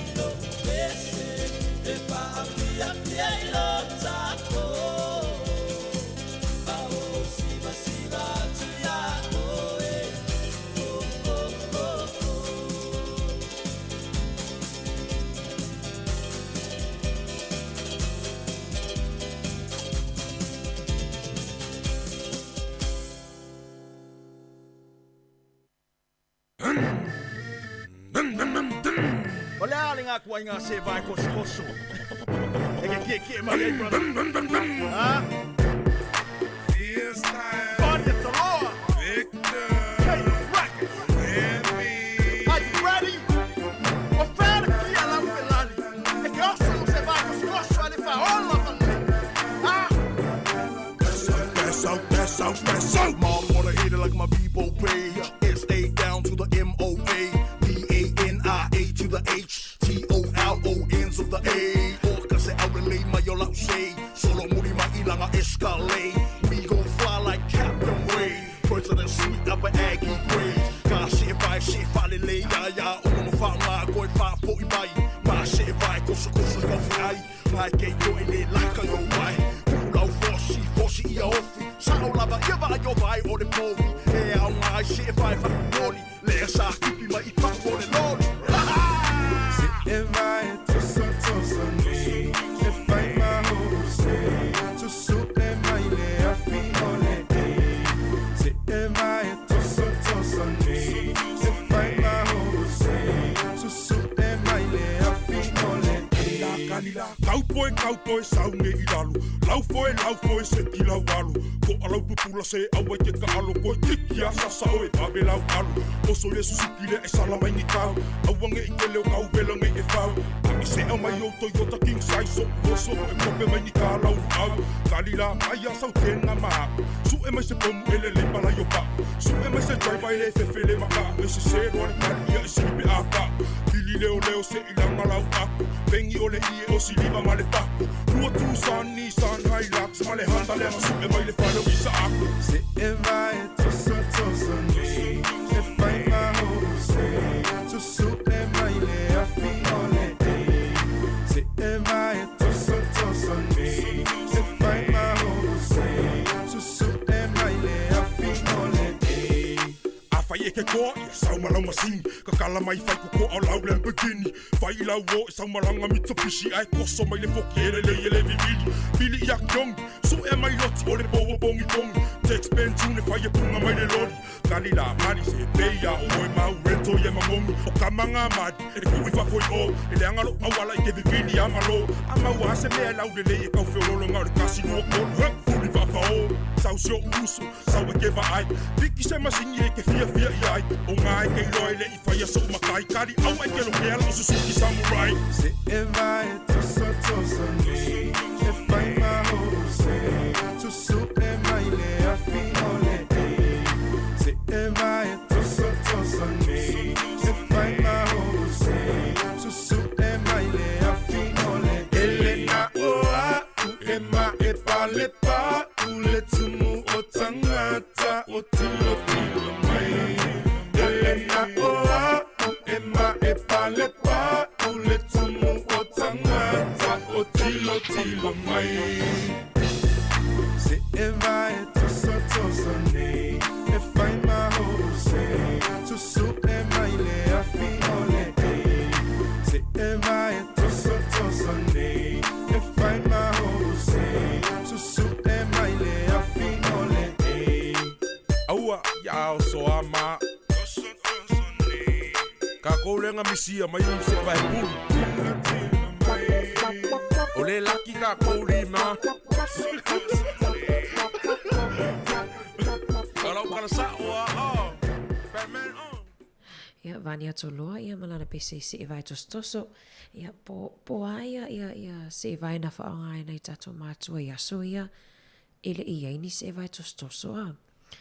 O au no ola mai o lawa I se e vai tostoso ai te telefisiria lai I nei uta I mātua fui uta mātua po ala tau se e vai na whaonga I aso I e savavali ai.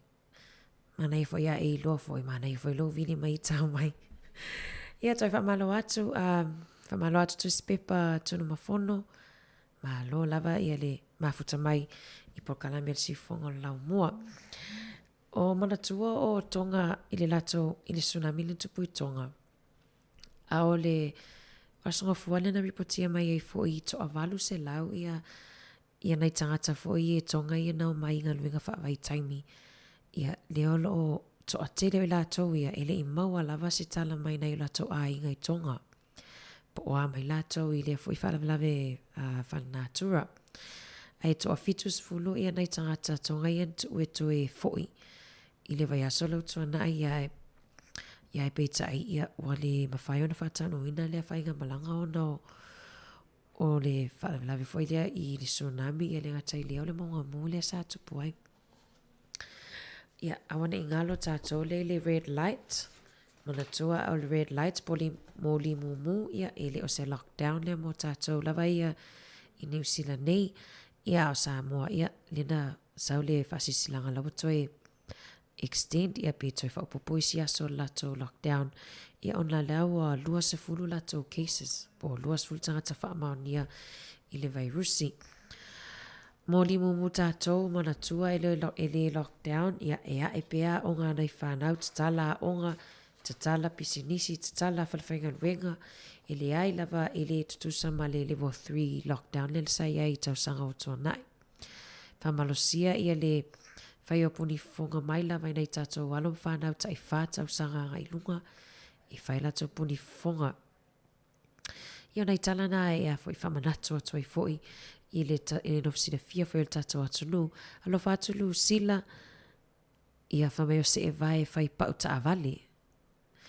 Whaftai le talinga o lata fasili ia tatele wa ai lava ta ita se e vai ai lono ios o mitotia fo ia na whaonga nei o tatou mātua I aso ia watawa I fo ile tala o no le pese avani a se vai tostoso ia le taimila nei ia wai tau le toi va ai fo ni se vai tostoso I Samoa matua I se vai sport shoes o matangata e whewa ia pia alo whātupo kalame wa whapea fo ile te mafuta mai Samoa ia awana I ngalo ia e no fo le fale te le lau tupe tutongi pe a maua o e lai te whea luai ia ai tatalo atu umama o tau ia tatalo mai fo I mo I mātou I nei fo I atu no o mātou tena nofo mauma wai ia ai tatou tapua ia wave mai se tali nei wha mai ia tia maama le whaafifianga lau filifilinga.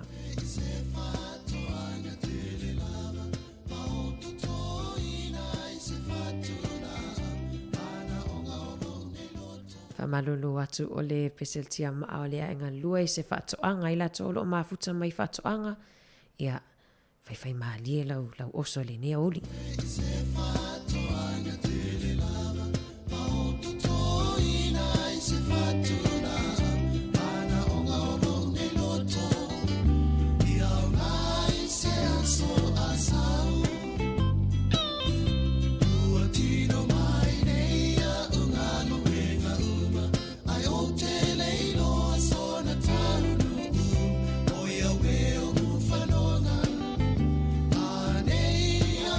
Ata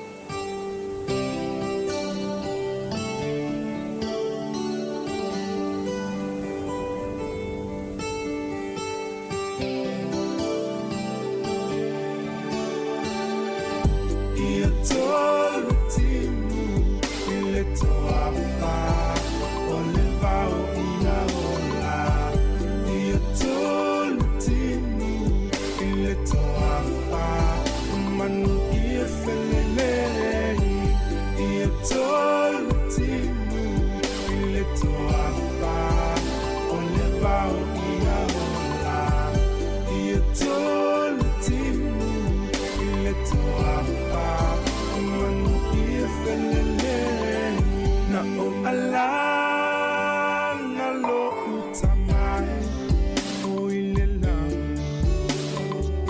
ya liu liu mayo fofonga la utangi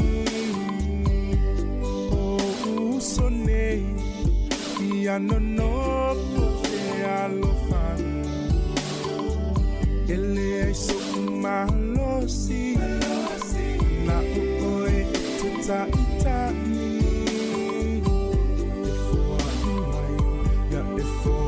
mai le loto fa amangalo ia etali mai Yesu na tatalo ia tolu timu ile toapa o le vau ia ola ia tolu timu ile toapa manu ia felele ia tolu timu ile toapa o le vau ia ola ia tolu timu ile toapa manu ia felele ele mafai e umalosi malefetu Pana o ya ile mana male mayu itai ise wasili ona fatawa ia efa atupu ole alofa maile lotoma so oseto alua wa malepele mafutanga ya efa alelei ya efa epe otavita mayonatana ia tolu timu ile toapa ole vau ia ola ia tolu timu ile toapa manu ia felele ia tolu timu ile toapa ole vau ia ola ia tolu timu ile toapa manu ia felele ia tolu timu ile toapa ole vau ia ola ia tolu timu ile toapa manu ia felele ia tolu timu ile toapa ole vau ia ola ia tolu timu ile toapa manu ia felele ia o le whaafifianga ia tō le timu, ia mai a vania toloa, ia i le nei fo i vaenga le awa uli, ia por vaenga le tae au, o te alai titi lawa l'afol sifuma le tasi, i le tautua le sifonga le lau mua. Si tatou woma, si tatou pa anga lea sa wala au mai tua, i mo moli meo na alofa anga, ia i nai o tua ngane fo i le ona tu le atal tae au le tautua tuai. Ia le tinai a patosina tanga loa Daniel le mafuta mai pitone ia whawhetai la walova lau mai wa mawe fui se atai le nei tai au ia alo lofa atu fo i tasi si le la e tu fue ia te oil tina ai lewa wa ai atu lungo tato e tato wo ia wha asoa mai lungo tato Facebook i so ai eipo la ulu le wha asoa mai fisidile na watu po ase vai na whaonga ina tato matua i asoa na mua. Fai mai o se e vai pa'au sa whaonga i aso lai sa moa e tipi le pa'au ta avale fua i le lau tele o le vai o na su e mai lea o le pa ave se e vai pa langi o na tui ai lea ai se e oka se matango fio le tali lea Ia velan mana ia ona lau tele I mau atu. Paule vaenga no mau atu I Samoa. Se vai tostosa foi le wa watu le se vai foi le se pa ave. Ai maulan me foi le wa pala ala se lava a ia ona se furuta ala tau pe se vai na Samoa ia mantuala tau se furuta ala ia tatu ia so ia oka se tau hata ia matua uma mai pa una filia tau fier pa ave pe a fai mama mulu ia pe so stoinga metoti fa nga na yo tatu matu ia so ia ina ia tu ai per se vai le au ni toi fa tau ni se vai pa wala vale taimi te vai se vai fo ia taimi fele por lotta maiti ia ana le tasi vai ala so sai se ai se vai fo na le lotta maiti tu ave le fa mai lo matua ia mai le toi te o se vai na te toi se ai fo lotta maiti le tau sanga le ia o le taimi o le uti o fa soa ia ma le tango limo na yo tatu matua ia so ia le wo mai ne ia tunu matua ta fili sau no ai se vai alo fatu lavenda mamako le ai mafuta mai alo fatu Lucila tinei ia fafitai lava ai o le tato o le tato aso malo le la tato sauni atuai o le waitangi dei ia ele tau lia i la tau le au kilani le aso malo le aso ngafua le la saunei alo waitangi dei le masani o na o ai foi lea ia tangata o mai e ia ano foanga whapitoa e o foi le whamanatu le waitangi ia lepe wa whaailoa mai e le o le a le whaatangina ia tangata o na o ino foanga ia mo le aso lea ai o le a pueina whapitoa e sauninga foi lea e whaalu I lungo interneti lungo whaupenga te whailangi ia awa o le tatou te e mo I lava le whaatanga le poto tangata I toa se lau ia ai ona whaitete lava le malo ne I te iwo awai manino lava I silia tuman se lau tangata e watu ia o le lata foi lea o listangata I listangata ia mana ia le ua vave longo mai no whasauni foi ia wau te loa to atele foi tatou tangata sa moe fia foi e o ia no whanga ia so whapitoa ia pe o le waitangi ia pe o le sia sol Anzac Day ia to tele lava tangata e fia lava e o foi e whamanatu foi ia pe e tā ua foi a lātou ia ai pangalea ia watatou o le watatou fio la whaatasi lava mal whaamai nei taimi tā lofa mana ia le alawa e sau lava ia tali ia po whaasoa foi nei tatou tangata I winga foi se vai a sia anai o le whamai sia anai o se vai pulu whamai li foanga sa whai foi se vai la au e whaonga ai la au e umi ai savali e te savali mai la au mau te loa la le loa pena o ia le nu o li foanga e mau ai mai le tatou sit whaatuk manatu nas I tatou toi mawhawhaw ai foi po wa ia se vai sa whaonga nei o tatou matutua ia soala ia sona mua toro lima lua whaatasi pe fia vili mai whaasoa mai foi nungol tatua lat ia ai ole a iai lava ni mea tāua po vaenga tāua ia ona mawhai foi lea ona longo pui li el tatua tunu ma lo le tawata ili nei aso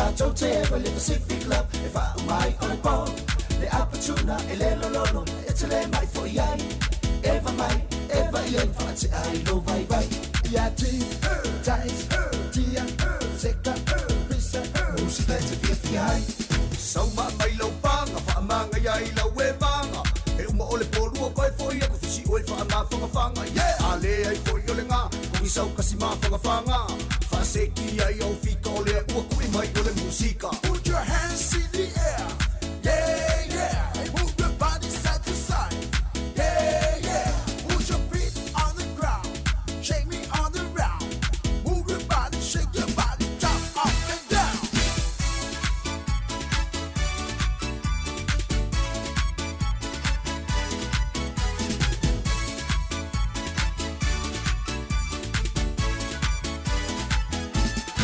Say Mapumaya, Simpan, say Pamaros Sinaway, make it Cassie, make it was so let's say 544, Fayo Lima, Fayo Wai, they are Efna Malawai, SS Malo Musica, it's a Maya, Yati, Ties, Tia, Seka, Visa, Musica, it's a FI. Sauma mai lau panga fa manga ya ila we manga e uma ole polua koe foi e ko fisi oi fa ma fanga fanga yeah ale ai foi ole nga ko i sau kasi ma fanga fanga fa se ki ai au fika ole u ko i mai ole musika. Put your hands in the air, yeah, yeah, and move your body side to side, yeah, yeah, put your feet on the ground, shake me on the ground, move your body, shake your body, jump up and down.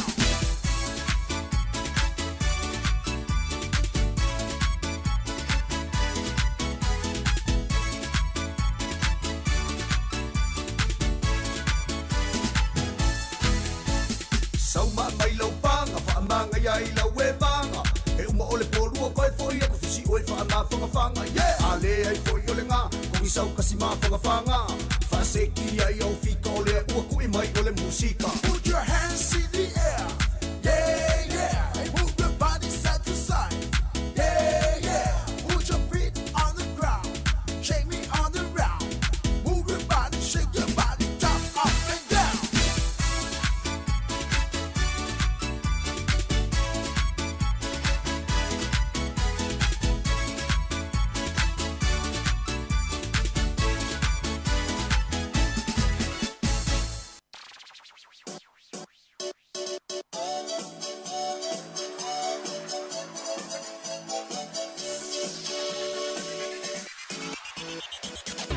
Ia e whātutu atu tō o monatu.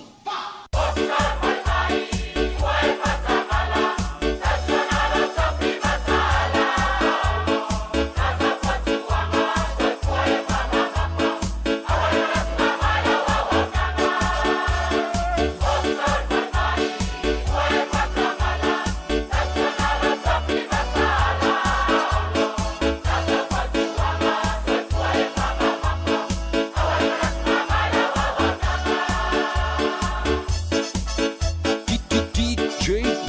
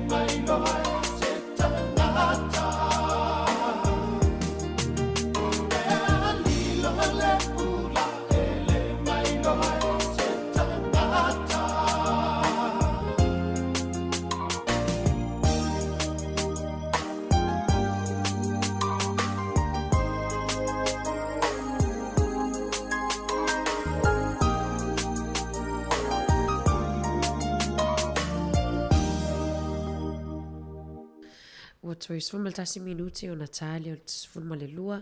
Tata sfuma lua ia awinata fo it whapoponga o tatou talafo I New Zealand nei ia ma tatou talafo mai Samoa. E nisi o tatou woia na vili mai na fsotai mai I winga ilana e whai malanga atu au ki lani le whai ungo le vai aso. Ia le alana ia fisilingia pe o lava ia whainga malanga fo ia I whafo atu o Wellington. Ia toi whamanatu atu e le a fia ia whainga malanga ia fo ia pe a whapele te fia whai malanga atu au ki lani ia po fea lava I tono New Zealand lava ia e le a fia I lalo le tato mōli mū ia ai a fia whamautinoa ia vili pili lei pe whafso tai pia ia o le ofisa po fele le ofisa waalele nai te po le Jetstar po le New Zealand ia le lava lo whafso tai ai mana ia foi toi whamanatu atu o le mōli mū e le tutusa lea ma le level 3 lockdown e le aise lockdown a tātou I New Zealand mōli mū tā ua le whai o lo booster pe a whapea wa atoa le whamasina talo na mai au na whailo tuilo na lua ia whapea o iai fo ia unga ia te oe ia unga o le fulu po a unga o le COVID ia e isolate pe whaano fu isea mai alu e whaisau su enga o le COVID pisinisi ma onga e te tala pe ilano o mōli mū ia na ole na whaalo potonga fo ile e limits pe li miti ia lau whaingo tangata e whaapoto ai sai wai lai I whaamatamata te tele mai ala I shop normally don't panic buy awane I awai te popole ni whapole o e nei te whape o tapuni ia whale o loa ia mawai ia mea tau mafa. Ia e halu pe whailau whaatau maasani lava pe ona maasani ai. Ai awai te so o na halu whaatau. Nei te iwa watu istangata ia ua leise. Ua lini me whaatau mai wo umona watu mai lau kololi. Whailau puni fonga ia mamana tua ia le vaa fo ilea lua mita ma le istangata. Ia ma ia iai ia sau peleni fo ilea pe sau fuafuanga fo ilea mole lumanai nei te ilava ua a fia se tasi o lo ainga ia ai le wala ua e lava ta pena. Ia nai whamanatu nā ia ona le sa feso tai mai nisi fia whai malanga i au kilani wha mautu ia peo lai popole fo ini te iwa le o lato whainga malanga ia le ai manuia lava to watu ai fo i au kilani ia le atai lea o le watu fo i inisi o motu fo i ia pole la peo atu i kalai stiti ai le leile wha feso tai pea o lau o le ofisa wa alele le na whai lau booking wha mauti no ai alo whatu ani te le aliva lo whatu mo olom wha mika ia lo whatu fo i ia safo ia le ti e lana loli taimine i le alu po o fea se vaenga o Wellington e le ti e tama le alu e wheanki liva ia tautua nal saunga le mu whapeo e mafuta mai tono lau sa ia tautua nal saunga le mu matango fie le sulumana i la ia i matone i porua i Wellington e tatatu sina musika e talia e fo i tatu talafou alo fatu por kalame vivi inga la fio anga toa mua mai a whaaiu Pettibone.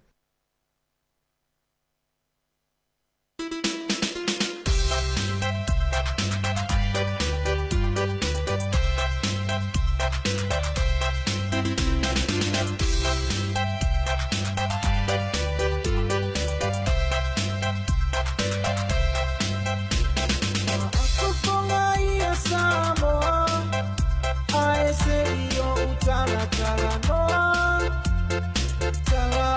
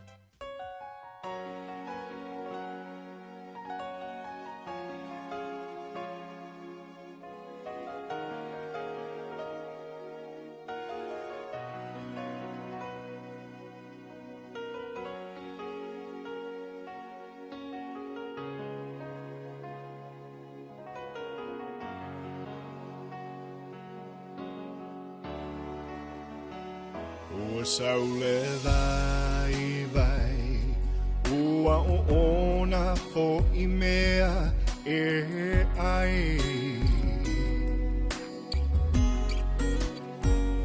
Ua e sau sili I lo une tangata vai vai Ai te le ma fau fau E te le isau Tau aso mai O a ulama o te mau E le suhia E o mai le whawawau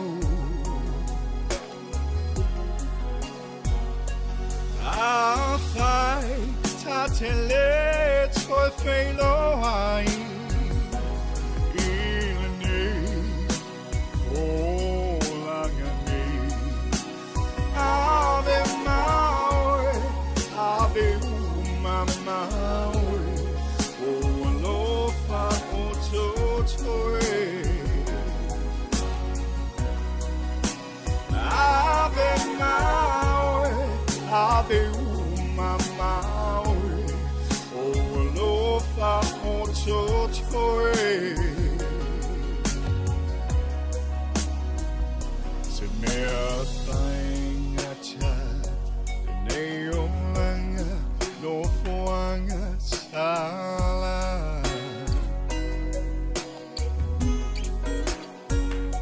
Te a o ma fau fau Si a u whanau Ua ma tutua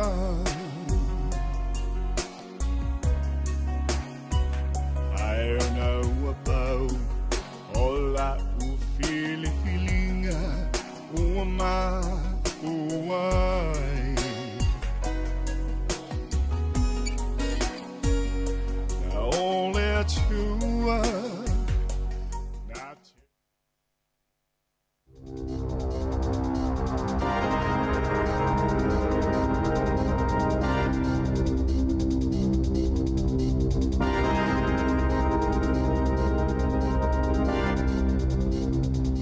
Toi whaatala whātua le whaapoponga o talafou mai le si ufonga le lau mua mo le nei vaenga o le awa uli. Wa whaawawana te talaina i le atu kukia na whainga malanga i le vāmani usila e au noma le whaanonofo esea. E ui i le iei le Omicron i tutono ni usila. E le ise tasi wa afia le Omicron i tutono le atu kuki. Ma ua o atu fo i le iwa te sima le ono pasene. Le numero o tangato le atu no ua mai atu i pui ta ilua. Ai fitu se fulu pasene ua mai atu ilona tolu. E mawhaina whaatanga taulu whale atu i le atu kuki, pe a whai ua mai atu i pui e lua, ma ua mai a fo isi su enga, e le oa awhia le vairusi a o le i whai malanga atu. Sai e le atu ngalunga i le ono toi tapu ni au ia wheo inga au no malwhaano no fo isea, ina ua maua le Omicron i tutono New Zealand. Talo ai ono le GDP po le au te lengo tu pe maua le atu nuu. E tu sale ma le 5% mai tanga te tawhawhao, o le ala le olo tau whaapale ni le ola o tamau ainga matulanga whinga tau whiangai ma le atu i le taimi nei. Sa tau sia lau whinga luenga i se whale mai mo tuweka ni tangata na ile whisota inga ma le pipisi o le Omicron beitai, e le o whaano no fo isia le au whinga luenga, wata ue whaapeo tangata ngā singa sia sa asia siatu i le Greenwood Health, i le aso whareili le vals futasi fas fulu le tai au, ma le tasi whaali mai le awa uli. Oni tangata sala talata ye na afia, ma e te tauna whaano no fo isia, ma vave whaini su enga le taimi nei, ma ia toi whaia fo inisi su enga i le asolona lima. E lele le tele la lato o nangal whaonganga mea whainga alwenga, ia matua pui a toi le tangata po PPE, ma o loo whaongaina fo inisi o mea whainga alwenga, le whaamamai le ea mo ngā singase e mai se fo i o tangata whainga alwenga, pe ona ta ue le puli o le au nanga. Pe amal to luas fulu tangata ngā singase sa whaano no fo esea, ai o loo whaanga solo lava lato tāpena ngai vaenga e mauti noa, e saonga le mui ngā singase whaapea male au whainga alwenga, ma tangata asi atu. E to luas fulu lima tangata pōna whailoana na fiu whaamani ar COVID-19 iwa mai te tono le tunu. Po community cases, e au fiele to avalua whaamani le Omicron i te tono New Zealand. O le to lua tangata pōuia wa a fiele Omicron, e mai le to malo ne le soni, to o limai au kilani, ma le to tasi Palmerston North. Sata wala matangal wengol sa ifo maloloina. Ito o sepuluiva tangata mai tutono le tunu ua afiele COVID sepuluiva. E yeile so tanga le vaenga o tangata. Ia ua afiele Omicron ia Januari. O tangata ito o lima iu whaamani le Omicron i Aukilani. E yeile so tanga i se tasi o whaatisinga whaale ainga sa whaia. O le tangata ko le Omicron i Palmerston North. O se tasi o le ainga o le tangata lena afia ma whaasilsile le aso sepulumalaiva Januari. Masafa anono po isea. E le tali tununga le a whaapopo ina pele fo numero tangata fo e whaamani le whaamai. Ma tangata sala talata iai. Ona o le tulanga whaingo fie. Ona pipisi o le Omicron. Eto sai ma se whaamatalanga le matangal wenga le soifua maloloina. Eto se pulu tangata o lo i whale mai ona o le COVID-19. E le ise tasi i poto mo ngā senga se tinga ina pole ICU. Eto o lima sepulu tangata fōua a pia le vairusi mai tutono no whangalo o whaano no po isiai i lato e tauno o mai whafo. Pe ona lipo tiana nafi. O i lato iana tauno o mai Fiti, Iran, United Arab Emirates, Filipina, Amerika, Britania, Australia, Singapore, Kanata, Initia, Siamani, Ayalani, Makata, i le vao le aso valu, ma le aso luas pulmalilua o Januari.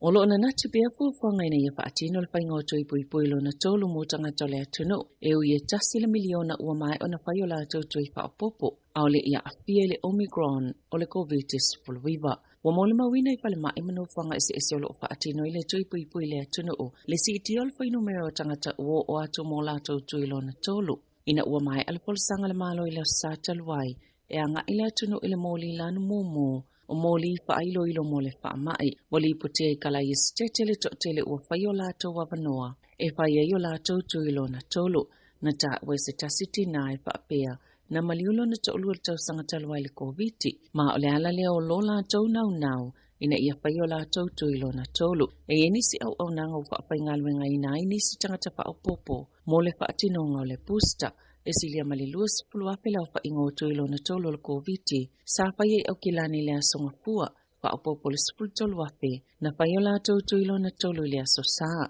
e to telefo inanga i Wellington i no fuanga, e mawaile tui pui pui, e uina langona le whaanono nisi ina uailo ane, na tapunia nisi o au nanga na whaiai tui pui pui, ona ole aso whaamana tui na Wellington e le aso ana nafi.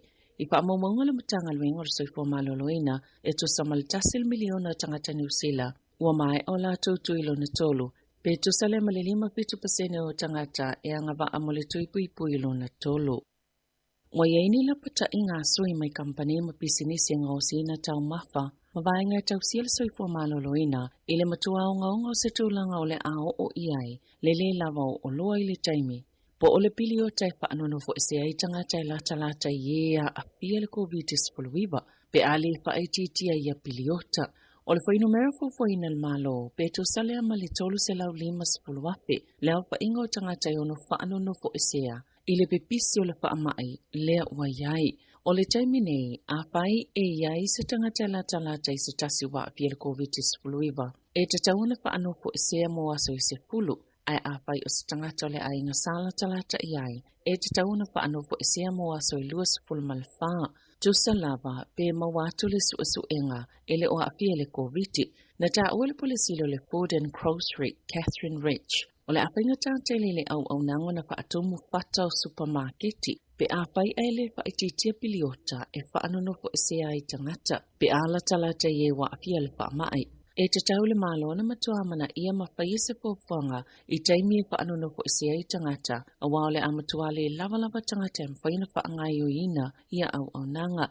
Wa mai ona whailoina ile au whaingaluenga alwhalema e au kilani. Ia no nofo sauni e whaatino i singaluenga maisi matawhai o i pe a whai e mo'mia ina. Nisi e whaatumuina ngaluenga au whaingaluenga i o lea awhia ini tūlanga whaapea. Olo i ele talutonunga e o atu le 5% le au whaingaluenga i ono malolo ona ngase po utu unga e whaanunu fo ese ai. Pe a whai e matua pipisi le Omicron. I ta alonga, olo o whaapopoina lava le tele o tala whea ai, e winga i le ono mawhai ona tali e Anthony Joshua. O le 15 miliona pauni Peritania po le 30 miliona tala.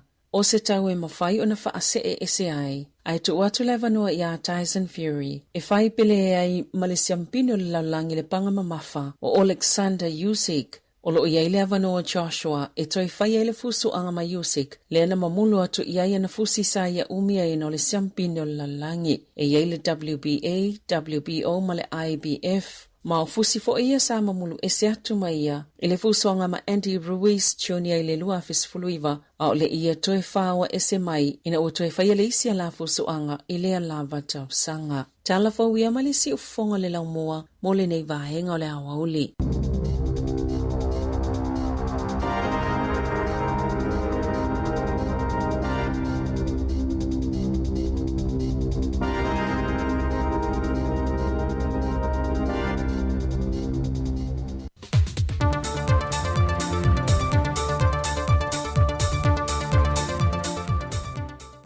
O te fia lava e whaantala whātu i le whaafonga lo tātou tunu i nei fo ia so fau, ai alo maia o se whaao pōponga o tala i melo te tupu i Samoa. Wa whafonga lea tunu i le saunua ngā loa ia me le fionga le tamaitai pāle mia, fia mena o mi mta awha i le a fia na nafi, e le toe whaao pōpo i le fitu se fulma le lua i tū la, e toe loka i le tunu o puipuinga o le whaama i al COVID-19 fulwiva. Peita i le maitau o talafou na nafi ma le whaatala no atu fo i tangata o le atu no sa mawhai o na maua. Na tali tangata mai le lima le a fia ngā i leono, e lumo le tele o whale o loa, mo le toe whaata wina lo sa palai o tau mawhai wha o popo, e ma le whaato a maua fo i o seleni, e whaata wai ni mea tau mawhai wha putu, mo le loka le ua iai le atu no. Ai o nisi whale o loa, na tālo le ono matatala i le mamalu le atu no, ma whai ai loa wha tau ngā nisi sā iai. Ai o le te o le tūlai ono, whātu a lo ngoa le atu no le saunuanga le whionga le tamaitai pāle mia, ma toi tau ma whai ai le matanga ruenga o malu le malo, e tau tāo fiofi le mamalu le atu no, peitai, na wa ai ai fo i mani tūlanga whai ngatai le lātou ngā ruenga, ona ua le ono sa ia le mamalu le atu no, le fia whaatau nuina leo o ni whaatau mo a inga. Peitai o lea so, ma lea so tofi, lea ua whaatulanga mai le polo inga, watu ina mai le whionga tamaitai pāle mia, o le atatala i le atu nuu au o nanga tāua neolo o mo mia, mai i le valu i le tai au nei, anga i antu i le lua i le au auli, ma toi a matai le loka mo le atu nuu. O nanga nei o le atatala le tu mau, mo fale o loa, fale tupe, fale whata waile e le tise, fale talavai, marketi, o company po fale tala tupe, ma pamu pensini. Ia i tu lai ono le antatale le antunuu, mo le aso, whaapea fo i le aso tofi le vai aso nei, o le a wha ama mawhaina, ma wha ama alosia, le iai o le pepa tui wa mai a uma tuita i lua o le tangata, e ma whaiai o na uru fale se fale o loa, po o te tonu o se fale tumu ai tangata. E mantu a whaasaina fo i lalo le polo a inga le nei, whanau la iti mai le se fulma le lua tausanga nga i lalo. E tasi le whai ngā malanga le vaatongi pau i le vāo sa vai ma upolo, o le a whaatulanga ina na o le aso lulu se fulma le onu Januari o le aso le a taiao, e ave tuai suau ma loa mo le toe whaawa wina o loa mo o mia, mo le motu tele sa la whai. Ai peitai, o lo tapu i lalo le nei polo a inga, le whe mala ngā ia tuai o se pasese, po o le mamalu o le atunu. O whai ngā malanga mai ni usila mo le temile nei, o toe tōna pō umaia whai ngā malanga, se ia iai se isi whaasila silanga. O le atoe longoina le mamalu le atunu o mo se isi fuafuanga mo le loka i le atunu. Pe a whai e wha amau nia se a whianga i no fuanga i tuatu po le communities. E se mai no fuanga lo wha ana fo e se ai i nisi o le mamalu le atunu o mai lantou wa a fia po quarantine sites. A tangia mai le saunuanga le tamaitai pāne mia le aso ana nafi. E le i ai se siama po se tasi wa a fia na sawa atu i tua i le atunu. Ua whaamaunia mai le whionga le tamaitai pāle mia le saunuanga le aso ana nafi, whapea fo i le komiti o whaalawe lave te tupu whaafua sei ma whaalawe lave mātu ia le New York. Wa whaau popo ni se to lima, wa a fie le virusi o le COVID-19 fulwiva, Whao popo le toa se fulma le 5 sa mau mo mo le pasese toa fitu se fulma le tolu. Le ana malanga mai Brisbane, Australia. Wha mauni mai reporti le aso na nafi, o le toa 5 le ua afia. O i lantou ia sa ngafa ma le vava ainga o i lantou e toa se fulma le 5 ia, o lo whaanofo e sea ma wa wha maoni e sea ki o lo tau avena le siama. Mo le te minei wa toa lua se fulu wa afia. Fantase ma le lua se lau ma le valu le au whaingaru nga sa ngā lulue ma le vaalele, e le teimi ne taunu mai ai lea whainga malanga, o lo whaanofo e sea umalava i lantou i le no whanga wha apitoa, mo siaki wha wau.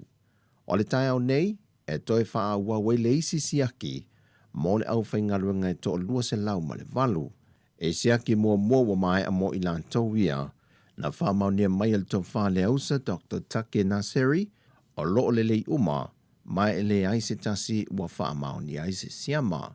Se i vanga na ai le to alua se folu le wa wha maunia. O le tai au nei, e toi whaia ato ai le siaki mo i lantou uma, wha pia foi ma le aso tofi.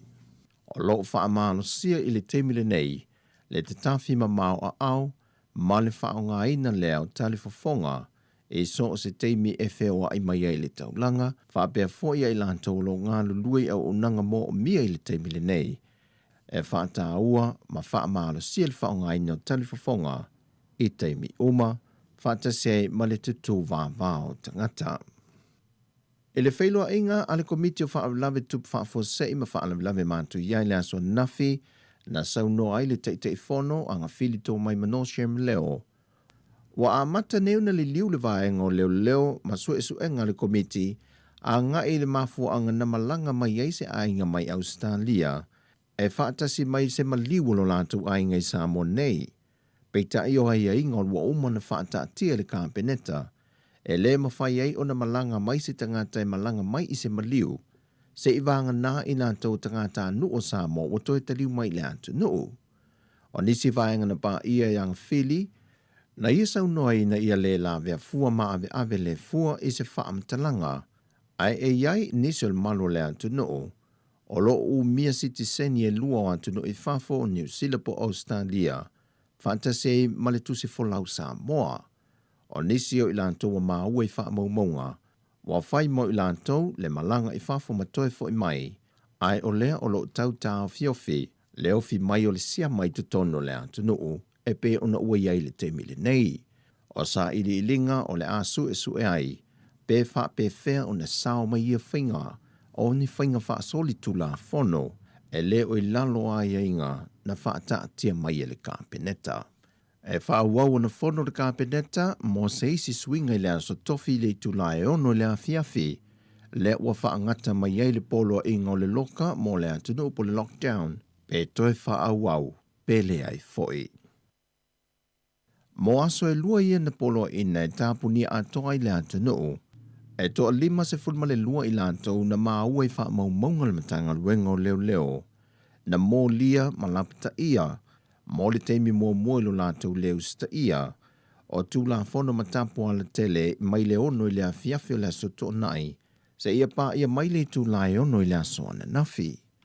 O le isi tō lua, o lo ua mō lia ne le tai lua se lau tā lai le sala tupe, ona na maua wha lua e le o si tai lava ia inga mapolo inga, ma fautuanga na tu lalo ai le matanga luenga o malu o le malo. E se mai ai le isi tō lua i wha maumaunga le matanga luenga, o loa mōlia nei le telepe fale mai fale o le taulanga, a o tāpunia le atu noo. O atua lalo le sui komsina o le matanga luenga o leo le atu noo, a wa paulongo i tino Filippo, e na ia whaalia le tūlanga lango ma le whaaloalo i sui po malu le malo lo tiute le ala tele, e pe ona vaai le aso ana nafi, le lafo leo upu maasoa e nisi o le atu noo, a nga i sui o malu le malo sa tiute le teimi le fiafi, e no wau lantou le ono sa ia, le toe wha wawai o le tāpuni o le atunu, mō le isi fitu se fulma le luai tu la. O tātou talafowia mai Samoa, manuia le yaso, whasoi foia.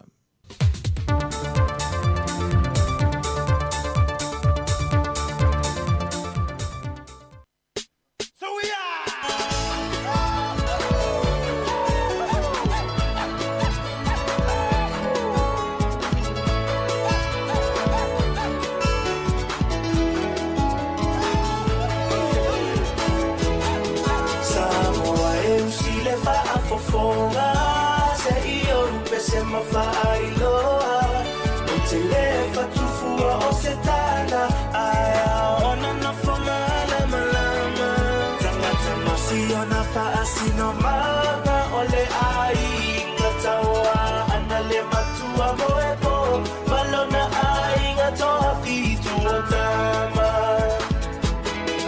afio mai la ia o ngā whaia ua so o tino so o papa ainga o tupu ainga o papa ainga o ta whaifa ala mai la ia I matau a e sila sila ma whaatatau ia ui mai ia ma whaingata a whionga e mamala ainga tau ana se e maia ai whaatapatapa o le au fia o la uta malena la uita whaifa I amapana wailoa ai Samoa Samoa e usile whaafofonga se I o upe se mawhailoa o te lefa tufua o se tana aia ona na whamala malama tangata masi ona paasino manga ole ai ngataua ana le matua moepo malona ai ngatoa fitu o tama afio mai la ia o ngā whaia ua so o tino so o papa ainga o tupu ainga o papa ainga o ta whaifa ala mai la ia I matau a e sila sila ma whaatatau ia ui mai ia ma whaingata a whionga e mamala ainga tau ana se e maia ai whaatapatapa o le au fia o la uta malena la uita whaifa I amapana wailoa ai Samoa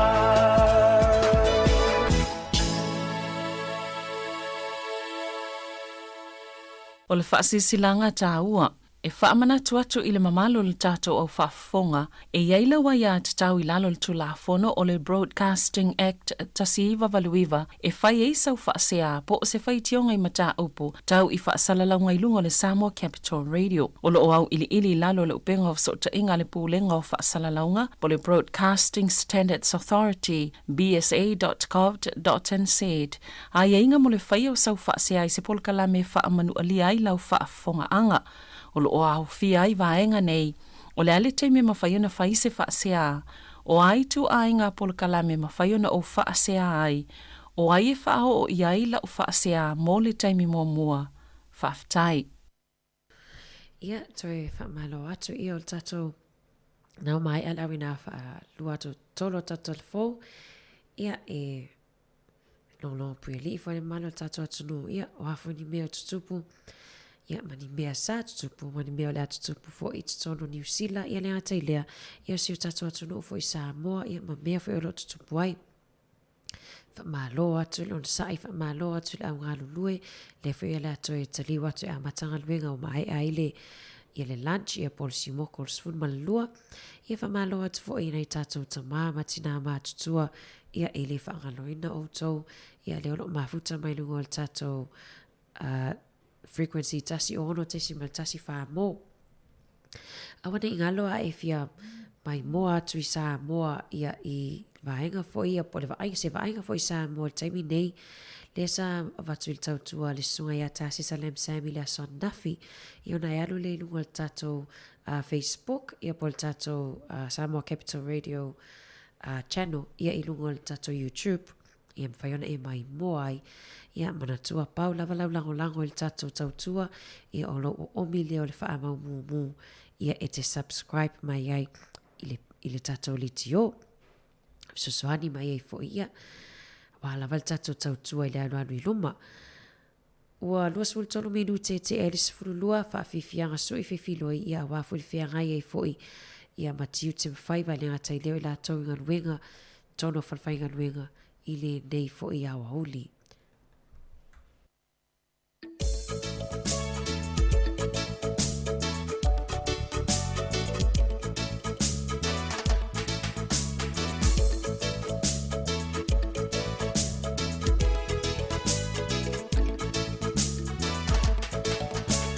Samoa, no utu upele, te pese ile maoa ole hele I mauna e mawhai o na tape, anau tia I ole pepe.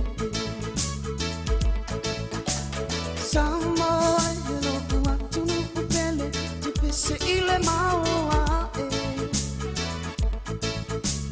ole hele mauna e mawhai o na tape, anau tia I ole pepe.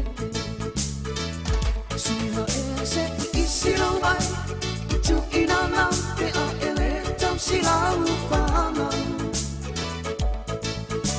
Usiri o na e o tino o le ola I le whaapau pau.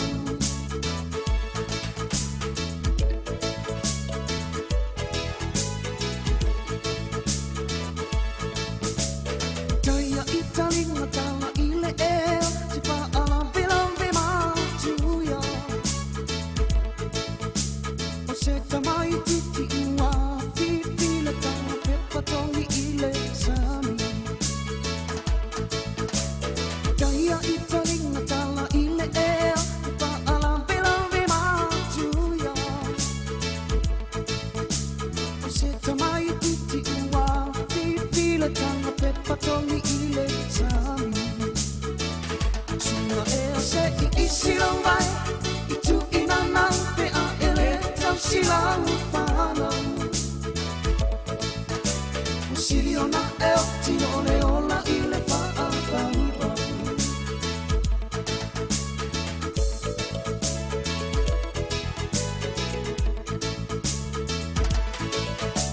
Pe ala walau so vale I pupo, tele I lotu la pono. Le wapongi sa, te amai le mamawha. Te ala walau so vale I pupo, tele I lotu la pono. Le wapongi sa, te amai le mamawha. Suna e se I silau vai, tu ina nau pe a ele tau silau whanau. Wasiri o na e o tino o le ola I le whaapau pau.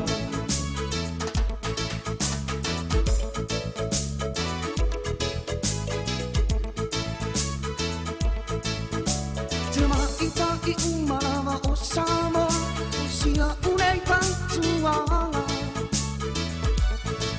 O le ono taua mai le atua, sili atu lava lona aoa.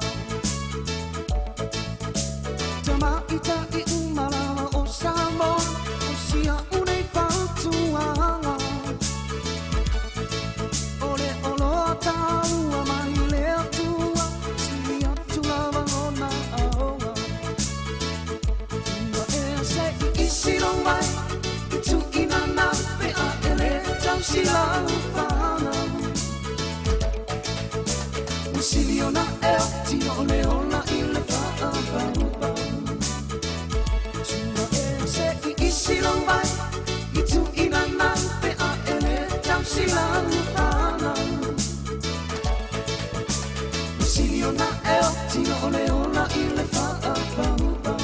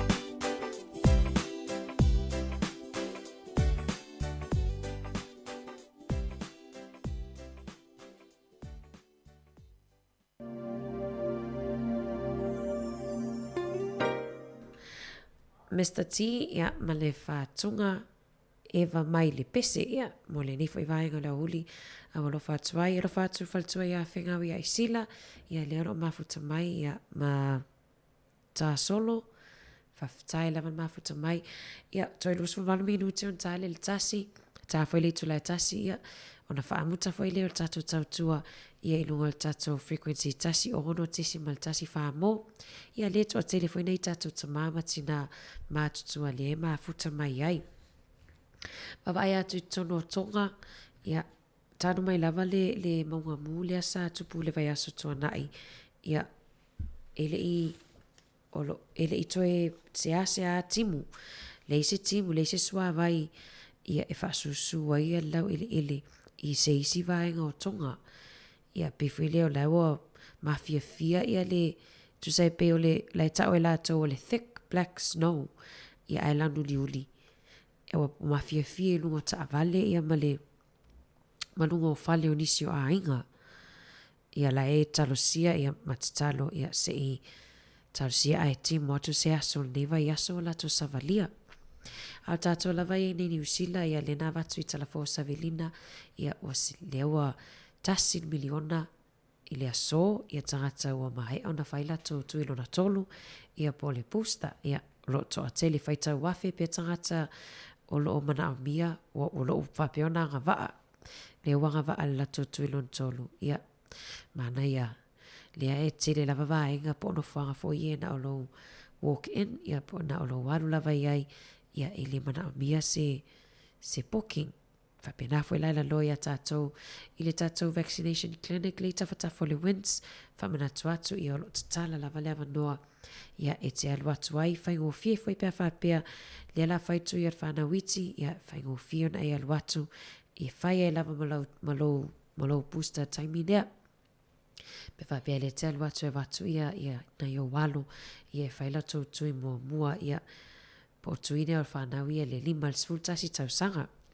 Whamalo atu fwoi nei tatu whana wa onga, ia leo le a sauni, tāpe nei toia e vai aso fōu, manuia tau wa onga nei fwoi tau sanga, lua afe, lua leo tatu savalia, ia o vavi fwoi nei maasina, ia la so lusfu lima nei o maasina o Januari, ia le tuma maa fwoi e tatu whato whafo e Januari, e tatu amatalia fwoi leo Februari, ia e vatu pia ia whaafifianga so i fifiloi, maua lava tala, ia malongonongo toi tato atunu, tale tasi ia toi awina atu tato tala fou, mani ato loa malepese e le ngalo oe.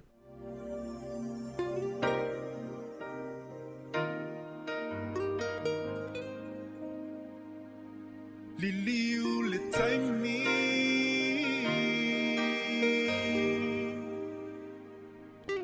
Liliu le taimi se ya ufaya tu usulo molana se I efusi mapa mai itatele imalana e pese tawa tu I mai la uanganga uamotu siya la tama futanga elena lo oe se ia umala umana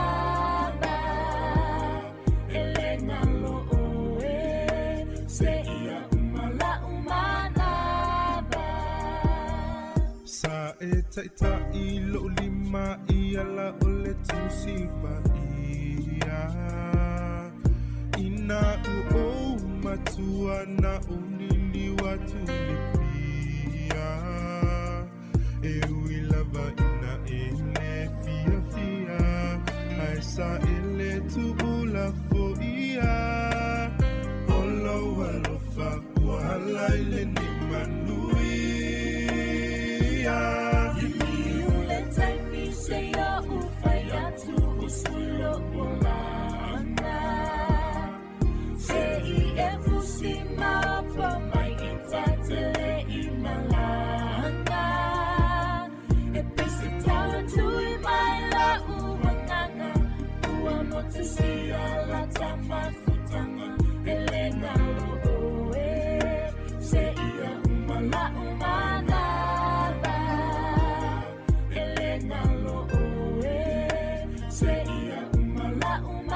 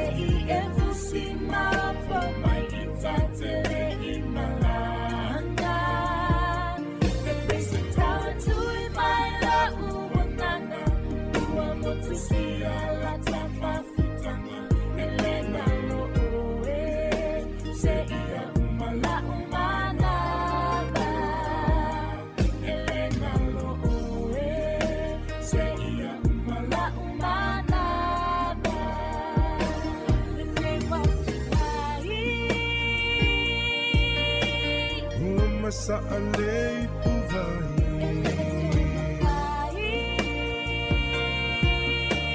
Uma sa'alei puvai Ai sauhia e alu I manuia lau malanga Ole a umufo a ua malama lama uala Ole a umufo a ua malama lama uala Iliu le taimi se a uvai atu usula uala Se I e pusi mapa mai ita te I malanga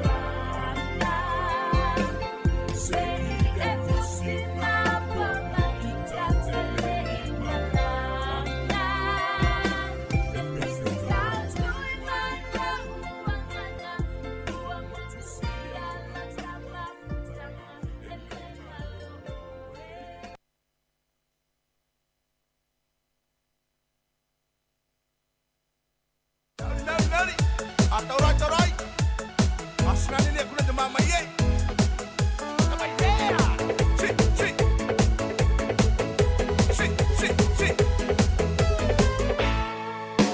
Saroko te pongayo, teiri ki te pongai kukurei, sina kukurei. Samangai tarabat nape, nirani kapani te moangare, ni marire, shalala la la la la la la.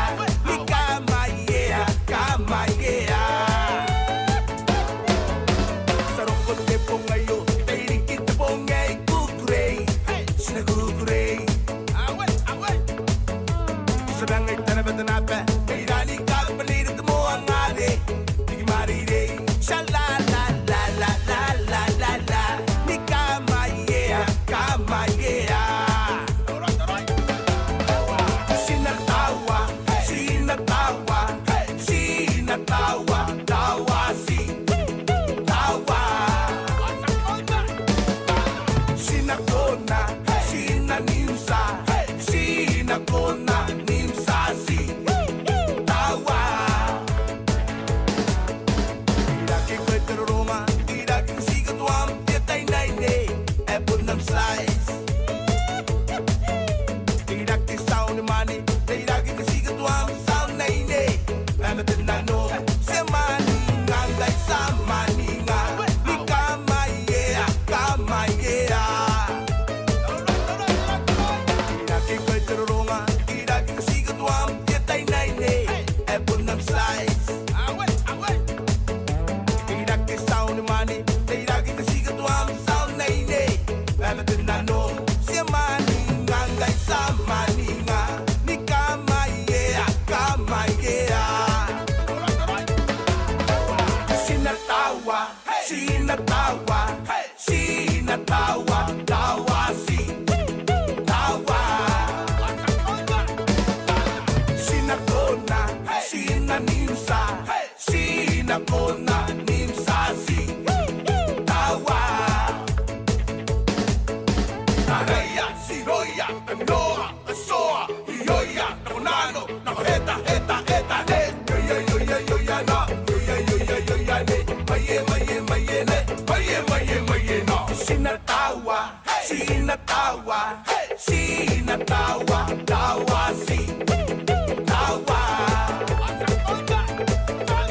Sinakona, sinanimsa, sinakona, nimsa si, tawa.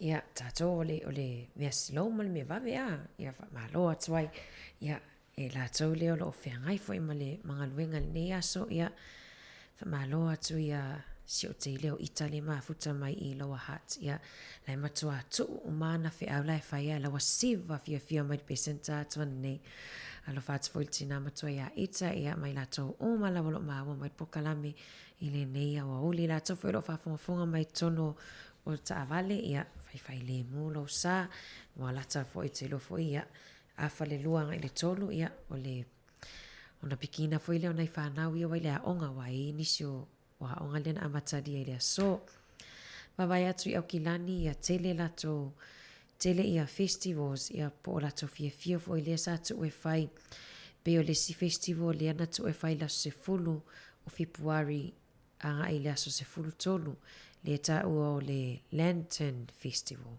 ia le ua fa wa le fa tano ina ia ono ia inga lava fa mai o lo tato ia nei ia awan ingalon moli mu le wai tato nei ile tutusa male le o se lockdown e o lava tato e whenga wenga ia o foi nei whanau ia onga whamana tuatu le umu whai ona tui ia whanau lima le sfultasi tausanga ia awan ingalo la ufi fonga pe whape te aloa tus whare o loa whai lau whaatau ia mawan ingalo ona scan lau QR code ia whaamau laro fo ia a le isi telefoni whaamau lau swafa ia malau numera I lalo I forms fo ia le mawa atu I whale o loa ia e whaamau ia no fuanga sa e whi malanga iai whai o fie fo I ona whaia ia aluenga fo mai li matamai tai fo mai nga tai leo ia aluenga malo pe ava pe ai pe pesi ia pe maua si tangata I la lo fo I nei a tātou Wellington ia ai lia maua o matangata sa ia no fuanga ma lea no fuanga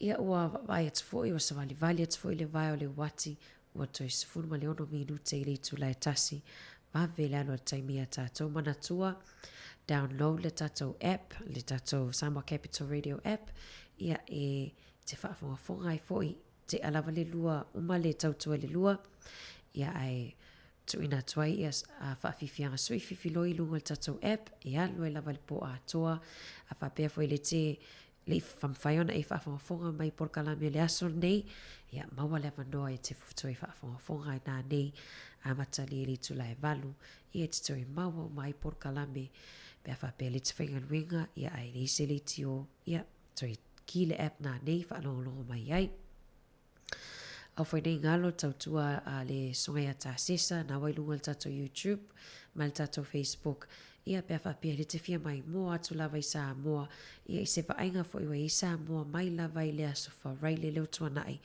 sa wai lava I le aso nai le teimi na sa wai whaasisi langa I lockdown ia nai te maua o mai le ala ata na I lunga le tato YouTube ia ai mana tua le sa sauno atu ia tufuena le la matasi toi amatalia matato porkalame tele o porkalame toi amatalia I le masina o Februari porkalame masani ia ai watu whaafifianga sui whiwhiloi ia toi taliu mai I ona tato whaato whaat fo ilea mai tato wompa angale mafuta mai lunga le tato frequency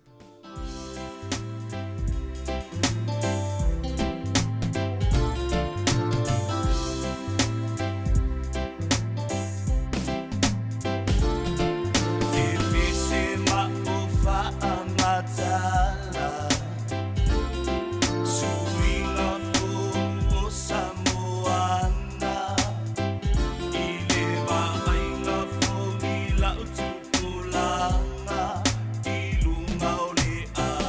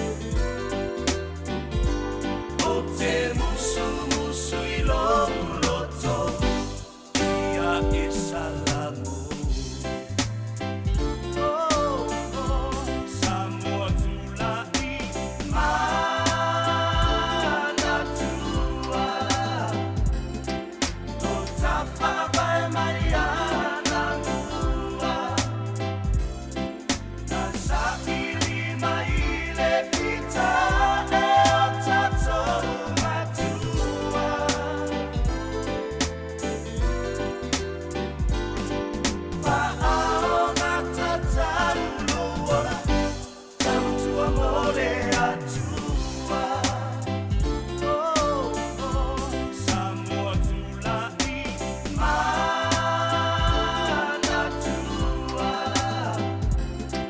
No tapa vai Mariana mua. Na sa'ili maile pita e o tatou matua.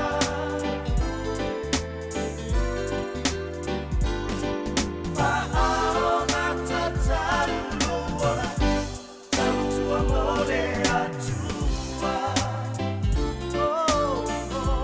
Samoa tula'i manatua.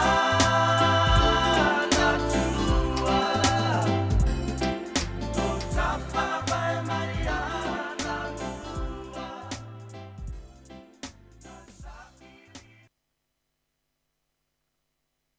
Aue lilo maia vai sauni folau. Lulu au fulu apa au mafa au lio lau la au. Fa asisi na sa lilo maia vale vai a safa lele taua. Opa lau lio tama o leu a mea.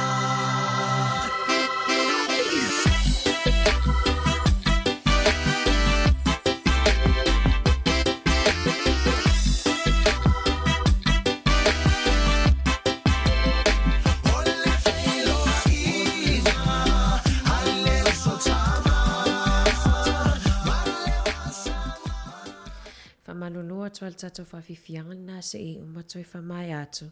I ona le sa ia se tatou paanga lena wala au mai fie loa ia le nofuanga I Wellington e whai ai ia tui pui pui o le tui lono tolu.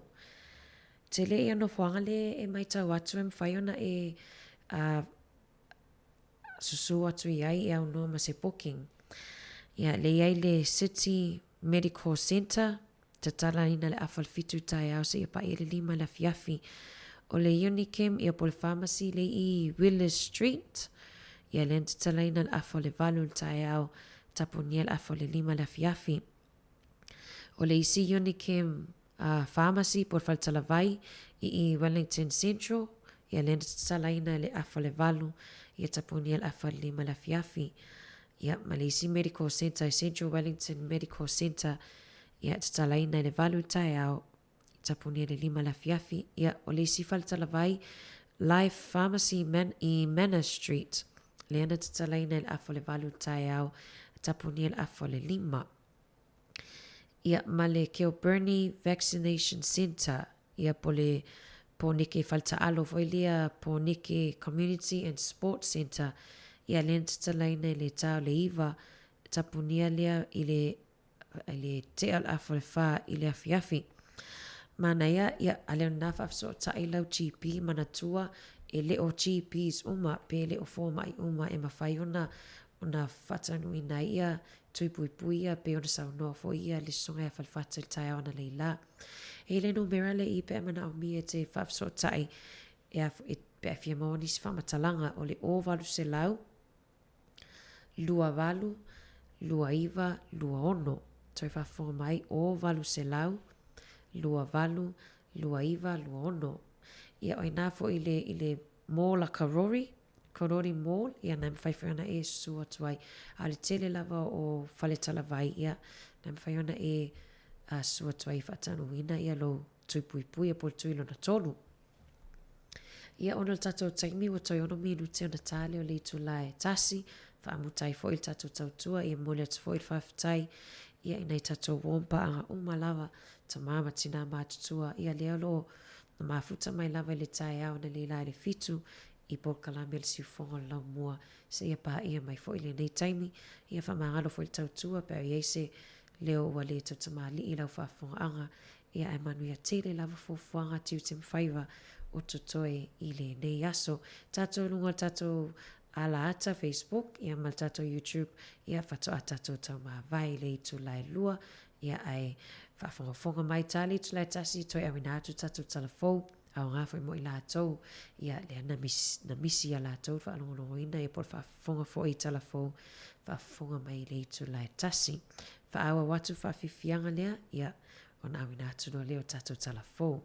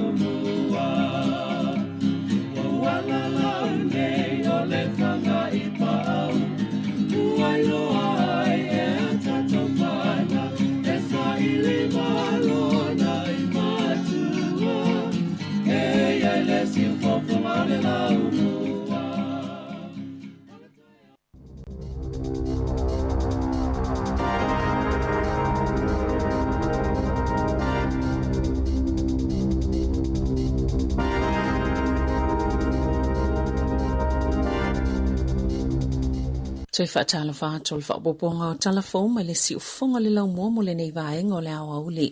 Wa whaawawana te talaina e le atu kukia na whainga malanga i le vāmani usila e au noma le whaanonofo e sea. E ui i le iei le Omicron i tutono ni usila. E le ise tasi wa afia le Omicron i tutono le atu kuki. Ma ua oto fo i le iwa te sima le ono pasene. Le numero o tangato le atu no ua mai atu i pui ta ilua. Ai fitu se fulu pasene ua mai atu ilo na tolu. E mawhaina wha atanga te ulufale atu i le atu kuki. Pe a whai ua mai atu i pui e lua. Ma ua mai a fo isi su enga. Ele o afia le vairusi a ole i whai malanga atu. Sai ele atu ngalunga i le ono toi tapu ni o ia feo inga e ono malfa no fo isea. Ina ua maua le Omicron i tutono New Zealand. Talo ai ono le GDP po le au te lengo tupe maua le atunu. E tusale ma le fitu 5% mai tanga te tawhawhao. O le ala le olo tau whaapale ni le ola o tamau ainga matulanga whinga tau whiangai ma le atunu i le taimi nei. Sa tau sia lau whinga luenga i se whale mai mo tuweka ni tangata na ile fisa o ta inga ma le pipisio le Omicron beitai e le o whaanu no fo isia le au whinga luenga. Wata ue whaapeo tangata ngā singa sia sa asia siatu i le Greenwood Health i le aso whareili le vals futasi fas fulu le tai au ma le tasi whaali mai le awa uli. Oni tangata sa la talata ye na afia mai te tauna whaanu no fo isia ma vave whaini su enga le taimi nei. Ma ia toi whaia fo inisi su enga i le asolona 5. E lele le tele la lato o nangal whaonganga mea whainga alwenga. Ia matua pui a toi le tangata po PPE. Maolo whaongaina fo inisi o mea whainga alwenga. Le whaamamai le ea mo ngā singa se a mei se fo i o tangata whainga alwenga. Pe ona ta ue le puli o le au nanga. Pe a malto o luas fulu tangata ngā singa se sa whaanu no fo esea. Ai olo whaanga solo lava lato tape na ngai vaenga e mauti noa. E saonga le mui ngā singa se whaapea male au whainga alwenga ma tangata asia si atu. E to oluas pulu 5 tangata fōna whailoana na fiu whaamani al COVID-19 mai te tono le tunu. Po community cases, e au whiele to avalua whaamani le Omicron i te tono New Zealand. O le to olua tangata fōuia wa afia le Omicron. E mai le to malo ne le soni, to olimai au kilani, ma le to tasi Palmerston North. Sata wala matanga lwengol sa ifo maloloina, e to osfuluiva tangata mai te tono le tunu ua afia le COVID-19. E yeile so tanga le vaenga o tangata, ia ua afia le Omicron i a Januari. O tangata e to olima i ufa amani le Omicron i au kilani, e yeile so tanga i se tasi o whaatisinga whaale a inga sa whaia. O le tangata fau le Omicron i Palmerston North, o se tasi o le ainga o le tangata lena afia ma whaasilsile le asos fulmaleiva Januari, masafa ano no fo esea. E le tali tonunga le a whaapopo ina pele fo inumera tangata fo e whaamani le whaamai, ma tangata sala talata iai. Ona o le tulanga whaingo fie, ona pipisio le Omicron, e to sai ma se whaamatalanga le matanga luenga le soifua maloloina. E to se pulu tangata o lo i whale mai ona o le COVID-19, e le ise tasi i potu mo ngā se tinga ina po le ICU. E to lima spul tangata fōua a le vairusi mai tono no whangalo o whaano no whaisiai i lato e taunu o mai whafo. Pe ona lipoti ana nafi, o i lato i ana taunu o mai Fiti, Iran, United Arab Emirates, Filipina, Amerika, Britania, Australia, Singapore, Kanata, Initia, Siamani, Ayalani, Makata, i le vaole aso valu, male aso luas pulmalilua o Januari. O lo na nati pia fuwhanga ina ia whaatino le whaingoto i puipuilo na tolu mo tangata le atunu, e ui e tasi le miliona ua mai o na whaiola tautu i whaapopo, au le ia afia le Omicron o le COVID-19. Wa mole mawina i whale mai manu whanga isi o lo whaatino i le tui puipui le atunu o, le si iti o le whainumero o tangata uo o atu mo la tautu i lo na tolu. Ina ua mai alpolisanga le malo i le sata luai, e anga i le atunu i le moli lanu momo, o moli whailo ilo mo le whaamai, wali putea i kala i stete le totele ua whaio lato wavanoa, e whaia i o lato tuilo na tolu, na ta ue se tasiti na e whaapea, na maliulo na tolu al tau sangatalua i le COVID, ma o le ala lea o lo lato nau, ina ia whaio lato tuilo na tolu, e enisi au nanga u whaapaingalwenga ina inisi tangata whaapopo, mo le whaatinonga o le pusta, e silia maliluas puluapela o whaingo tuilo na tolu le COVID, sa whaia au kilani le asonga fua, whaapopo le spultolu afe, na whaio lato tuilo na tolu le aso saa, e to telefo inanga i Wellington i no fuanga, e mawaile tui pui, e ui nalangona le whaanono nisi ina uailo ane, na tapunia nisi o au nanga na whaiai tui pui, ona ole aso whaamana tui na Wellington. ile aso na nafi. I whaamomonga le matanga luenga o soifua maloloina e to samaltasil miliona tangata New Zealand ua mai o la tautuilo na tolu. Pe to sale malilima 50% o tangata e anga wa amole tuipuipuilo na tolu. Wa yaini la pata inga sui mai kampani ma pisinisi nga osina tau mafa ma vaenga tau siel soifua maloloina ile matua o ngaunga o se tūlanga o le ao o iai le lava o loa ile taimi. Po ole pili o tai whaanono fo ese ai tangata i lata ia a fia le COVID-19 pe ali whaititia ia piliota. Ole whai numero fo ina le malo pe to sale ama le tolu se lau 5 wafe leo whainga o tangata i ono whaanono fo esea ile pe pisi o le whaamai lea ua iai. Ole taimi nei a whai e iai se tangata i lata i se tasi wa a fia le COVID-19 e te tauna whaano fo esea mo aso i se fulu. Ai a whai o se tangata o le ainga sala talata i ai, e te tauna whaano fo esea mo aso i luas fulmalwha, tusa lava pe mawatu le suenga ele o a fia le COVID, na ta ule polisilo le Food and Grocery, Catherine Rich, o le awhainga tātele le au nango na whaatumu whata o supermarketi, pe a whai ele whaititia piliota e whaanono fo esea i tangata, pe ala talata i e wa a fia le whaamai. E te taule malona matua mana ia mawhai se fōwhanga i taimi e whaanono fo esea i tangata a waole a matua le lava tangata e mwhaina whaangai o ina ia au nanga. Wa mai ona whailoina ile au whainga luenga alwhalamai au kilane. Ia no nofo sauni e whaatino i singa luenga maisi matawha yoi pe a whai e mo'mia ina. Nisi e whaatumuina ngā luenga au whainga luenga i ole a awhia ini tūlanga whaapea. Olo i ele talutonunga e o atu le 5% le au whainga luenga i ono malolo ona o ngase po utu unga e whaanono fo ese ai. Pe a whai e matua pipisi le Omicron. I ta alonga, olo o whaopopoina lava le tele o tala whea ai, e winga i le ono mawhai ona tali e Anthony Joshua. O le 15 miliona pauni Peritania po le 30 miliona tā la.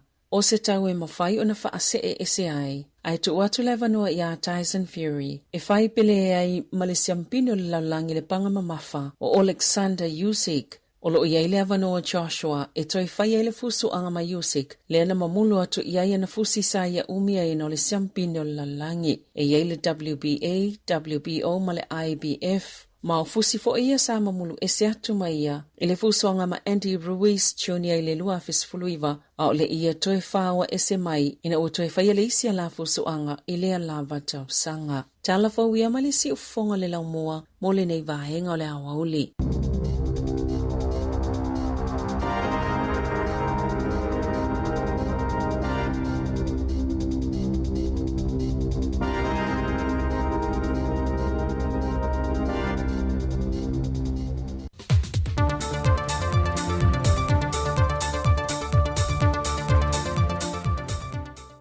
O te fia lava i whaantala whātu i le whaafonga anga lo tātou tunu ili nei fo ia so fau, ai alo maia o se wha o poponga o tala i melo te tupu i Samoa. Wa whafonga lea tunu i le saunua ngā loa ia mai le fionga le tamaitai pālemia, fia mena o mimta awha i le a fia na nafi, e le toe wha o popo i le fitu se fulma le lua i tū la, e toe loka i le tunu o puipuinga o le whaama i al COVID-19. Peita ile mai tau wa telefo na nafi ma le whaatala no atu fo i tangata o le atu no sa ma whai o na maua. Na tāli tangata mai le 5 le a fia ngā i leono, e lumo le tele o whale o loa. Mo le toe whaata wina lo sa palai o tau mawhai wha o popo, e ma le whaato a maua fo i o seleni, e whaata wai ni mea tau mawhai wha putu, mo le loka le wai ai le atu no. Ai o nisi whale o loa, na tālo le ono matatala i le mamalu le atu no, ma whai ai loa wha tau ngā nisi sa iai. Ai o le te o le tūlai ono, whātu a lo ngoa le atu no le saunuanga le whionga le tamaitai pāle mia, ma toi tau ma whai ai le matanga ruenga o malu le malo, e tau tāo fiofi le mamalu le atu no, peitai, na wa ai ai fo i mani tūlanga whai ngatai le lātou ngā ruenga, ona ua le ono sa ia le mamalu le atu no, le fia wha tau nuina leo o ni wha tau mo a inga. Peitai o lea so ma lea so tofi, lea ua wha tūlanga mai le polo inga, wa tu ina mai le whionga tamaitai pāle mia, o le atatala i le atu nuu au o nanga tāua neolo o mo mia, mai i le valu i le tai au nei, anga i antu i le lua i le awauli, ma toe a matai le loka mo le antu nuu. O au nanga nei o le a te tala le tu mau, mo fale o loa, fale tupe, fale fata wai le ele tise, fale tala vai, marketi, o company po fale tala tupe, ma pamu pensini. Ia i tu lai ono le a te tala i le antu nuu, mo le aso, whape fo i le aso tofi le vai aso nei, o le a wha ama mawhaina ma wha ama alosia, le iai o le pepa tui wa mai a uma tuita i lua o le tangata, e mawhai ai o na uru fale se fale o loa, po o te tonu o se fale tumu ai tangata. E mantu a wha asaina fo i lalo le polo a inga le nei, wha naula aiti mai le se fulma le lua tausanga nga i lalo. E tasi le whai ngā malanga le vaatongi pau i le vāo sa vai ma upolo, o le a whaatulanga ina na o le aso lulu se fulma le ono Januari o le aso le a taiao, e awe tuai sua u ma loa mo le toe wha awa wina o loa mo o mia, mo le motu tele sa la whai. Ai peitai, o lo tapu i lalo le nei polo a inga, le whe mala ngā ia tuai o se pasese, po o le mamalu le atunu. O whai ngā malanga mai New Zealand mo le temile nei, wa toe tōna pō umaia whai ngā malanga, se ia iai se isi whaasila silanga. O le antoe longoina le mamalu le atunu o mo se isi fuafuanga mo le loka i le atunu. Pe a whai e wha amau nia se a whianga i no fuanga i tu atu poli communities. E se mai no fuanga lo wha anofo e se ai i nisi o le mamalu le atunu o mai lanto wa a fia po quarantine sites. A tangia mai le saunuanga le tamaitai pāne mia le aso ana nafi.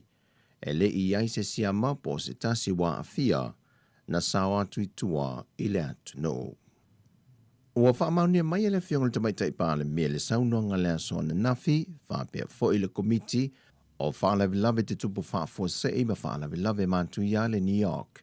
Ua whaau popo ni se to lima, ua a fie le virusi o le COVID-19 whaau popo le to se fulma le lima sa maa ua mo le pasese to fitu se fulma le tolu, le na malanga mai Brisbane, Australia. Whaamaunia mai reporti le aso ana nafi, o le toa lima le ua a fia, o i lantou ia sa ngafa ma le vāwa ainga o i lantou e to se fulma le lima ia, o lo whaanofo e sea ma ua whaamao ni e sea ki o lo tau avena le siama.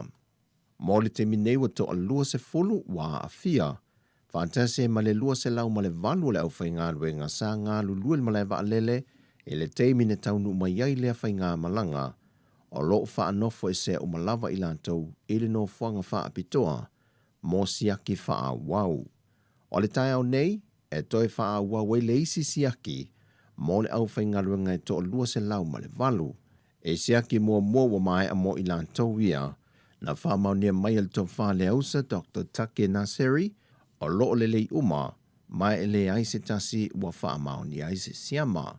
Se i vanga na ai, le to lua se folu le wa wha maunia. O le tai au nei, e toi whaia ato ai le siaki mo i lantou uma, whapea foi ma le aso tofi.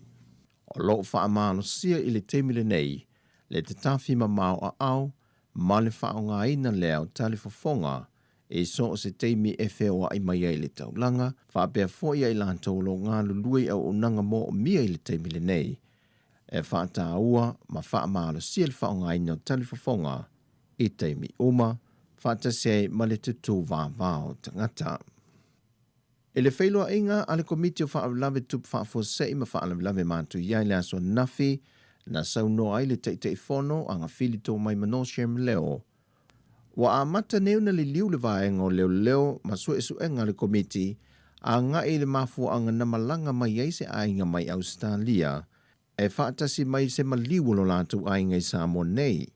Peita i o hai inga o wa umana whaata tia le kāpeneta, e le mawhai ei o na malanga mai se tangata e malanga mai i se maliu, se i vanga nā i nā tau tangata nu o Samoa o toi taliu mai le atu nu. O nisi vaenga na pā ia yang whili, na ia sau noi na ia le la vea fua ma ave le fua i se whaamtalanga, ai e iai nisi o le malo le atu nu, o lo u mia sitiseni e lua o atu nu i whafo o New Zealand po Australia, fantasei male tusi folau Samoa. O nisi o ilantou wa maua i wha maumonga, wa whai mo ilantou le malanga i whafo matoe fo i mai, ai o lea o lo tau tau fiofi, Leo fi mai o le sia mai tu tono le atunuu, e pe ona ua iai le temile nei. O sa ili ilinga o le asu e su e ai, pe fa pe fea o na sao mai ia whainga, o ni whainga wha soli tula fono, e le o i lalo a inga na wha ata tia mai e le kāpeneta. E wha wau na fono le kāpeneta, mo se isi swinga i lea so tofi le tula e ono lea fiafi, le ua wha angata mai ai le polo inga o le loka mo le atunu po le lockdown, pe toe wha au au, pe le ai foi. Mo aso e lua ia na polo ina e tāpuni atoa i le atunu, e toa 5 le lua i lantou na maua i wha maunga le matanga luenga o leo leo, na mō lia malapata ia, mō le teimi mua ilo lantou leo sta ia, o tū la fono matapo ala tele mai le ono i le afiafi o le asoto nai, se ia pa ia mai le tū la e ono i le aso ana nafi. O le isi to lua, o lo ua mō lia ne le ta ilua se lau tā la le sala tupe, ona na maua wha alua e le o si ta i lava ia inga mapolo inga, ma fautuanga na tu alalo ai le matanga luenga o malu o le malo. E se mai ai le isi to lua i wha maunga le matanga luenga, o lo ua mō lia nei le telepe fale mai fale o le taulanga, a o tāpunia le atunu. O atua lalo le sui komisina o le matanga luenga o leo le atunu, au a paulongo i tino Filippo, e na ia whaalia le tūlanga lango ma le whaaloalo i sui po malu le malo lo tiute le ala tele, e pei ona vai e le aso ana nafi, le lafo leo upu maasoa e nisi o le atunu, a nga i sui o malu le malo sa tiute le teimi le fiafi, e na ua lantou le ono sa ia, le toe wha wawai o le tāpuni o le atunu, mo le isi fitu se fulmale luai tu la. O tātou talafowia mai Samoa, Manuel ni yaso, fasoi foia.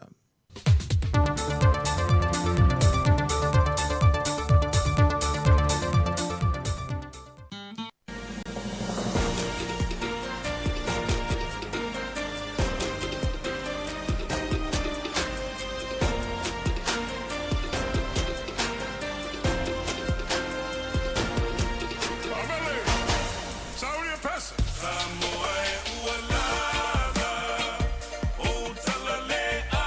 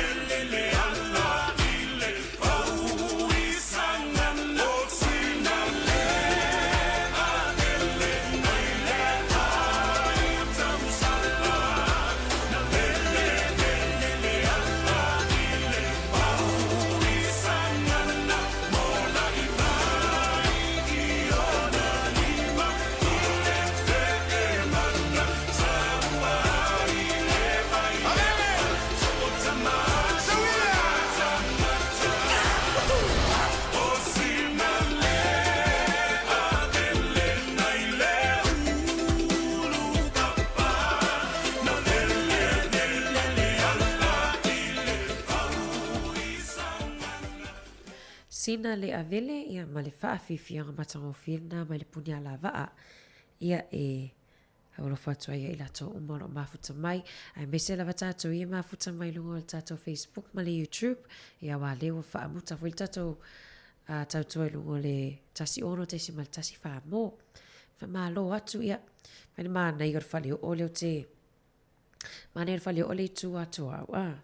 Ia fatua umafo ia ana. Ai leo mu uno ma le miti ia. Toi sa fwe toi whenga wenga wewa ai le ia. Va vea.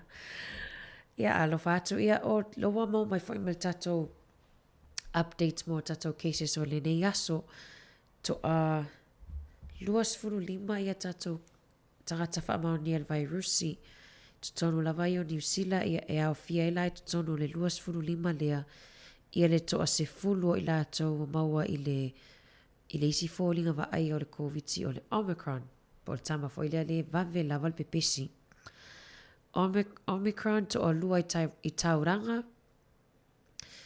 To e maua fwoi lisi Omicron i Nelson, Nelsone. Ia ma lisi tangata whaamau nia i le Omicron i Palmerston North. Ia pe o tangata i o lae o maua o lawan pena fsotai. Ia pena lata fwoi ma tangata ia sa maua mua. Ia wa mai lala whaingo o tangata whaamau nia le Omicron i le luas furma le iwa. Ia nei tala nai longo toi tato atuno ia manatua o le tulai whai le awhiawhia nani. Ia o le folasanga fo ile al tamai tai palemia. Ia po lea fo ile fofuanga o lea fo ile vahinga o lea anga ia tuai tato. Ia o le lewa peo ai atua te le lavangu mela o le tata whaamau le Omicron. Ia, nei tala nā, ia toi mau fwini si tala i lono o toilet no, ia ai li mahe al tautua, luas fulono minu te eile tu lai tasi, tautua si fongo lau muai Wellingtoni i New Zealand nei, alo fatu selenium sei, i oe o lo tatou no fo tatalo, mamona i tatou a inga i Samoa, ia ile whiangai fo i o latou, ia ma le COVID i lawa i o i Samoa, pe o le latest news, ia po o le tala lata mai, to o lua se fulu tangata no whaamau ni ai ia mai to tono whali whanu fo se ai tau sia ai na o le na o tangata lava na i to tono potu whanu fo se ai la to malanga tu Samoa ia ai awa lava nei se keisi whafo community Samoa ai whafonga mai la o tupulanga ana tulai mai whaafifianga mai a Vania toloa.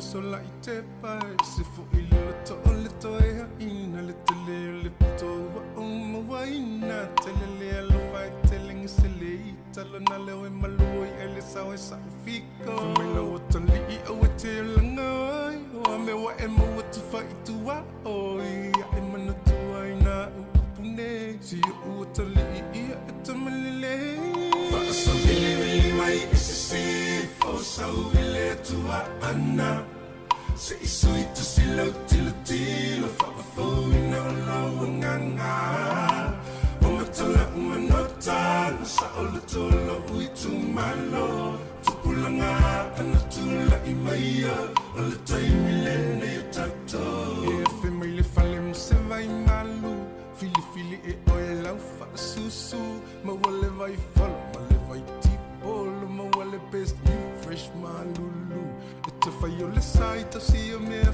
fanga ma le su e so o ni ta sais tu so o se mea la voi tu fita o ma fai e maua uma la voi fale asi fa sa vili mai e se fo sa uile tua ana se isui tu silo tilo fa fo na lo nganga o matala umanota sa o le tolo ui tu malo tupulanga ana tula i maia o le taimi lene i tatou mai e se fo sau ile tua ana se isoi tu silo tilo fa fo ina lo nganga o matala umanota sa olo tolo ui tu malo tu pulanga ana tula imaya ala tai milene tato ulinga ali ima fai pule amata mai mga manuia ya mawale tofa fa ale tu feel fanile nu uma fia ya to aloto tu maule tatalo manuia uma faiva I ola pule tonu e fai so o se tonu mo time ma ainga fa sa vile mai e se fo sa vile tua ana se so itu silo tilo fo ina lo nganga matala manota sa tolo ui tu malo langa pulanga tula imaya ala tai milene tato fa sa vile mai se so vile tua ana se so itu silo tilo fo ina lo nganga matala manota sa tolo ui tu malo pulanga tula imaya ala tai milene tato Te whamalo atu, ia eina I tala fo ia a tonu fo ia o ngā fo inisio tātou, ia a tonu fo ia o ngā fo inai mātua, ia le eila tau whanau witi. Ai le I whaiele kirisi masile sa a mai fo I tala fo, lungo feo penga te whailangi. E isi tina lea I au kilani, sa whapeona aina alu e whaile la tonga la au I whafo, lumai whalawalo na whale, masiana tamatama e lua tau sanga. E lana lua tu tinale atu ultama I titi whele whaiana e ta alo I me lawale I tonga la au aitala noa la tinale se tasi ona wo o tinao se tasi o wo ala na whanau matutua. Ai la walu tama I titi lea o le whaanga au foi lea le host se tulo. Lai tā ai foi I tasi foi o masini mamafa foi lea. Lai tā ai ta ai whanga au. Alo le tamai titi lua tau sanga tama whai e ave ese mai whanga au foi lea mana ai mai e ta alo ai mawhai. Lai whai whai lea wha pese whana. Ai lana pa ui foi la lo ia le masini lea pena tau lava ilo na ulu se tulo. Ia te ilo pe whanau atu tina pe o leo tele o le pao lana pao mai ta pese me foi leo pao. Ia alo atu o le masini leo pao lungo o le ulu siantama. Ia maua wa ai atu lava o tumo matapongi ata me titi ave foi le whale mai. Ia ele I mawhai ona whasau ina le soifuo sia foi alo al toto. Mana ia foi wa watu le tala e watu foi whautuanga foi le ai ele a ia lava ele matapia le mana ia ai ona ngal minga lava si fonga lo mua mato te tau longo ia mato tu alalo atu foi nai matua foi le ia whana witi ele na whana witi foi e whanau foi o matutua ia awa lava nei tama I se kone lava e se ia o mata malau na i o walo foi ia e tupu e wha lave ia lewa ila ele mawhauwhau ina lea na alu sia tina whaile la tonga la au whape whatawhau e se anta mai whafo ia ai wale I maua I se kirisi mas fia ia ono wha lave whafo se I tupu whapea o ono ngai ia o le Mato Street I lungai o I Waitangi Rua tele o tamaiti fo ia e se tasi o mga tolu tele o tatelu atu o la e ave wila mai tamaiti ave atu la iti ia pe tai lua, tai tolu, tai whātau sanga tamala na e o solo ele wawa ai se ta avale po o sau te I lava le kolosi whafo se I fos tamaititi ia ai tate I loa atu lava ia tangata matutua la e po la e nofo mai lumo whale la e pe la e tamafa tapa a se tulou e la le aso no walua toi titi lava o la ile mo tala ta vale e toi titi lava la vel tamai titi la ta vale ona lo tamo e mel tamai titi de polo ila na polo lo ta vale mai luma la wala Ia, le ai mana ia fo wa aina i tatou whanau. Ese le, e le se whapefo ina o le melo tino whau te iloa, to o tele lava tangata e whaitio lava i nisi fo i o le atunu. E le na o tangata Samoa fo i to o tele fo i so sto i na atunu. Ia, e tele na tu ufau fo i le whanau iti ta whawhau i luma whale. Ia e mana ia wa aina i o tatou whanau, le wa amata dia tau sanga i le mana ia fo i le amata o tatou tau sanga ia i se ini tala whanau noa. Ia.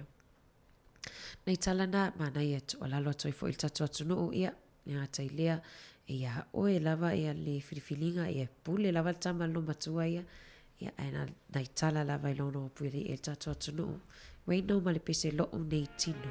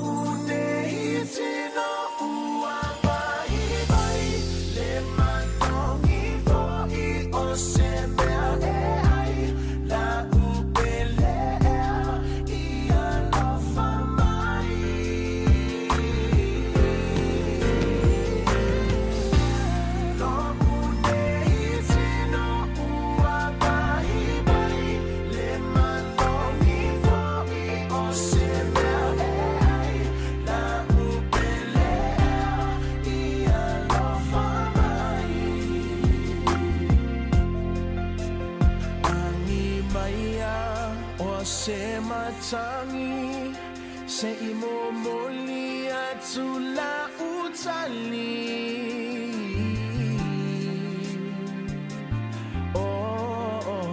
e amau uatatauna faatali tali o te tatalo ile atua alofa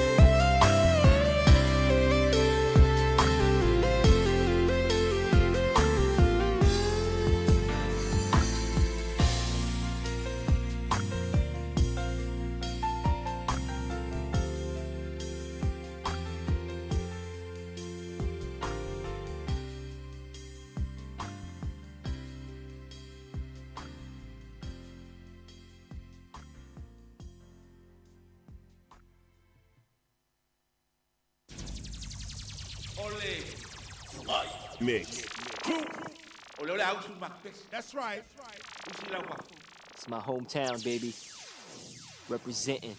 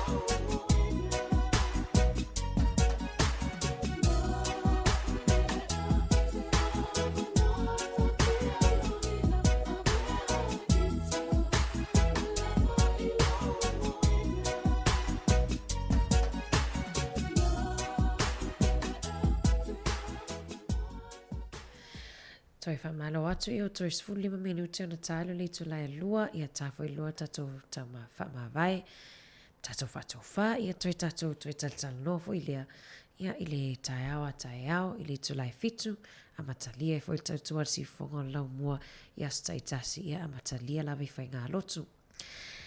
Ia ai o le vavai atu e le isi mantuar fai poiponga o le fai poiponga i au ki lani lea sa mawai ia cases ia po tangata fo ia na whamaoni ai le Omicron. Ia le vavai atu e ai ma le isi fai poiponga lea fatoa toa tao atu ia ia na nafi i le fai poiponga lea o la tau le isi location of interest pe o la tau lea fwoi sa ia le tangata toa tasi lea sa awai atu le fai poiponga lona lua lea e whaamaoni e le Omicron ia pe lau la tau ia na ia i fai poiponga lea ia lea fai lau isolate ia pe o whaanofo e sea fai la tau tests ia e lena fai le whamatalanga a le tama le tama fai poipo e o mai lava i le taimile nei e le iai lava nisi o i la tau whaalia ni aunga fo i lea o le whaamai po aunga o le fulu ia o le talusia ia o te iloa le ato a te lea i lava ia o le isi fo i no fuanga le na whewha ia tangata o le ainga lea i Nelson o le isi no fuanga o le Rainbow's End ia po o le no fuanga fo i lea le whata whao le o tangata i tawa whao i lungai o kilani le lato le te le lava lato ta avalena e ufa apea le ta o le stoina na o meta milo na Rainbow's End au kilani ia le siwa inga na le foi ufa maoni o mai sa awai ai fo inisio tangata ia na o mawa le Omicron ia ai whaawa watu tato whawhiwhianga su i whiwhiloi tato toi fo i mai tato whamawai loa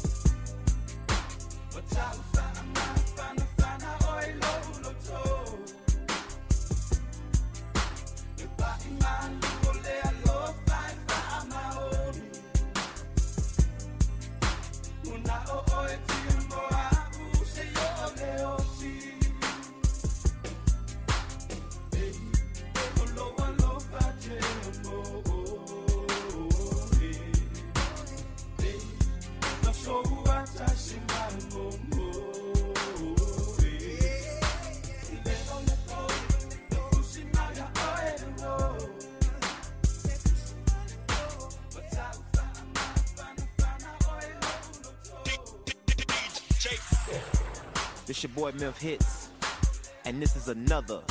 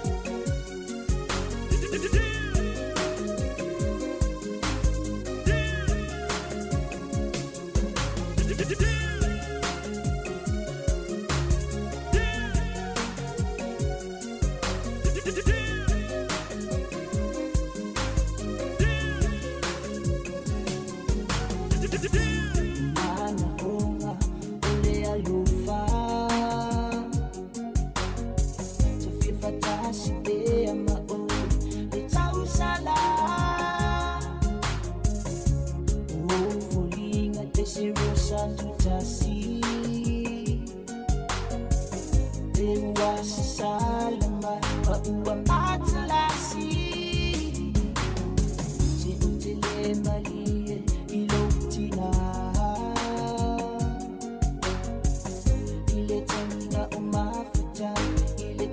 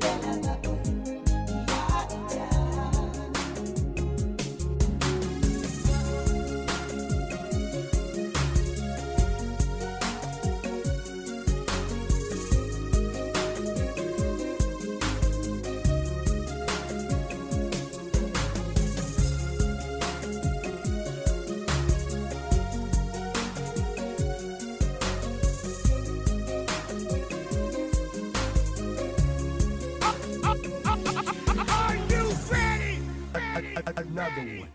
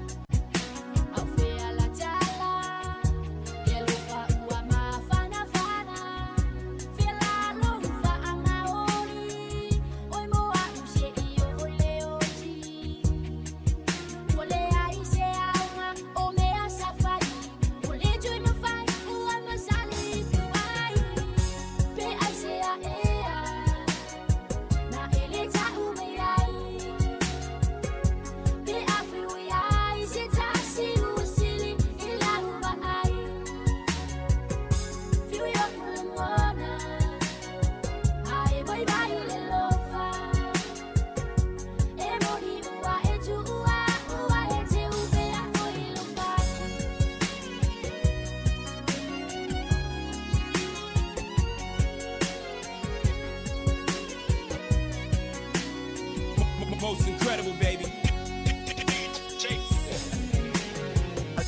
Another one. Ia whamalo atu ia wa tōna minute na tālu le tu lai lua toi fitu minute tālu lua vave lai lua taimia ia tāwhi le lua ia pol awha lua ia lea fwoi tele na mana vai o I mana vai ngisi o nganwenga na awha le lua pike fwoi leo nai whana wa onga ia e whamalo atu whawhitai laman mafuta mai I porkala mersi fonga lau mua le nei aso whawhitai amelia whamoana ioe whaasolo tuama ia pese fo ie whaasolo solo ia mawhauwhaunga le nei au uli tau mana toi fo I tamale a inga lai whenga nuenga alo whatu Fields Raymond ia whetoi a whenga mea isila whawhitai lava ia whapea fo I whamalulu atu fo I pia whapea e leo sao da whaleo ina o lo suafa ia whamangalo mele tau tua ia whawhitai le mafuta mai lava tai au na leila se ia pā ia mai fo I le nei taimi ia whamangalo fo I tau tua pia whapea ua ia I se ngana ua sala ia wale tau tamali I fo I lau whafunga anga ia whamangalo mai tau tua le ai mātou te matua atu lava I nā ia ai whamanuia le atua ia te oto uma ia whamanuia fo I tiu te mwhaiva o tutoio le nei aso I la tau fo I leo sao ni ato wā ia ngaluenga le fiafia nā nei le sifipo manuia tō ngaluenga ia leo pui tato uma I aolofa o le ali ia e mai e veia o I whai masue lau whai ngaluenga whapea le fionga I le ali pule mātou te whato whasoifua mo le nei taimi.